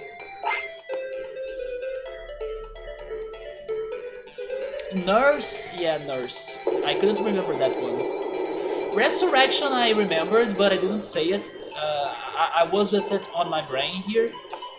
But I wanted to remember the simple one, yeah. Oh, Healing Circle, I forgot that, yes. Is there one called Eruption or something? One of the fire attacks?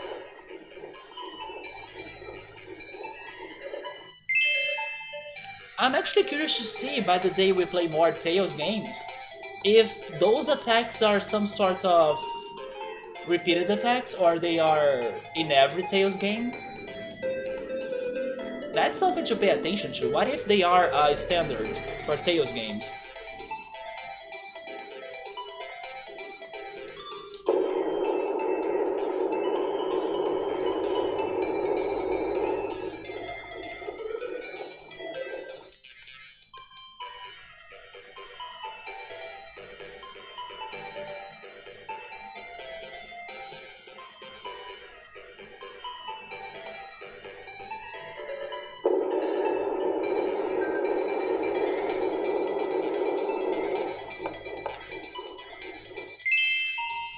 There was a more basic healing one as well. Okay, at least I remember the Eruption.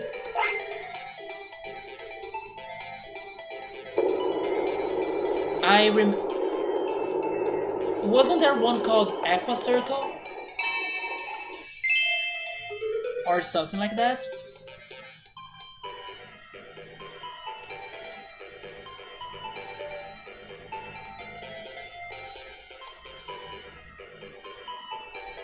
And then...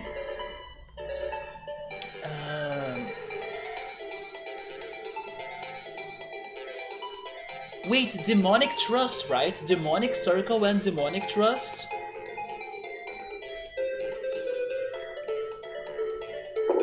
But then there was one from Regal that I was trying to remember. Wasn't it like Rising something? Rising Eagle, Rising Falcon, Rising Animal?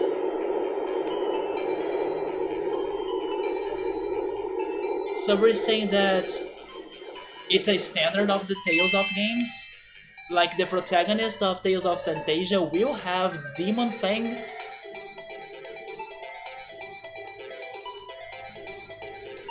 In Tales of Crestoria? Crestoria is the PS1. It is the PS1 game, right? Wait, he's actually winning this for a lot. Or by a lot.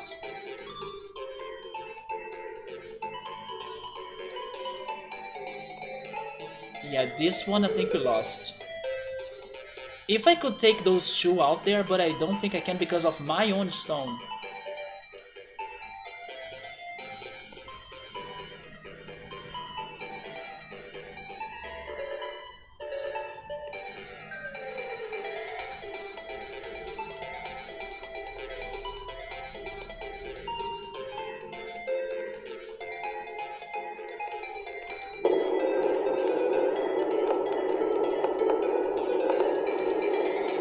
I actually helped him.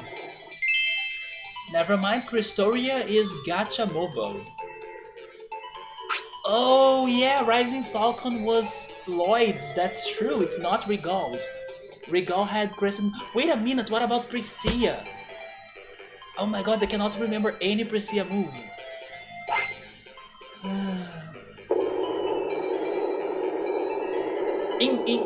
Infliction? No, it's something like that. Is Infliction right? It's not right.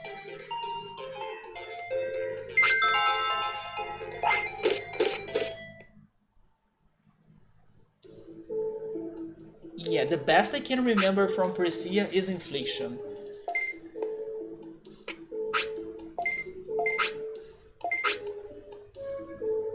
Oh man, my neck.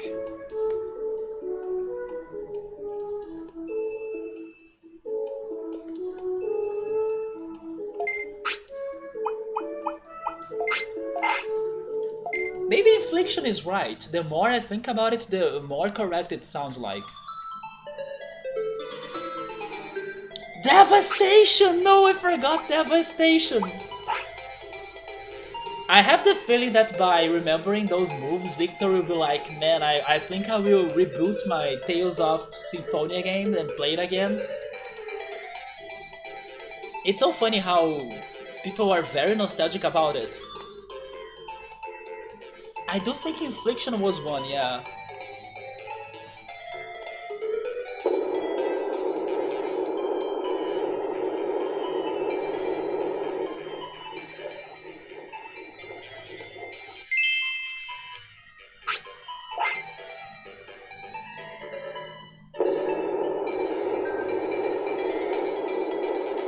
No! Okay, I'm still in at least. Man, it's getting cold now. Oh my god, no way. Stop!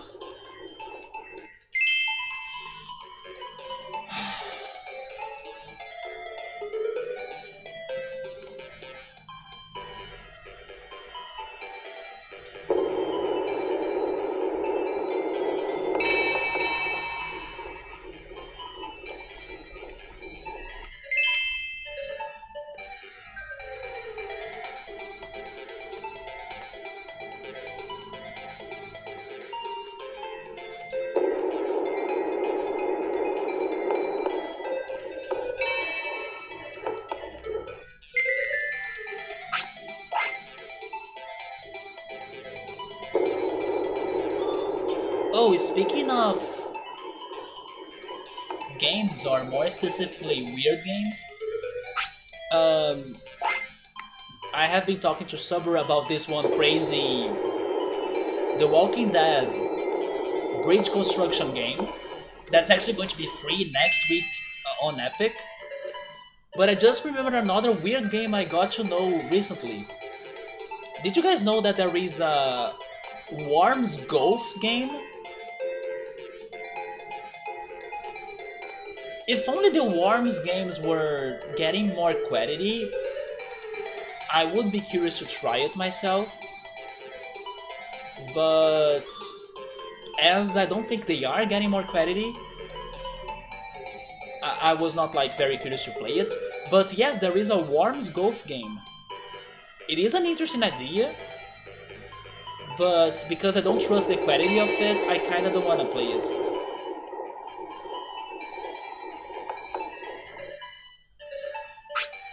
You are going to give it another 6 months or so before you go out on that adventure. What about Luigi's Mansion? You're always saying that you love Luigi's Mansion.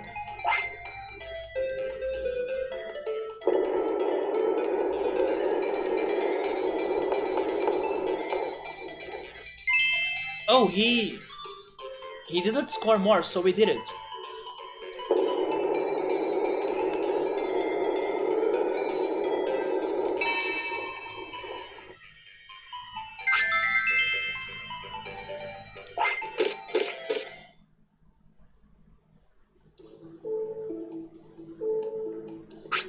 Oh, you know some news that I saw many people excited for, but then I think it's like a game that was huge in Brazil, but not necessarily in other countries. I'm not sure if it was big in other countries.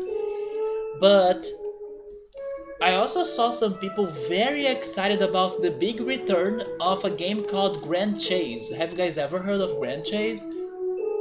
I don't know much about it, but I think it's an MMO that you keep on fighting monsters and enemies, and then you have like a specialty, like you can be a magician, you can be a sword fighter or something, and then you keep on upgrading and then using fantastic attacks. It seems to be one of those very simple games, but they are very well executed and then fun to play and addicting. And then it hits the nostalgia of lots of people. So yes, I saw a lot of people being surprised to see that game on Steam, or like to pre-order it on Steam right now. And it was out of nowhere, like nobody really came up with a trailer, or like it was not said on E3. It simply appeared after an interval of like 9 to 10 years, I guess. Maybe a little bit less than that, but it was a big interval. Actually, maybe, wait a second, maybe it was 2015? Yes, I think 2015 sounds correct. So like a 6 years break when the servers were shut down. So now I see a lot of people getting hyped for that, but again, it's not necessarily my game. You're going out, Victor? It's time for you to call it a night? Alright, get some good rest, man. We'll talk again next time. Take care, and I see you then. Goodbye. I'll be playing a couple more games in here too, but I'm hungry, and maybe I won't be playing curling up until I get a new item, but I'm still going to give it some more attempts.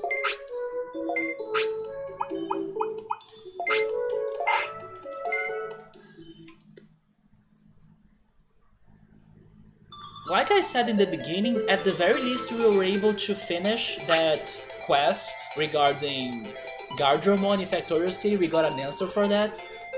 So I consider that somewhat progression, even though it's not like something that helped me.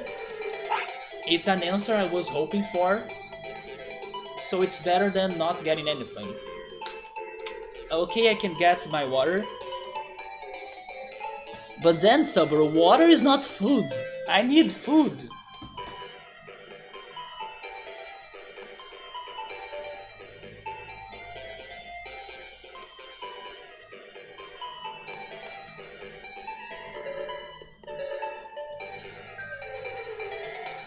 I think I should have wash my face reminder as well, for when I need to wake up or like get more focused on the game or on the task. A wash my face reminder could be good.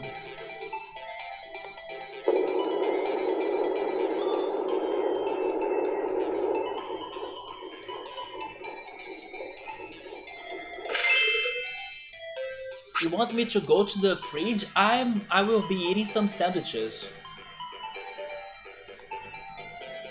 If I discover the thing I have been ignoring, of course not.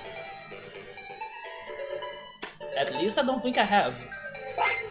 If I was able to discover it, I can't say that I realized it. So my answer is probably not.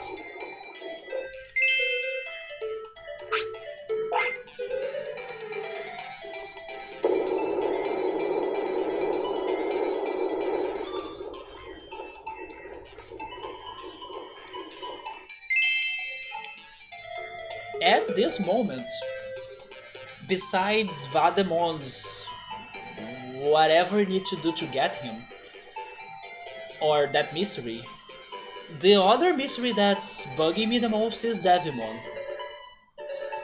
Although I came up with some theories for that one of these days, right? I still gotta test them up, or test them out. But then I gotta get a Bakemon, I guess.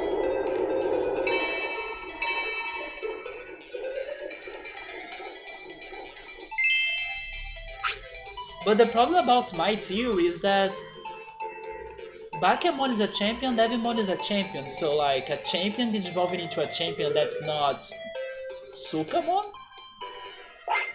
It felt weird, but sometimes this game does weird things.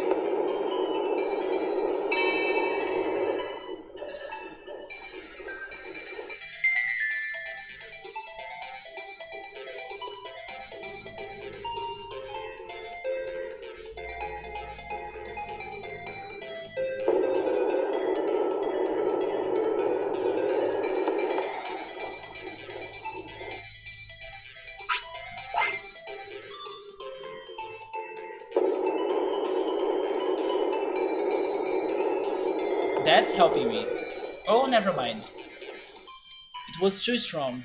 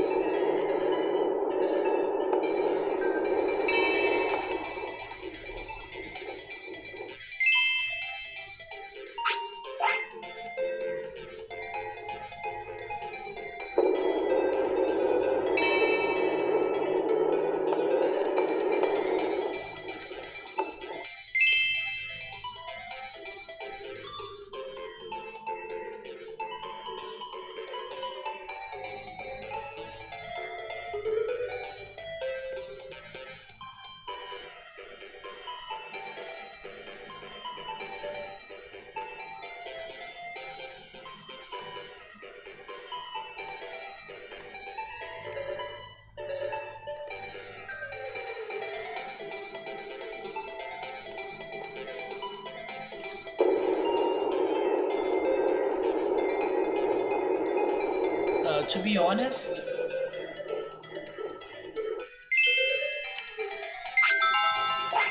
you had the chance for the past two streams, but you chose to ignore it again. I had a chance? Okay, so maybe you want me to recap what I have done in the past two streams. I mean, the previous stream I was playing this a lot. And sometimes I checked the tournament. And I fished. It is probably related to fishing.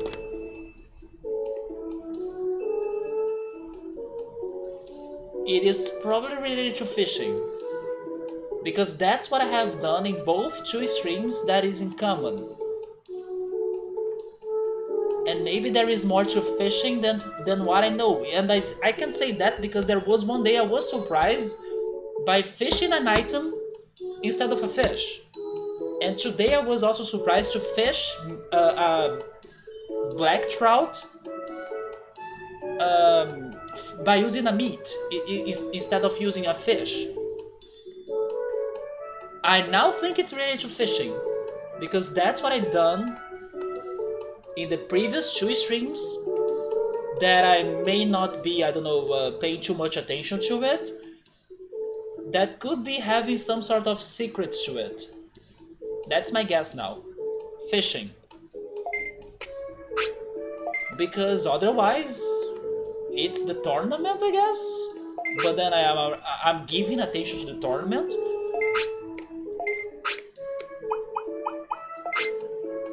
So maybe I can fish evolutionary items. But I never had the luck to do that.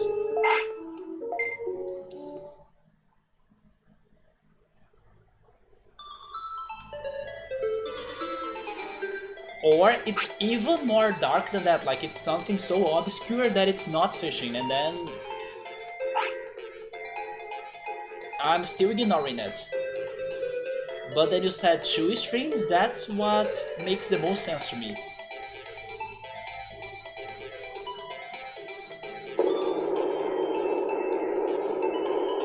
Two is wrong.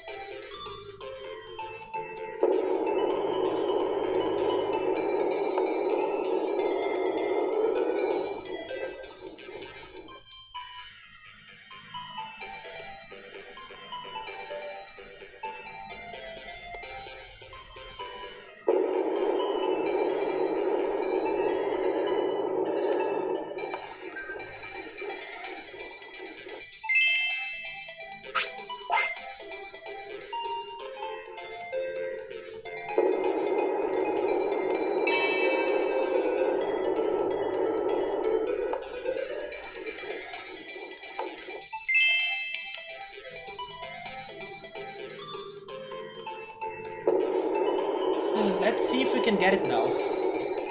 Or at least give us another repeated item, it's fine as well. Anything Digivolutionary works.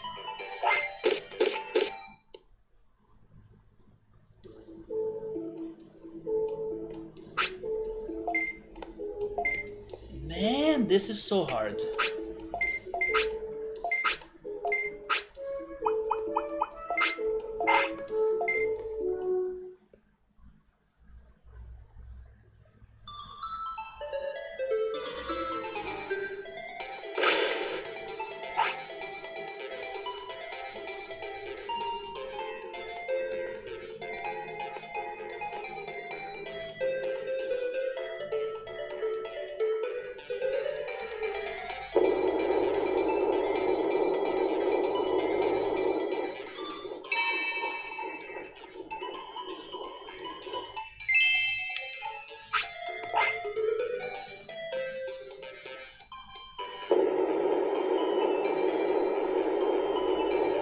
But yeah, I also said that I was close in the past 2 streams, but I still ignored it.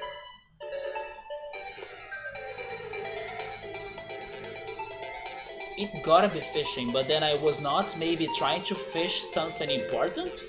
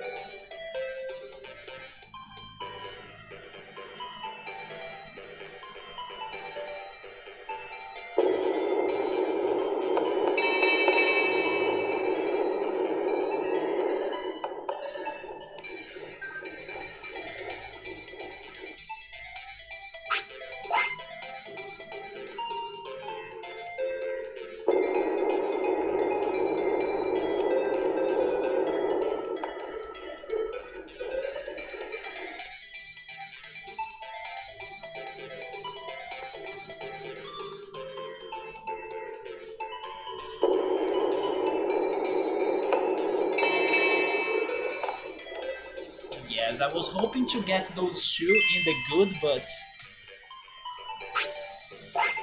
that's not how it works.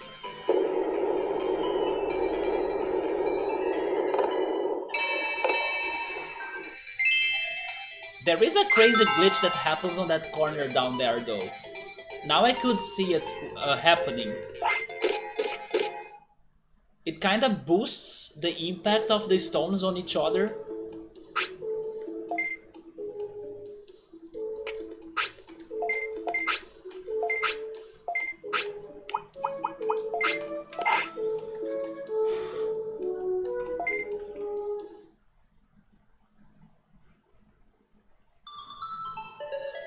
Okay, let's see if I can finally win again. Give me better stones though, because... yeah, this is better. I can't play very well with lots of light-weighted ones.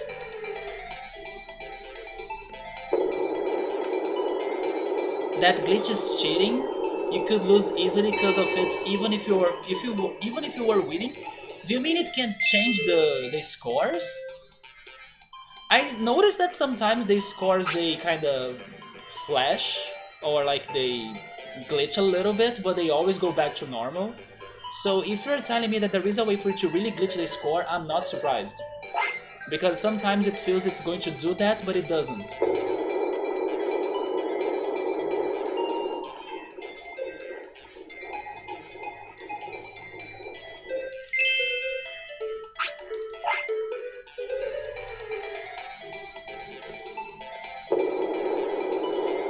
The thing that I'm saying happens when I throw a stone before the delete area sign right there.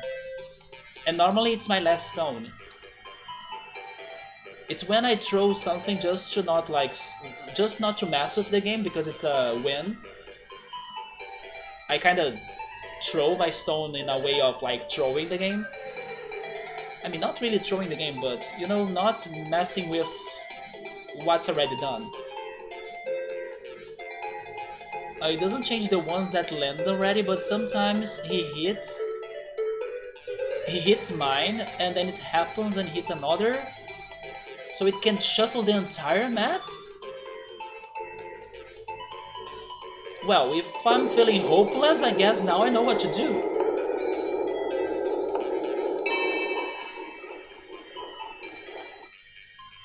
But again, you gotta have a perfect condition for it to happen, right? You gotta have the discs very well located there.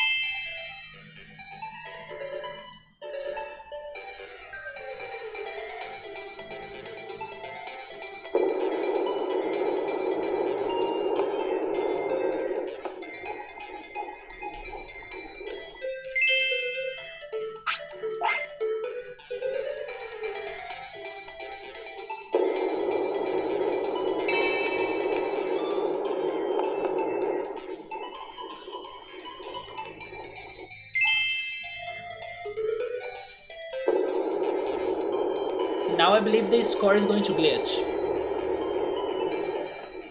You see? They kinda swapped our points and then it went back to normal.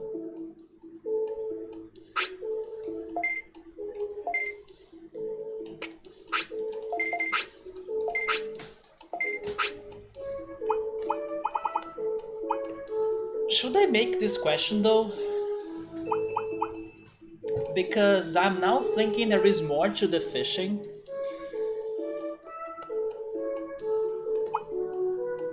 And then maybe I should make that question to save up my time, like... Is there more to the fishing?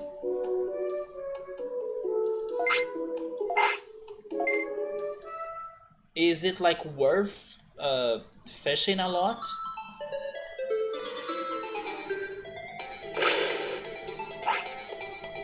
Or have I kinda got what really matters from fishing in here?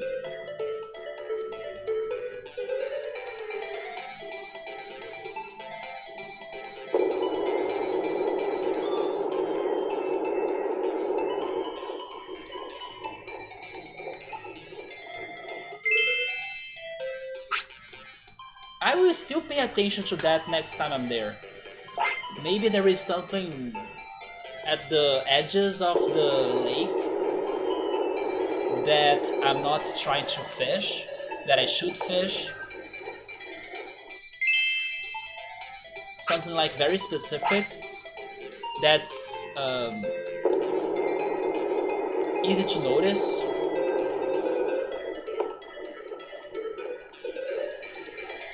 Oh, actually, Subber is saying that there are 2 evolutionary items when you're fishing, but he thinks that I have them both, and it's easy for me to guess who could they be. Yes and no, actually, because I was thinking on Sidramon, but then you can buy that item from Shogun Gekomon. But Mega Sidramon could be one, although the second one, maybe Wamon, I would guess Wamon. Because Shellmon and Coelamon, you can also buy them from Shogun Gekomon. So even though there is more to the fishing, it's not going to necessarily really help me out a lot in here. But then remains the question, was that the thing that I have been ignoring, Auza? Or is it something else that I should be thinking harder than?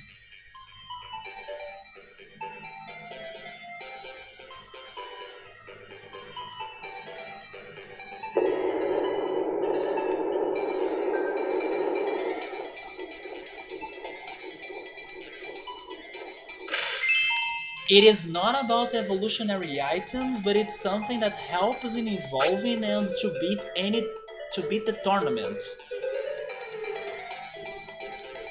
It is it an item? Not necessarily an evolutionary item?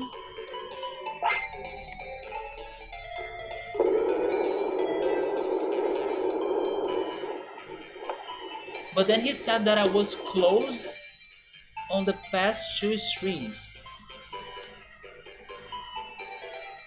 It could be an attack, but then he said that it could help to digivolve, or like, it helps in evolving. So it's not a move. Huh. It could be an item though. There are some items that I don't know what they do actually. They have mysterious effects. Or it could be regarding the restaurant, but then I don't think it's that because I don't remember going to the restaurant in the previous 2 streams.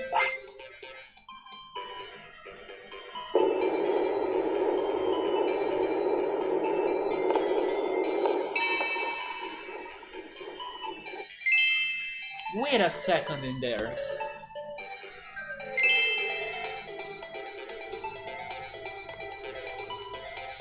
What if it is related to the freaking Air Dramon that has the fortune telling thing? And then depending on what he says, I have better odds or worse odds on winning the tournament. But then again, I don't think it's that because it's so vague and... I don't know, it's so like, you know... He actually keeps on changing his messages every time.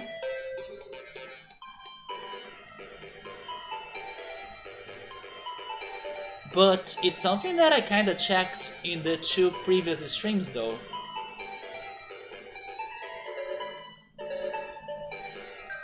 This is the last zone? Yeah.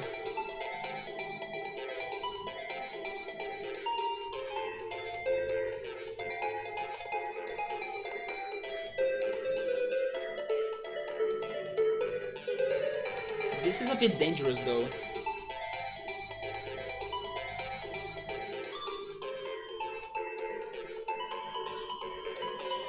Maybe if I try powering up that stone, then I knock his stones out. It's risky, but I guess I'll go for that.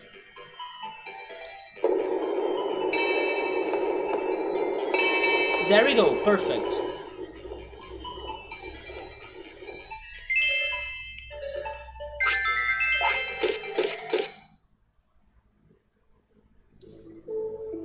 Don't forget I said I had the chance to discover it way long ago. Okay, so it's not Airdramon. When I was still mid-game. But it's not an item then, right? When I was mid-game. It's something that helps on the arena and also helps the evolution.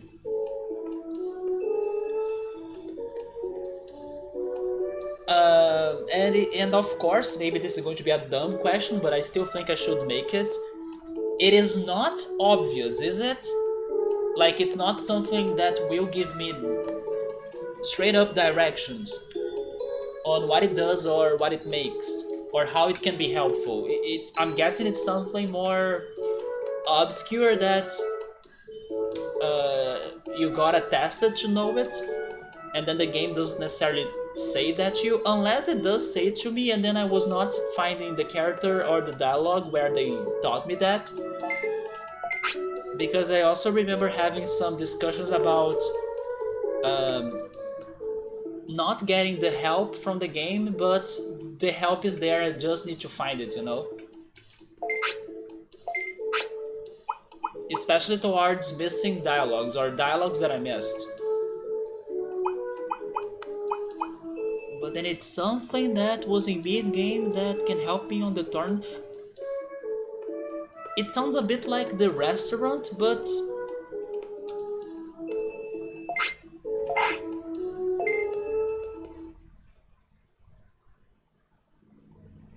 yeah, now my best guess is the restaurant.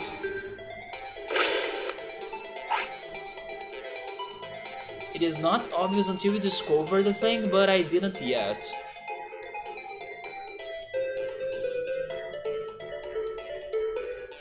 You said I was close on the previous 2 streams.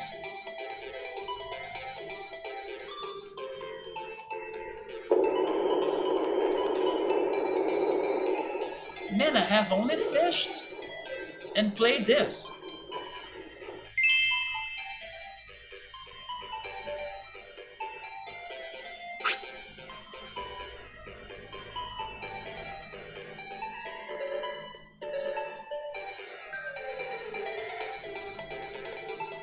Yeah, now I do think it's either an item or the restaurant. Although the restaurant is a bit direct on what the food is boosting or how is it being helpful, so maybe it's not that.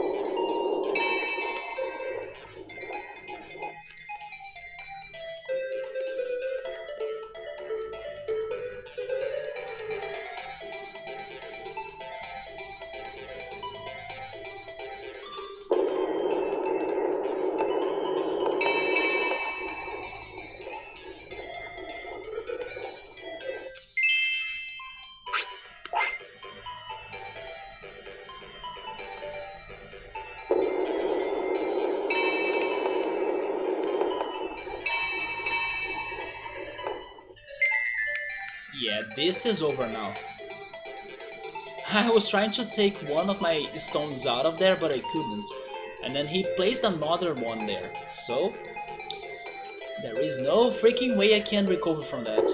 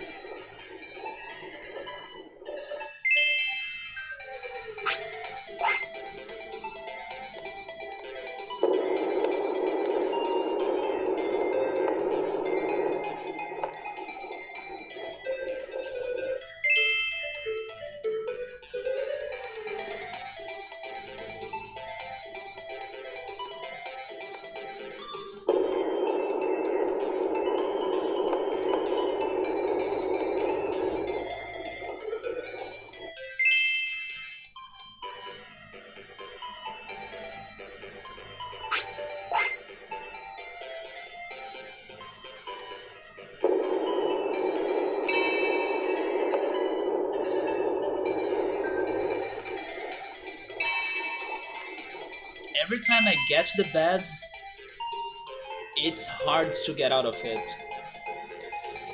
Oh my god. Why don't you join me then? Nope.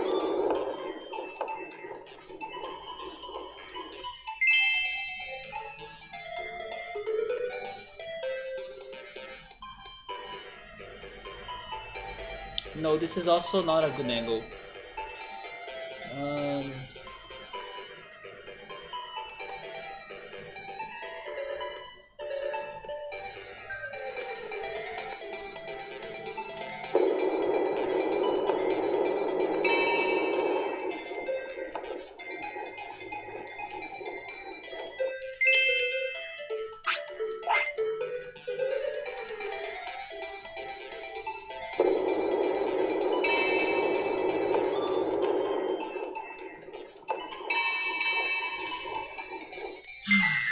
yeah, this is now horrible.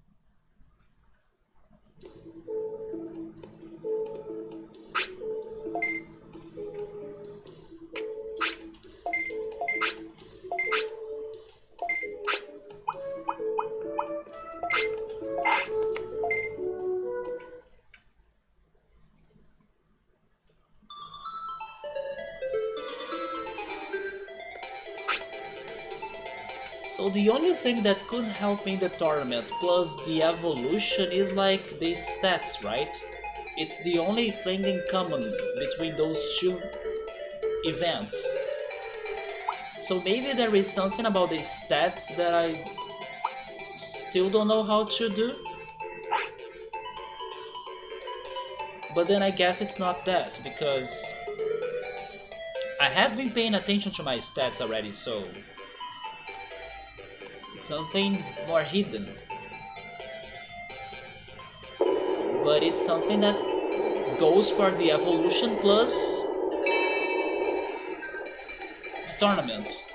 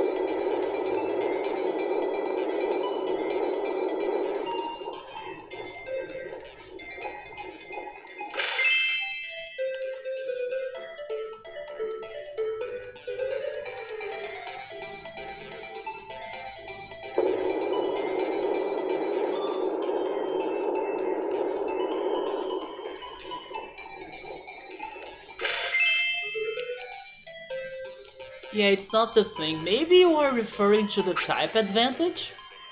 But then how is the type advantage going to be related to the evolution?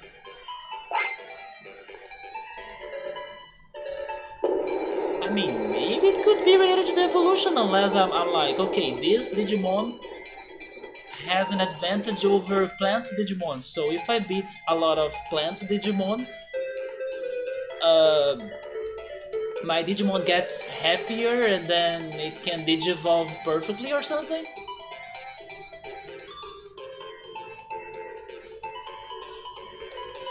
But there is also the type advantage.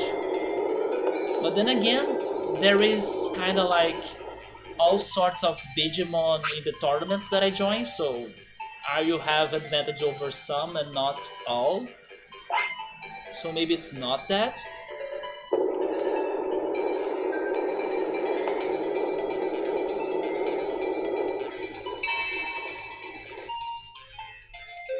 And this is another lost one. I can't win this anymore.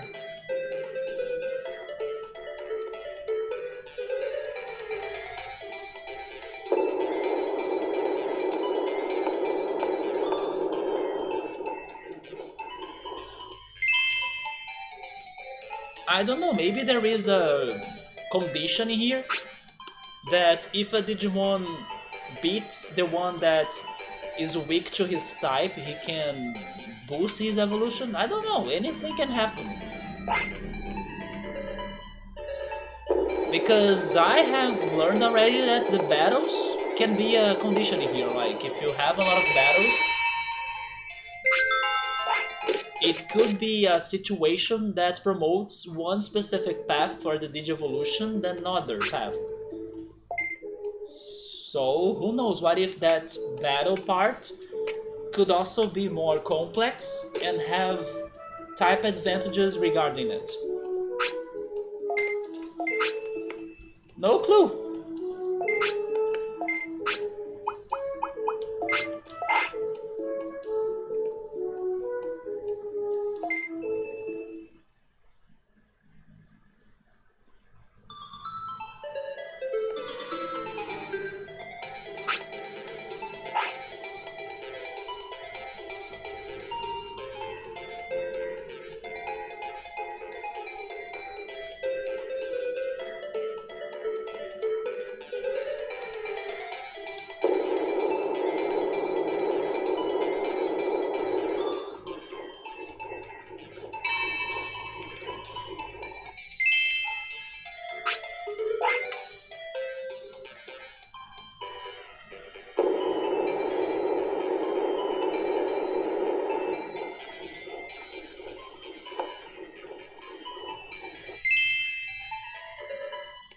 Now, the other thing is the humor or discipline of my Digimon. Maybe if they are super happy or super sad or super disciplined, those can be a factor on the Digivolution, but I can't really say it's something that I'm not aware of, or like I'm not really paying too much attention to them. It's not my priority, but I do take some attention to it. When you say that I'm ignoring it, it sounds more uh, brutal, or like it's something that I'm really not paying attention at all. But then again, I don't know if that's really a thing, especially for the tournament.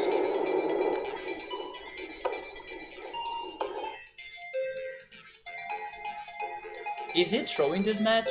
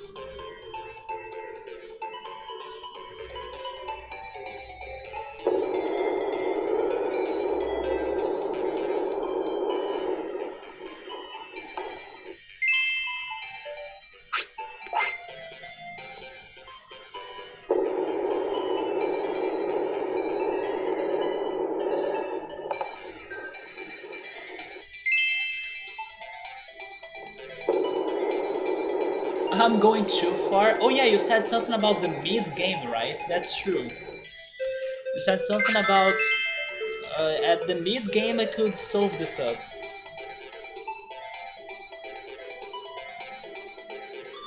Stick to my guesses from before.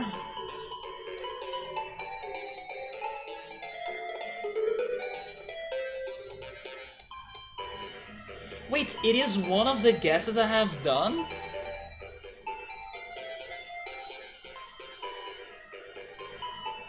So I got the answer?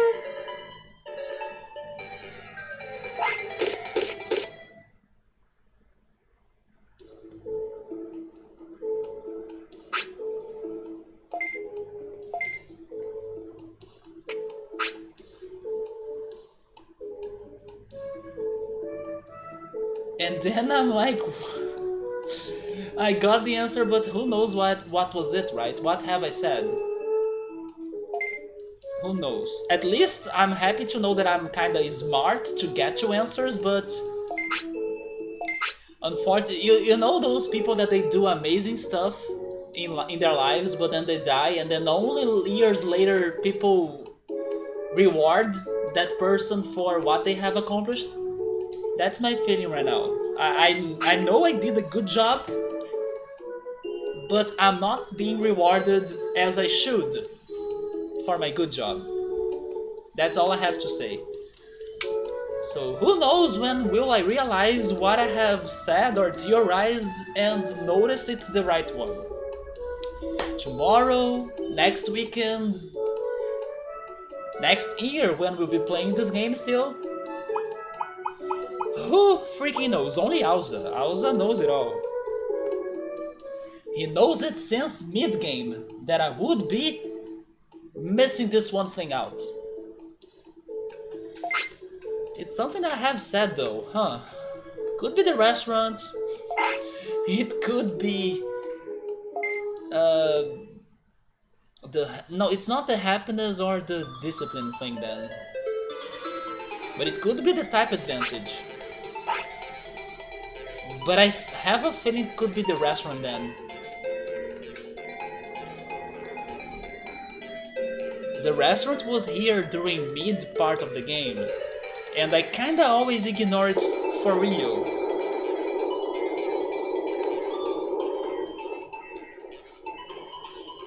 but then the game really doesn't help me out on saying that, oh yeah, you are going to win or have a good luck at your tournament. Because they do give me precise information of what I'm getting from the restaurant, but how can it have extra stuff or extra info? It makes no sense.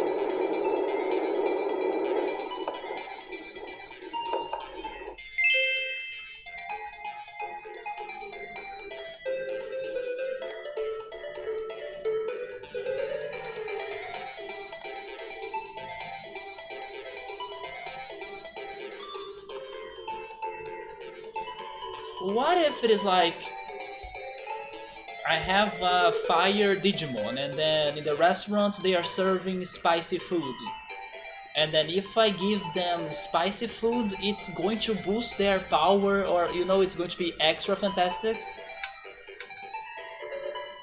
Maybe there is some sort of taste matching that I'm ignoring.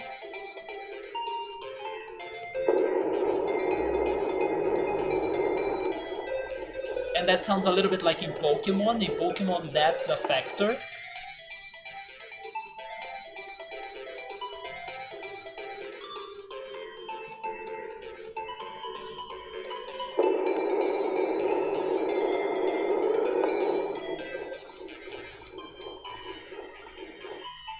Yes, I can't play this anymore.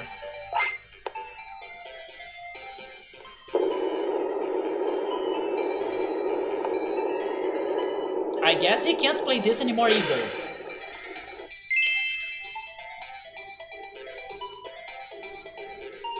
Oh yeah.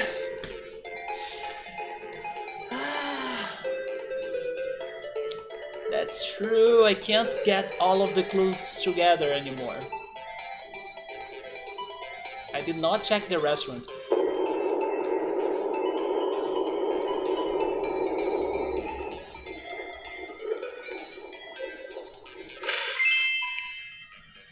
I think I got it now.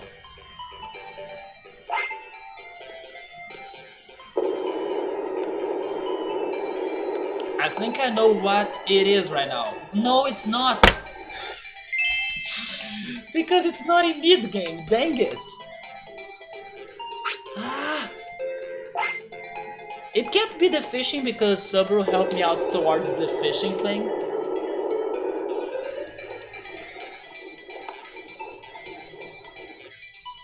I was thinking on Air Dramon, it's not Air Dramon. Air Dramon is not going to help me on evolving either, so...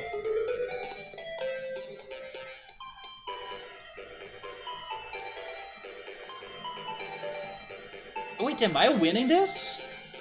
What?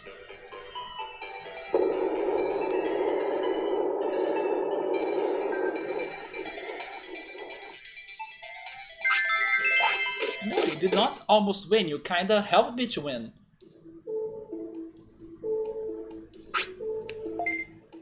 Man, I give up. This guy has no evolutionary items today. They are out of stock.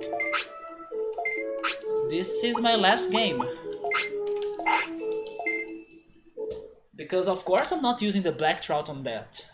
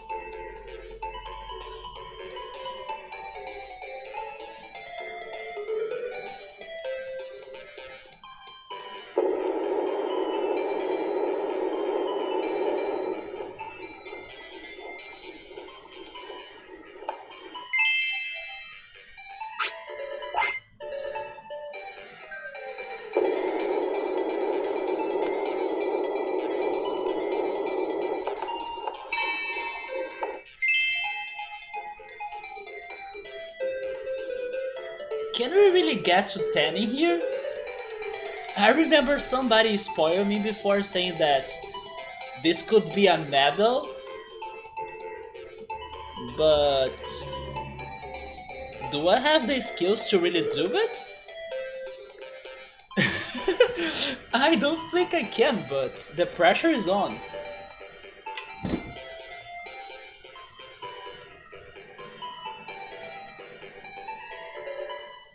I mean, not really, right? I still gotta place the the stone on the good right there, but now I don't think I can do it.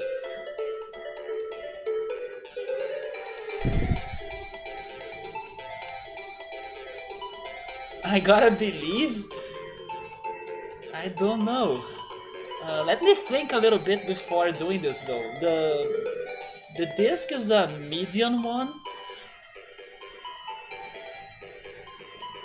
so I should not get past, I would say, half of the gauge.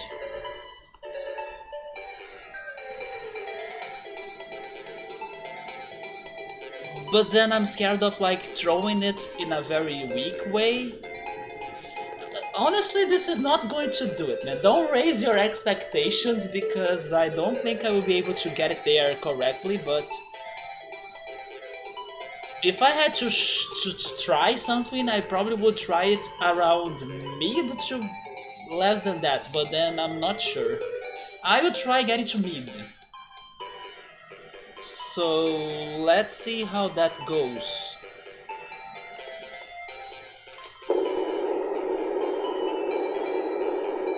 Oh my god.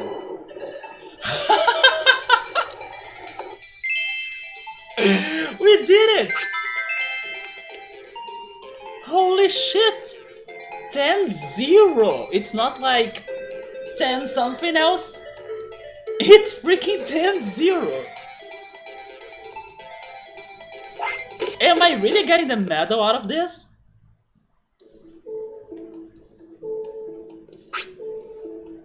You got a perfect score against me? Are you a curling genius?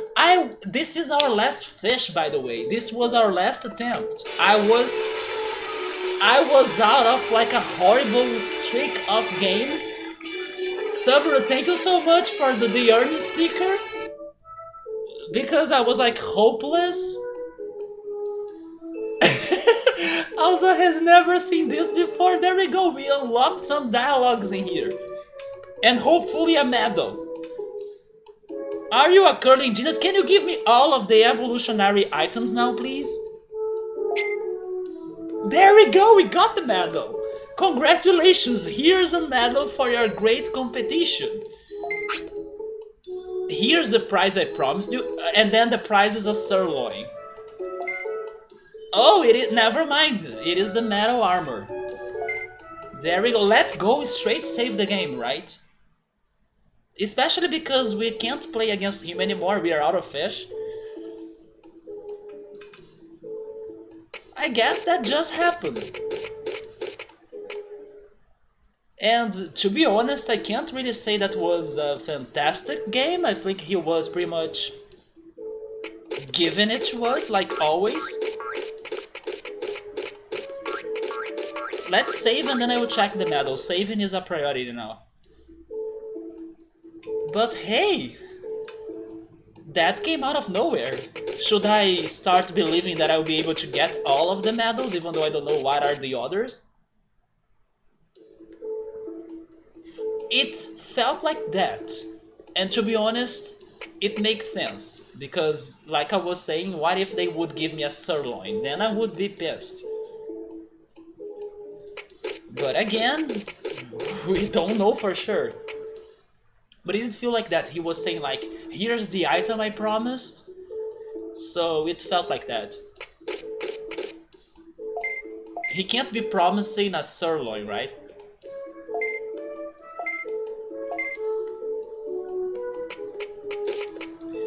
Yeah, so now I think I won't play more curling. After that I can't beat my own record. Or my own record from the other medal. or the other medal announcements. That it is. You got a perfect score in curling. You know what? Maybe one of these medals is for like winning the best tournament in the arena. Yes, I can see a medal for that. Or maybe they have two. It's one for the arena in File City, and it's one for the Beetle Arena in Bureauland. And they have the curling icon in there. I also love that we got this on the day that we talked about curling with Ultras. That he was saying that it's super popular in Canada. I mean, not super popular, but it's a big thing in Canada. This is very fitting for tonight. But it's not over because we still gotta try getting this supposed item that's going to help me out in there. With that, I think I will call it. But just before doing that, are you back, Dremojamon?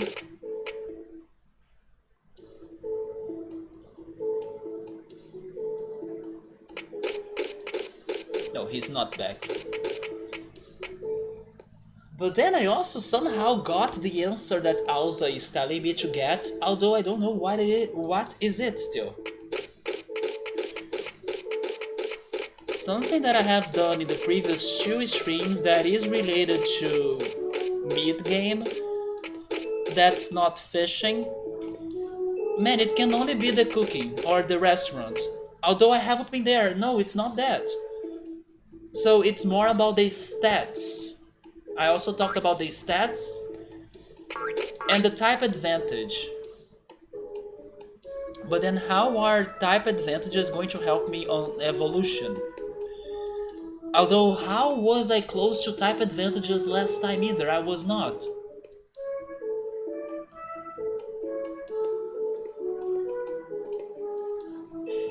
I think Alza is creating a maze that I can never leave. It's like a loop maze of like input answer, and then it gives me an answer that brings me back to the beginning.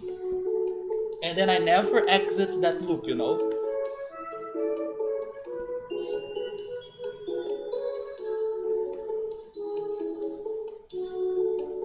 You think I will discover the thing or next stream? I don't think I will. I'm still lost because every time I think it's something, I get to a counter answer that says it's not.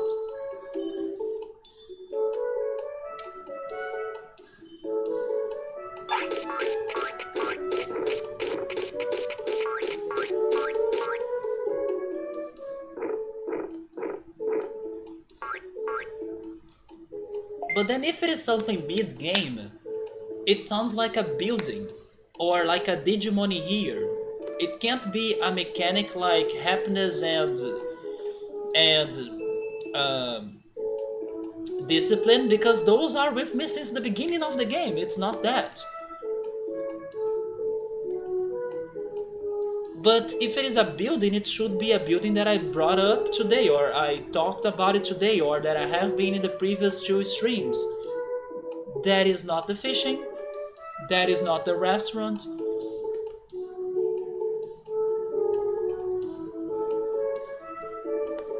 You see?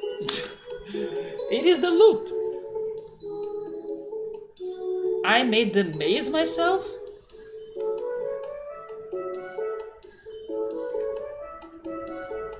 I have another question then. Have I repeated the correct answer? Because I have the feeling I haven't. Because nothing I have said again made sense.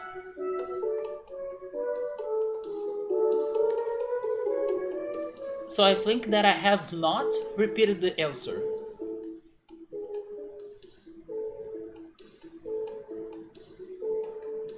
Man, all I can remember from the previous 2 streams were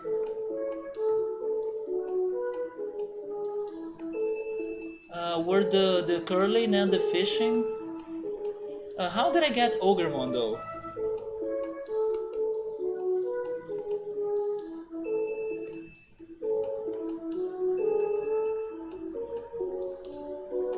No, it can't have something to do with that. Unless it is regarding committing mistakes, but I haven't brought up committing mistakes today, so...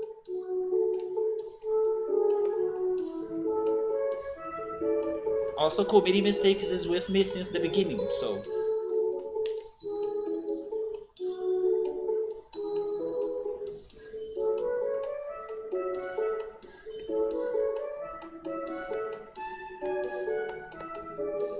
Yeah, my first...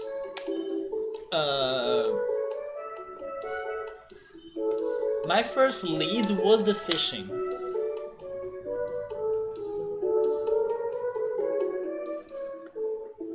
But then fishing can't really help me on evolution or in the tournament. I mean, unless it is helping me on the evolution if I get the evolutionary item, but then I don't think that's the point.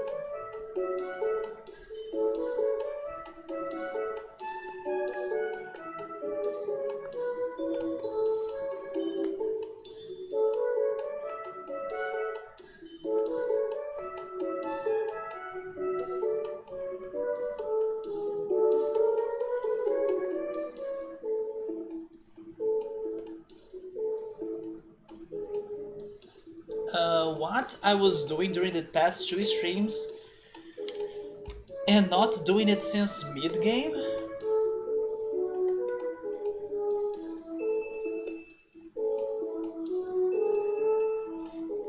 I mean, it can't be curling. I have been playing curling. Like, the first thing I said 2 streams ago was that we are here to play curling, I think. No, never mind, I said that last stream, right? Yeah, the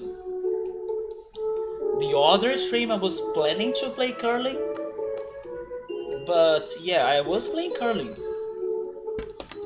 And I haven't done that since mid-game. Because that's when I realized that I was missing items in there, after making those questions to the chat.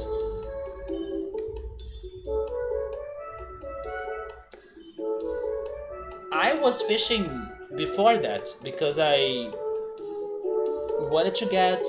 Wait, why would I be fishing before that? Oh yeah, the black trout to get restores maybe? Yeah, I was fishing regularly to get the black trouts and get restores from Mojamon. But then playing curling makes no sense, like it can't help me on evolution or the tournament.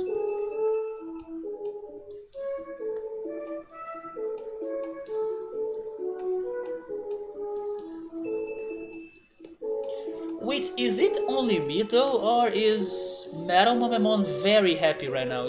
What if playing curling gives him happiness or something?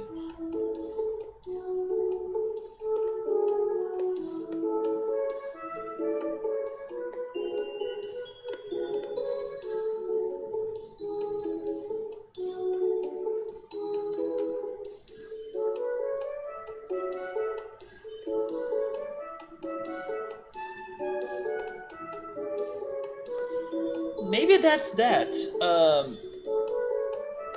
When I was in Friesland earlier today, after I'm done with all of my tasks, I was trying to give him an autopilot so we could come back here, right, to File City. And he refused it. So earlier today he was undisciplined. And I was like, no, take this autopilot because I gotta go back to File City. And then now he's somewhat disciplined out of nowhere and extremely happy. Even though I have not been feeding him at all. I only gave him like 2 sirloins today and not even that. I believe that's the answer. People riot, you think that it's not that? But don't you agree that it makes sense? Because my Digimon is extremely happy and somewhat disciplined more than what he was at first. By playing curling, maybe that's what I need to learn, that playing curling buffs, right? I almost said buffs. Buffs your Digimon easily, or like without uh, a lot of effort, maybe?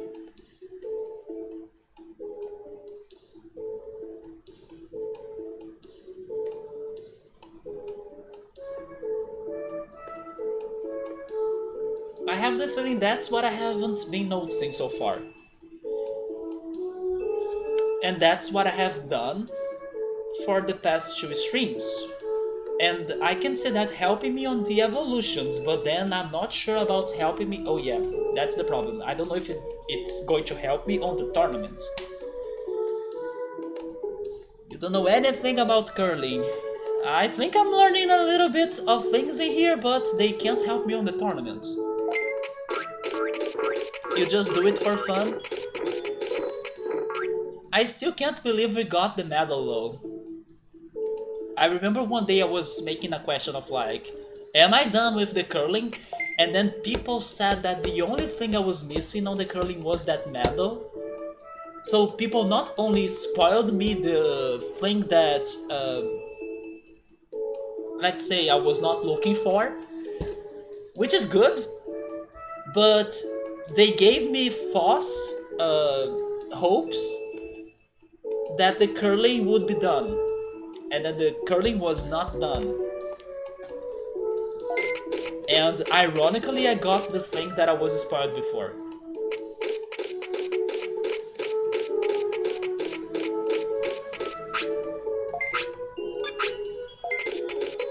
But then I don't know about this thing now. I have the feeling it helped my Digimon to get better happiness and discipline, but then... Look, when I asked, are you missing anything in curling? Were you here when I did that?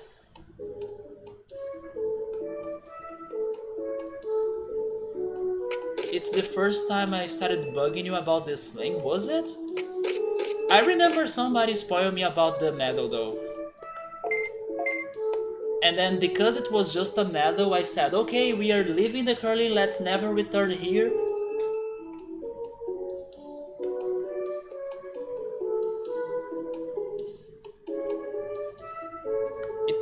It might lead me to it?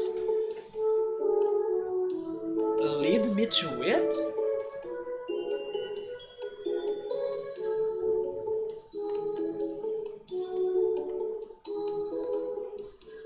So the curling has something to do about all of this?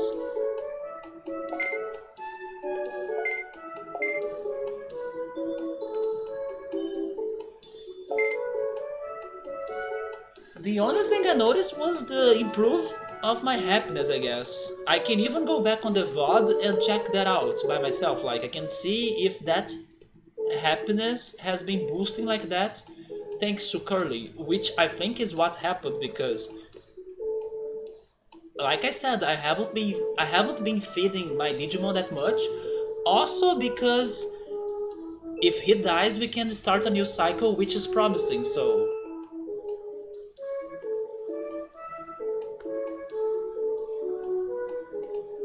But I have the feeling it's something else, because this is not too helpful on my tournament attempts. But anyway...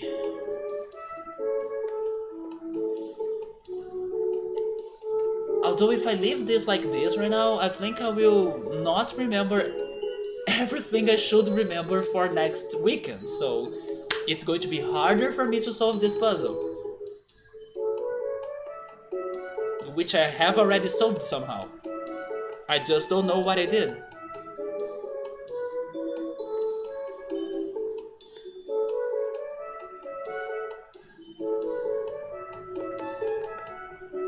So what could be helpful on the tournament? Type advantage. But then I don't know which Digimon I'm fighting against. So it doesn't make a lot of sense.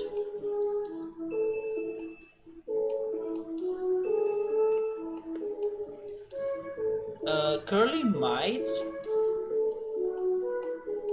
is in its a far link that you may discover the thing if you try to do curling from a point A to point B.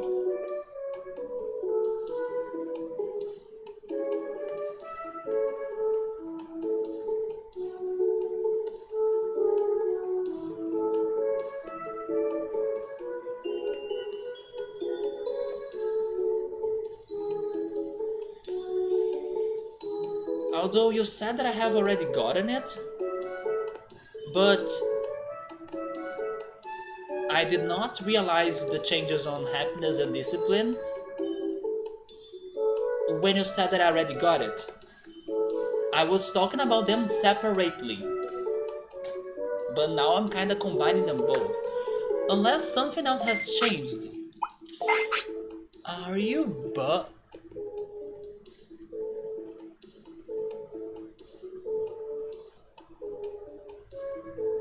Wait a second in here. Where did he get that MP right there? Hey Gabriel, how are you, man?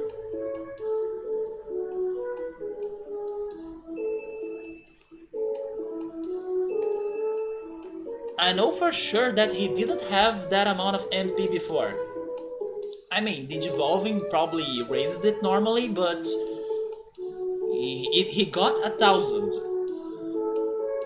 without a training. But I think I'm now stretching it.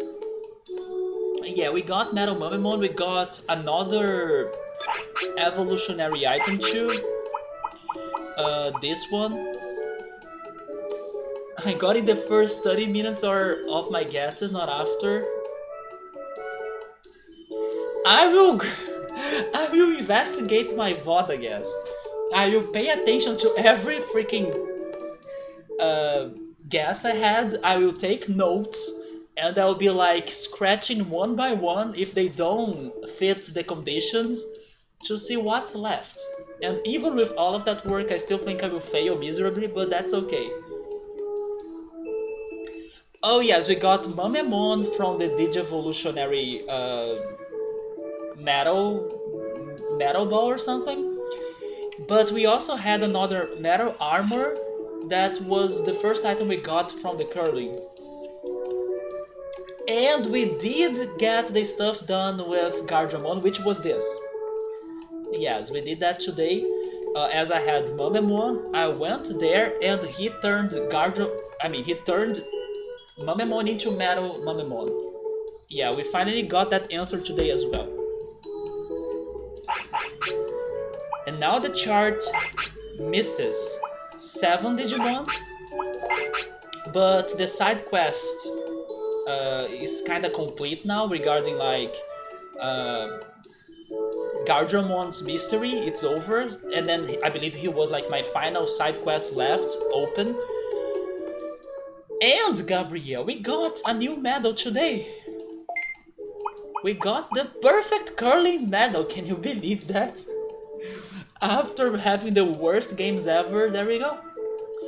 Once again, this game shows you that you can never expect or predict what's going to happen on the next minute. And sometimes you can have perfect curling, while sometimes you can have a horrible loss at a curling game.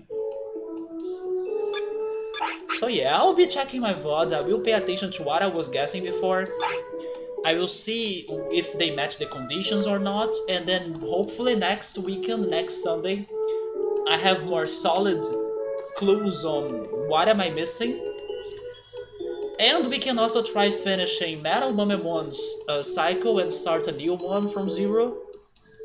But before finishing the stream, I have some things to say to Gabriel that I even brought during the weekend but now that Gabriel is here, I can talk to him directly.